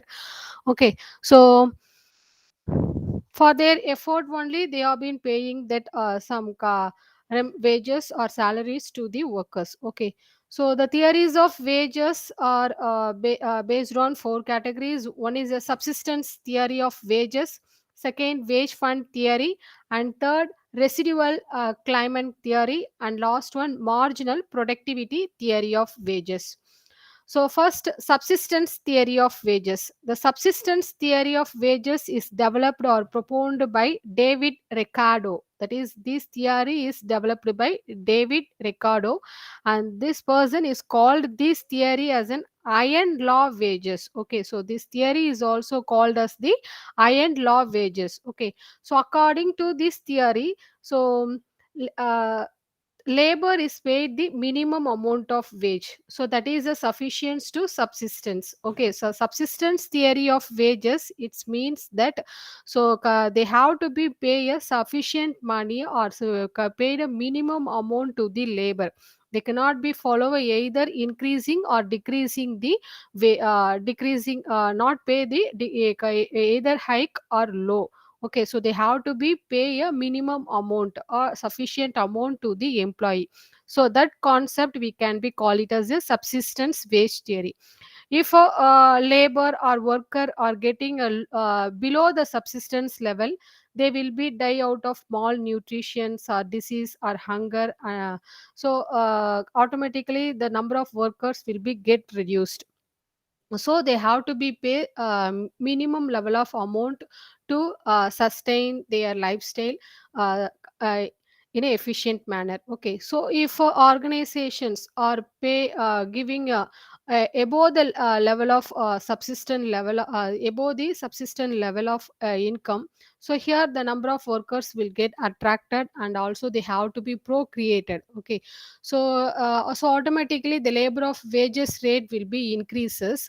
so uh, so if an organizations want to maintain a subsistent level, so they have to be they have to be maintain give a minimum level of they have to be pay a minimum level to the workers and not either increasing or decreasing. Okay, so if they increase, they will be get attracted. Okay, so if they decreased, the workers will be reduced due to not due to not meeting their basic needs. Okay, so our next one is a wage fund theory. So wage fund theory, this theory is was developed by Adam Smith. So this theory is mainly based on the assumption of so the wage is paid out of the predetermined wealth or fund. Okay, so they have to be predetermined that, so based on their wealth or fund, so the wage has to be paid to the employees. So the wages, the amount of so how they are been paying wages to the wages to the employees or workers, in the sense depends upon their size of the funds they have having. So if the organizations having a larger fund, they provide a given higher wages to their employees. In case if organization having a less fund, so they provide they're giving less amount of income to the employee, that is, it means that they will be give you they will be under the subsistence level. Okay, so that is the concepts are explained by or developed by Adam Smith. And one more person's also further expounded this wage fund theory, that person called as a JS Mill. So based on that JS Mill, so based on that his explanations about wage fund theory, so this theory, the wage fund is fixed here. So the wage fund can be determined on the basis of demand, on the basis of demand and supply of labor. Here the fund size decide the demand for the labor. Okay, so according to JS Mill. So that is in wage fund theory, two persons are explained about that wage fund theory. One person is the Adam Smith and another person is a JS Mill. So here the Adam Smith explained that wage is paid based on the predetermined wealth, predetermined based on their fund. Okay, but in JS Mill he explained about that the wage fund is fixed. Okay, so we can based in Adam Smith we cannot be estimate that how much fund we have. So either we will get in a higher level or either we will get in a lower level. But in JS Mill here the wage fund is fixed, so based on that they will be determined. Okay, so be determined on the basis of demand and supply of labor. So that is wage fund theory. Next one is a residual claimant theory. So in residual claimant theory, so they have this theory was proposed by Walker. So he explained about that based on the four factors of productions. One is a land, labor, capital, entrepreneurship. So that is land, labor, capital, entrepreneurships. Okay. So here the wage is given in based on their amount of productions. So the payment they will be get that is the wage payment has been received by the laborers based on their payment of all other factors. That is, what are the factors? As I said, that based on their land, labor, capital and entrepreneurships. So based on the factors only the workers will get their payment. Okay, so that is residual claimant theory. So the wage here, the wage is considered to be in a residual claimant. Next one is a marginal productivity theory of wages. So marginal productivity theory of wages is based on that the wage is determined on the basis of last workers contribution in the production. So that is, we can be call it as a marginal production. So that is marginal productivity theory. So who is working in, mute your mic or speaker. So the wage is determined on the basis of last workers contribution in the production. So that is, we can be call it as a marginal productivity theory of wages. So the theory of wages are classified into four types. One is a subsistence theory, and second wage fund theory, third residual claimant theory, and last one is a marginal productivity theory.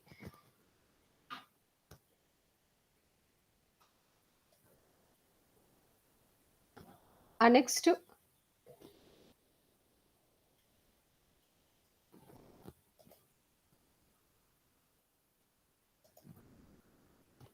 next one is a theory of interest. So the theory of interest are further classified into three types. One is a classical theory of interest, and the second loanable theory of interest, and last one is a preference. So these are the theories or comes under in theories of interest. Okay, so in classical theories of interest are otherwise called as a real theory of interest. So here the marginal, so how the interest are being calculated, the interest are emphasized as the marginal productivity of physical capital. So here that is the physical capital may be purchased with a monetary fund rate of interest. Okay, so the classical theory of interest, here they will be visualized interest as marginal productivity of physical interest. Okay, so it mainly emphasized the role of real factors such as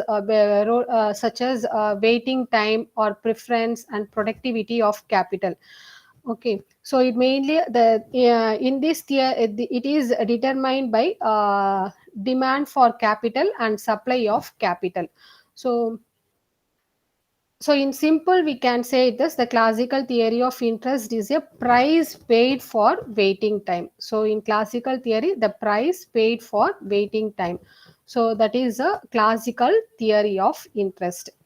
Next one is a loanable fund theory of interest. Okay, so the loanable fund theory of interest is a neoclassical theory of interest. So this theory is based on so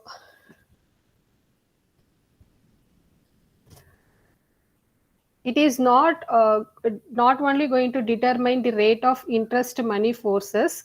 So this theory is mainly determined by demand and supply for loanable funds. Okay, so the demand and supply for loanable funds, in the sense that is, for example, the demand for loanable funds will be comes from government, business person, and from the consumers. Okay, so the government demand funds, it's foreign giving constructions of public workers. So these are examples for their demand for loanable funds. So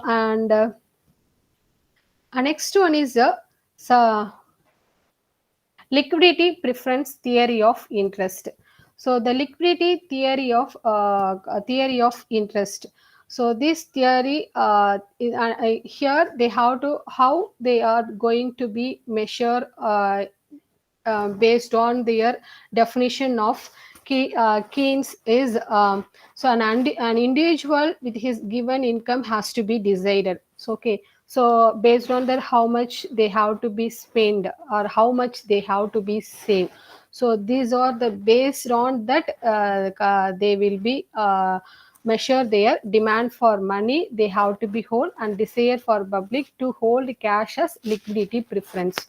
So that is liquidity preference theory of interest. That is, in this theory, so they have to be decides about that based on their income, how much they are going to be spent or how much they are going to be consumed, and how much of them they are going to be saved. For example, if a person are having a 10,000, getting a 10,000 income, so in that income, how much they are been spending for a month. For example, if they are spending 8,000 or 5,000, so the remaining 5,000 we can be call it as a savings. Okay, so how much they are been getting or how much they are been spending or how much they are been saving. So that concept we can be call it as a liquidity preference theory of interest.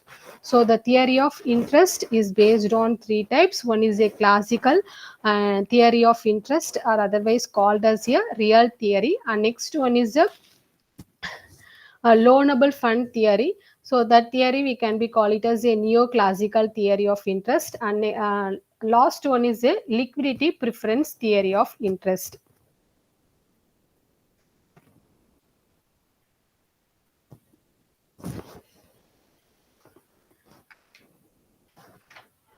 Next one is a theory of rent.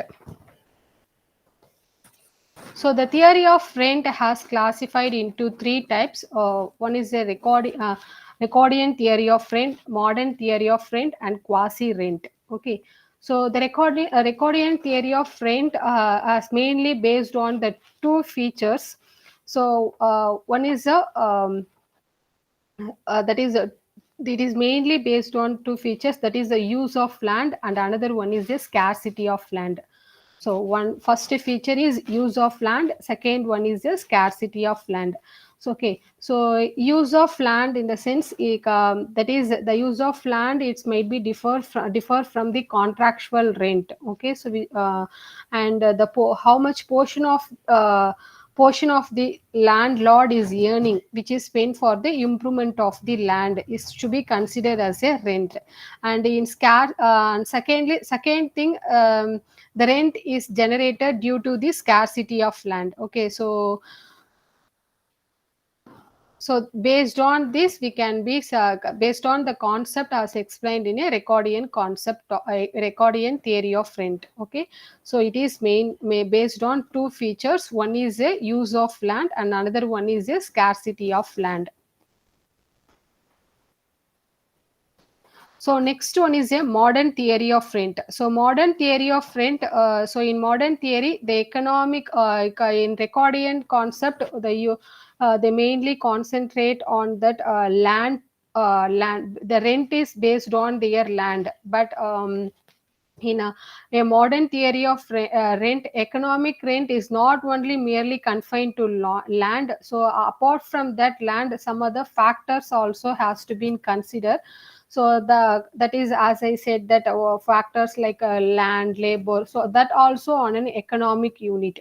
So these all things are based on that demand and supply analysis. Okay, so modern theory of rent is not only confined to their land, it also confined to their other factors also be considered as an economic unit. Okay, so that concepts are explained in modern theory of rent. Next one is a quasi rent. So the quasi rent is classified developed by Marshall. So this concept is mainly based on that surplus earnings are enjoyed by the owners. Okay, so in a short rent period.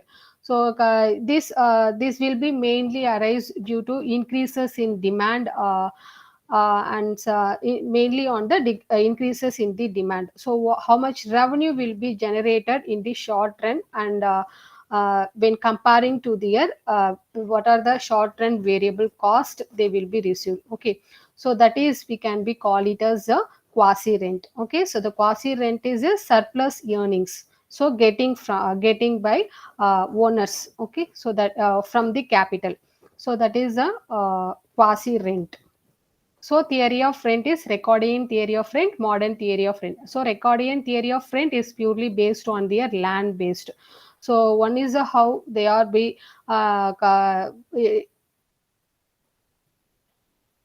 so that is the use of land, in sense that the payment has been given to the landlord for the use of land. Okay, so that is, we can be call it as a use of land. And second one is so the rent is generated due to the scarcity of land. So that is these two concepts are comes under in Recordian. And modern theory, it is for not only it is the rent is not only confined to the land, but also some other factors like land, labor, etc. That factors also be included in economic unit. And quasi rent, that is how much extra earnings or surplus earnings should be enjoyed by their owner of the capitals in a short duration or short run. Okay, so that is called as a quasi rent.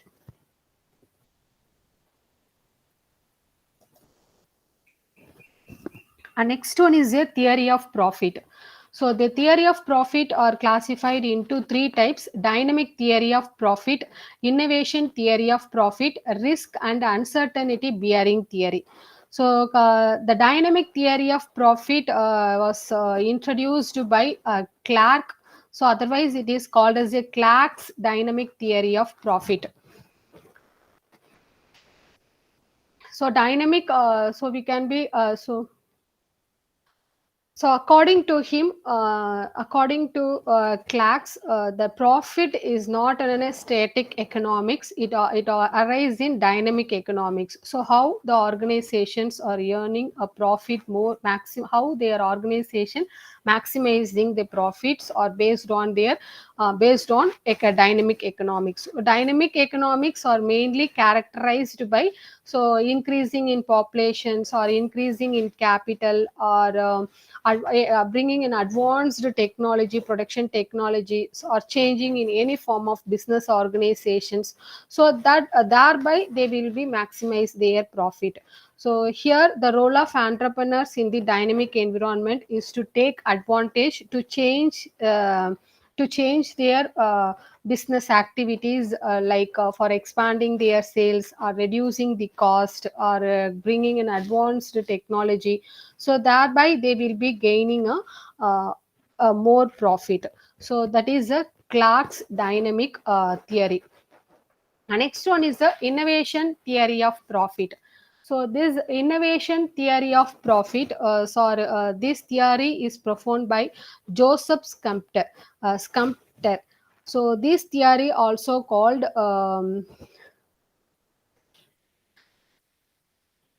sorry innovation theory of profit. So these theory innovations, the word itself we can be explain about that innovations, bringing a new ideas or new products or new technology, new methods of productions or new sources of raw materials, anything. Okay, so that will helps the entrepreneurs or business peoples lowering the cost of productions or improving the quality of production. Okay, so that is a innovation theory of profit. So okay, so which if an organization bringing a new concepts or new ideas or any advancement or any new methods in the sense, so that that will capture the market, so that will they will be share a more number of market shares, and they will thereby they will gain more profit. So so that is we can be call it as a innovation theory of profit. Next one is the risk and uncertainty bearing theory. So risk and uncertainty theory. This from this theory, the profit is a reward for their uncertainty bearing theory. Okay, so here they in risk and uncertainty bearing theory. So the risk has been classified into two types. One is a calculable and non-calculable risk. So the calculable risk we can be call it as it is easily estimated with the help of the given data. Okay, so like for example, we can be estimate the risk due to fire and theft. If any materials or theft, it can be easily estimated one. Okay, so this the calculable risk can be insured. So and next one is a non-calculable risk. So this risk or cannot be accurately, we cannot be measured that, and this one which can calculated and we cannot be insured. Okay, so like for example, if there that is a shift in demand of a products. So if there is a changes, a shift in the sense, if there is a changes in demand of the product, so that will not be in a calculated one, that will not be a measured one. So we cannot be insured. Okay, so this is an uncertain.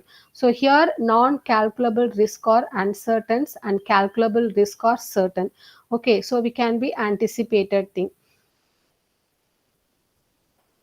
So the entrepreneur or business persons, if they want to get a profit as a reward for bearing uncertainties and not for risk, that for an insured organization. Okay, so that is the concepts of risk and uncertainty bearing theory. Okay, so the theory of profits are classified into three types. One is a dynamic theory of trend, and another one is a innovation theory of profit, and last one is a risk and uncertainty bearing theory. Okay,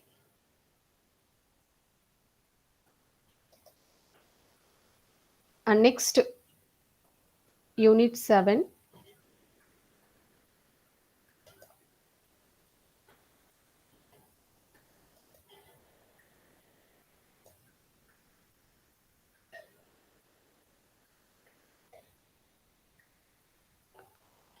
So the units in unit 7, the main concepts are based on that national income. It's mainly concentrate on the national income. So national income means that is the money value of the total income of a economy in a year.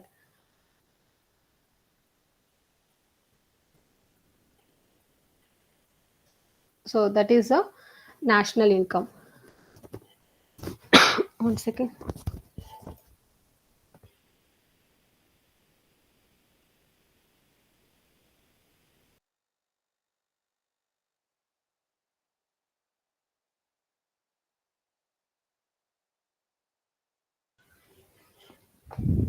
Okay. So national income is the money value of all final goods and services which are produced by the country during a period of year, that we can be call it as a national incomes. So what are the concepts or comes under in national income?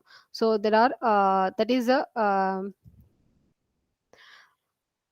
there are five types of concepts. One is a gross national product, net national product, net income at factor cost, personal income, and last one is a disposable income. Okay, so first let's see one by one.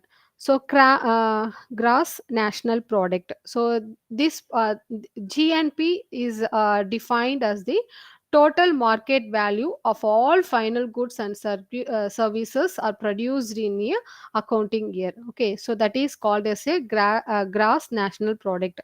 So it also includes that four types of final goods and services produced in a year. So one is the consumer goods and services, and gross private domestic investment on capital goods, and goods and services are produced by government, and the net exports of goods and services. These all are factors are included in gross national product. Okay, so gross national product means what is the aggregate market value of all final goods and services which are produced in a year. Okay, so how they are being calculate the market value based on that four factors. One is the consumer goods and services, gross private domestic investment on capital goods, and goods and services which are produced by government, and net exports of goods and services. And second, net national product. So net national product is the capital goods, machineries wearing out. So machinery wearing out, sir, how they are being, that is for example depreciation. Okay, so GNP minus depreciation, so that is net national product. Next, national income at factor cost. So here they will be calculated based on the sum of all incomes earned by the factors.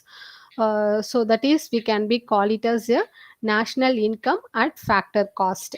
Next one is a personal income. So personal income is a, here they are been calculating the sum of all incomes received by all individuals during during a accounting period. Okay, so that is personal income. So how much incomes are received by an individual persons. So here they will be calculating sum of all individuals income. So that is a so sum of all incomes, like the individuals can earn many way. Okay, so that all incomes has to be in a calculated in personal income. Next one is a disposable income. So disposable income is this income is paid to the government in the form of taxes. So the remaining income we can be call it as a disposable income. So if a person's for example, if a person are getting 1 lakh, so from 1 lakh income how much percentage they are been paying to the tax to the government, the remaining amount we can be call it as a disposable income.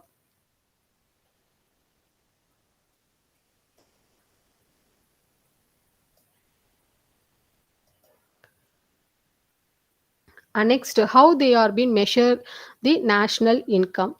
So they will be measure the national income by product method, income method, expenditure method, and value added method. Okay, so in product method, here they will be calculate the total value of all final goods, and which are produced in a country. Okay, so that all product has to be final goods has to be calculated. So in an economic, many sectors are there, like transportations, manufacturing sectors, or communications, or mining. So all the final goods and services which has to be taken into an account. Okay, so that is a product method. And next one is the income method. So in income method, so the incomes are earned by an individuals of a country. So in India, so how many persons are there, so how much they are been earning. So each individual's incomes has to be calculated. So the incomes might be they will be getting any wages or salaries or interest or rent, anything. Okay, so that will be can be calculated. And the expenditure methods, so how much they are been spending. So in a how much they are been spending in a in a year. So they have to be calculate the total expenditures of a persons, or persons, or a business person, or producers, anything. Okay, manufacturers or consumers, anyone. Okay, so that all expenditures has to be calculated. That we can be call it as a expenditure method. And next one is a value added method. So each and every stages of a value has to be included in a production. So for example, the raw wheat has to be how the raw wheat has to be. Initially we will get a raw wheat cost is like for example 15 rupees per kg. So after the flour, next we will making a flour. The flour will be per kg 40. Okay, so after then it will be converted into bread or like anything. Okay, so chapatis, like. So what is the cost? Each and every stage the value of the product has to be added. So here they will be calculated that value added by industries. So that is value added method. So the income has to be calculated or measured based on their product method, income method, expenditure method, value added method.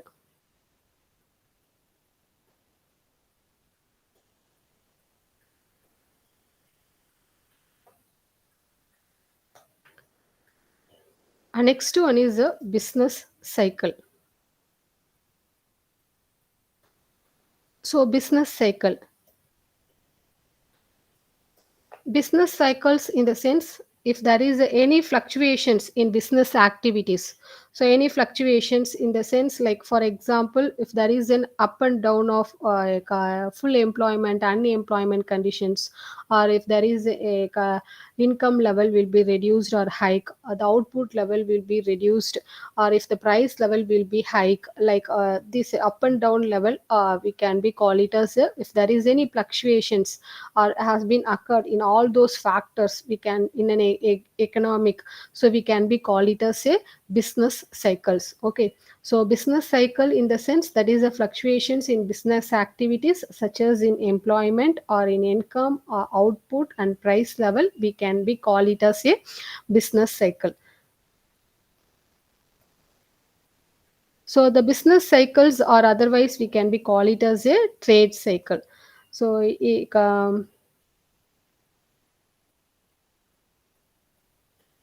so the diagram.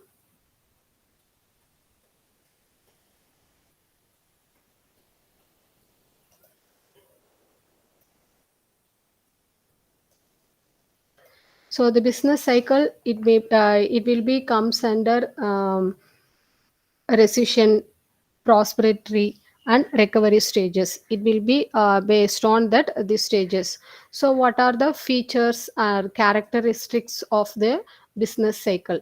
So it will be on a fluctuations. So if there is an fluctuations in a trade cycle, so the level of economic activities will be changed, change in employment, investment, or profit, anything. Okay, so the business cycles has been based on their many stages. One is a prosperity, recession, depression, and recovery. Okay, so So in that graph we can be see that there is a ups and down. Okay, so that ups curve we can be call it as a trough, and a low peak because that is up down up above up down curve we can be call it as a peak curve, and below that we can be call it as a trough. Okay, so this business cycle is not an regularly, it occurs in a regularly in a same peak way. So it will be periodical, the cycle will be change in a periodical way. Okay, so the trough cycle, the turning point, so this is a,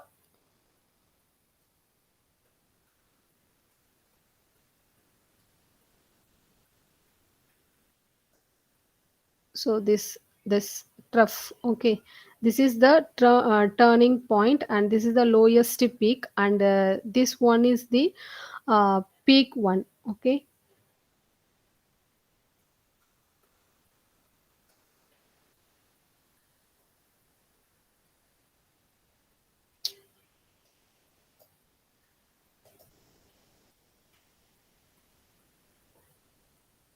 are you all visible this slide?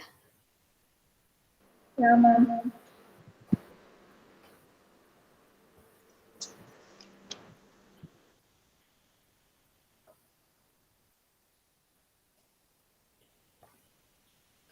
Okay, the trough is the turning point where the economic activity is at the lowest. Okay, so it may be a short lived or maybe continue at the bottom. Okay, so next to the peak one. So here in a business or an expanding stage.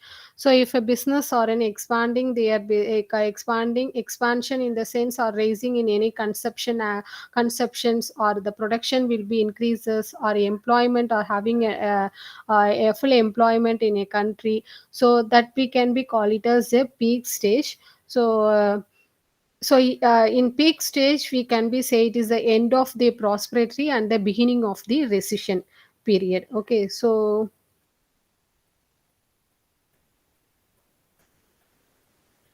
and recession. Okay, so recession means that is we can be call it as here the downfall in the level of employment. So and also there will be a fall in factor price and commodity price, and there will be a reduction in the output of goods and services. And here in recession stage, the investments are will be in a decline stage, so due to the rate of profit and sharp decline. Okay, so this we can, these conditions we can be call it as a recession. Okay, and a prosperity. So the prosperity stage we can be call it as a with a large volume of output, and they having a high level of employment and high level of incomes. There will be a rise in interest rate and high marginal efficiency of capital, and also there will be increases in supply of money, and any transaction, economic transactions, and bank credit. So all those things are be called as a prosperity stage. So there will be a large enough the economy or enjoying that everything. Okay, in prosperity, but in recessions everything will be in a fall down. Okay, so our next one is a depression stage. So in depression stage means that is a continuous fall in the level of output. So recessions they are been getting down. Once the country enjoying all everything, getting all benefits in a prosperity stage, and next they move on to the recession stage, they are been falling everything, even the employment wise, or any commodity, or any that is output of goods in a country, everything will be reduced. So that is next stage is depression. So depression is the worst stage. Here again that is a continuous fall in the level of output or trade or transaction. So here the uh, deflations will be occurs. So the investments also will very low, everything, the economy it will be in a ups down. Okay, so that is called as a depression stage. And next stage is recovery stage. So in recovery stage, it is a positive symptoms. The economy gets start rising up in the level of output, in the level of income, employment, investment. Okay, so here the consumer consumptions patterns also will be increases. Okay, so that is in a recovery stage.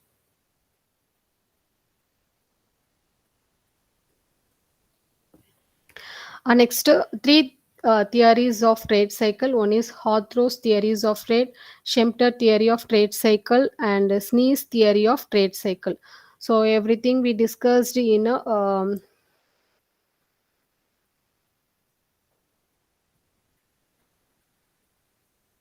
next unit 8.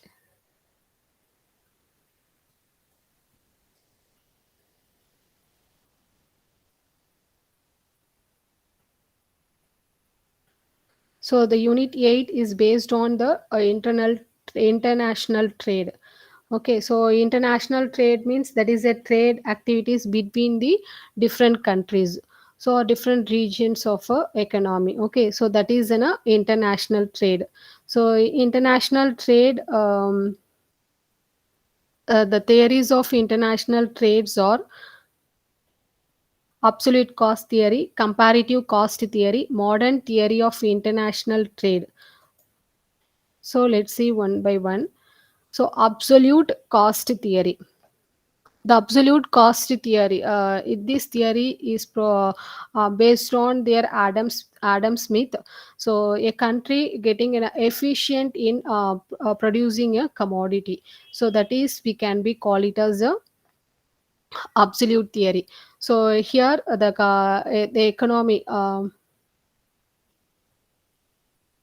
So here they are been comparing that one country to another. That is, if one country gaining a absolute cost advantage in the production, so there will be other country will be in a disadvantage in the production of commodity. Like for example, we can take it as in India or some other country. Okay, so in India, the paddy or cotton, so they having, for example, only I am saying that. Okay, so if I am giving efficiency or advantage in absolute advantage in an cotton or paddy, so some other country having an advantage of jute or anything else, so that so they are being a disadvantage in the production of cotton and paddy. So India, they having a disadvantage in the production of jute. So that is we can be call it as the absolute cost theory. So one country has an absolute advantage in the production, so other country having the disadvantage in the production of the other. That is called as a absolute cost theory.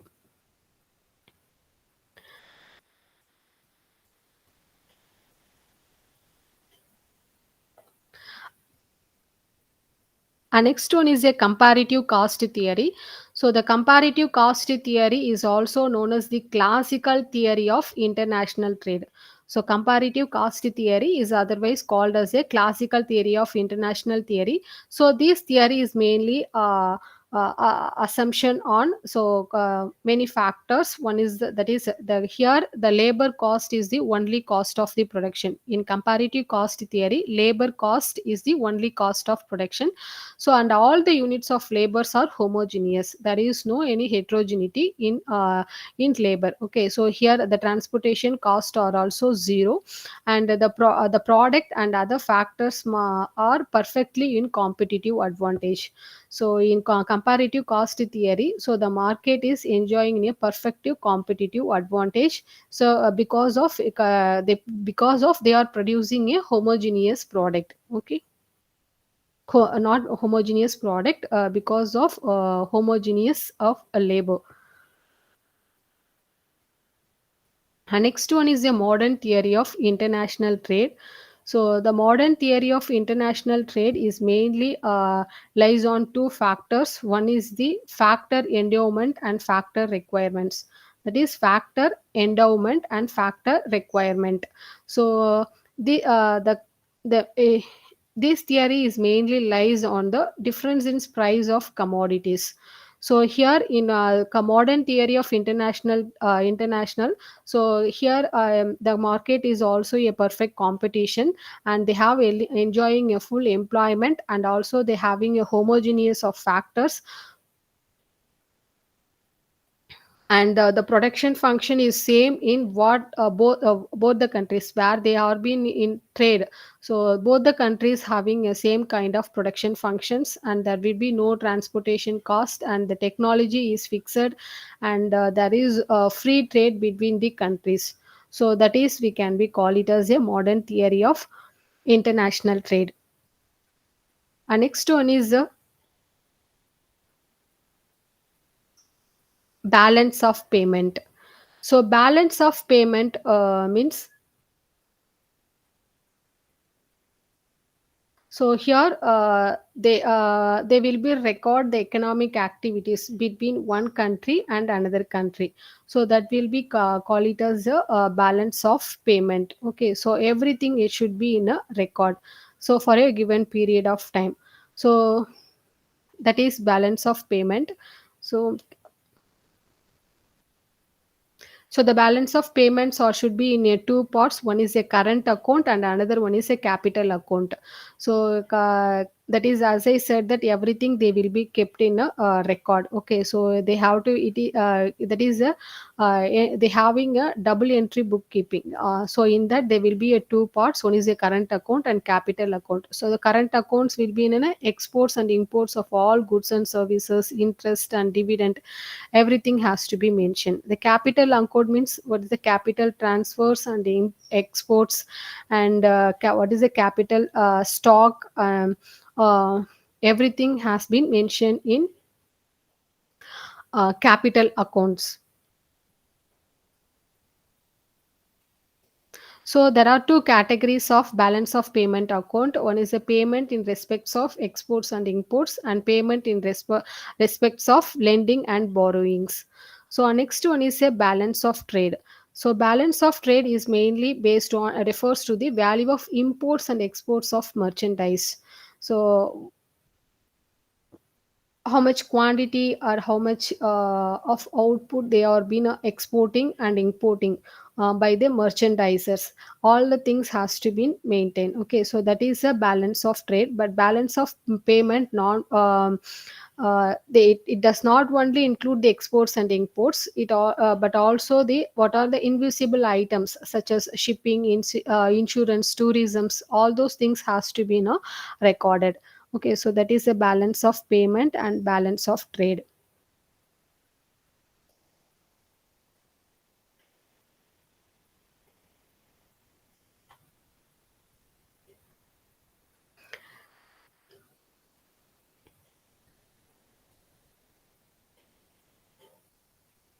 So today's class we discussed the theory of wages. One is the subsistence theory, wage theory, residual claimant theory, marginal productivity theory. And in theory of interest, classical theory of interest, loanable fund theory of interest, liquidity preference theory of interest. And theory of rent is there are three types: Ricardian theory, modern theory, and quasi theory. And profit is a dynamic theory, innovation theory, risk and uncertainty bearing theory. And next, national incomes. The concepts are GNP, NNP, net income at factor cost, personal income, and disposable income. And how they measure the national income based on product method, income method, expenditure method, value added method. And business cycles. The business cycles, it will be start from prosperity, recession, depression, and recovery. So the cycle will be in no, it is not it is not be a regular one. They will be changing periodically. So one is a trough and another one is a peak. And theories of trade: Hartrough's theory, Skempter theory, Nice theory of trade cycle. And next, theory of international trade: absolute cost theory, comparative cost, modern theory. And next, balance of payment is a record of all exports and imports, and balance of trade means value of exports and imports of by merchandise. So next I will share the question papers.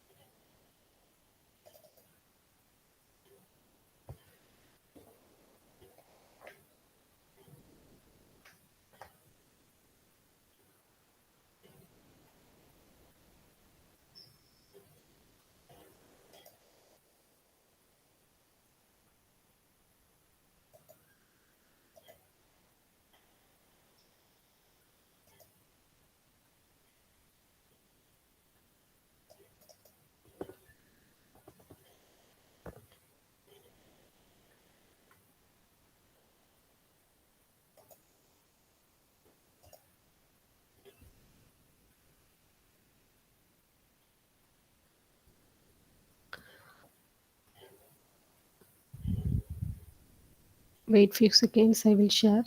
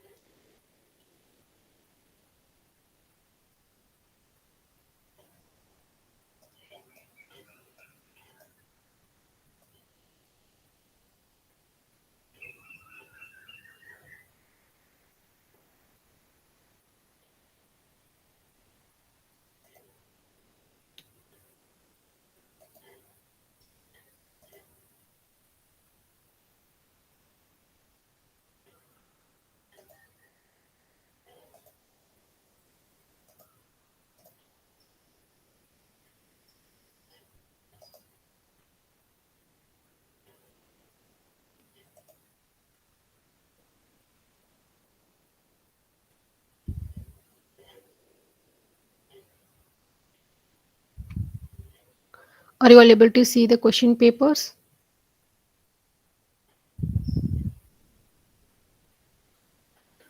If you want, you take a screenshot.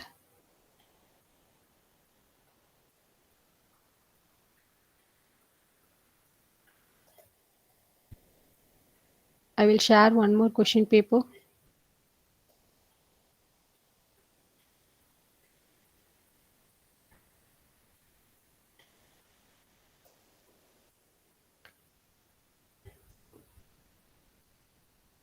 Are you all screenshot the question paper? Yeah, okay, I will share another one.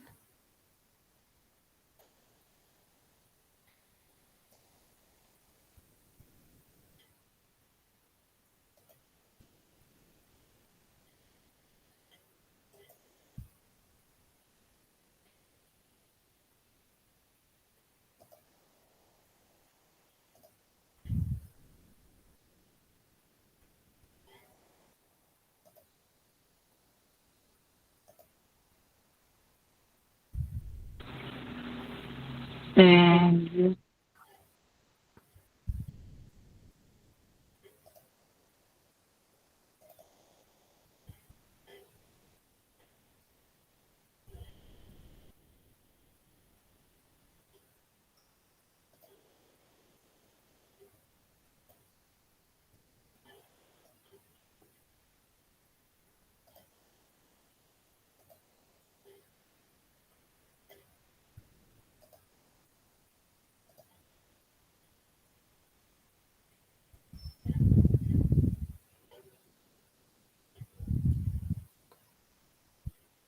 Take this question paper also.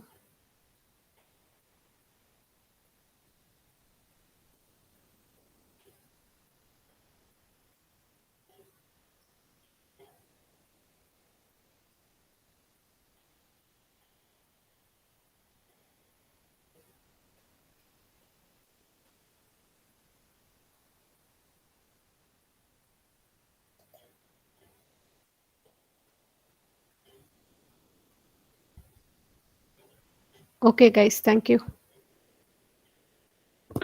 Thank you.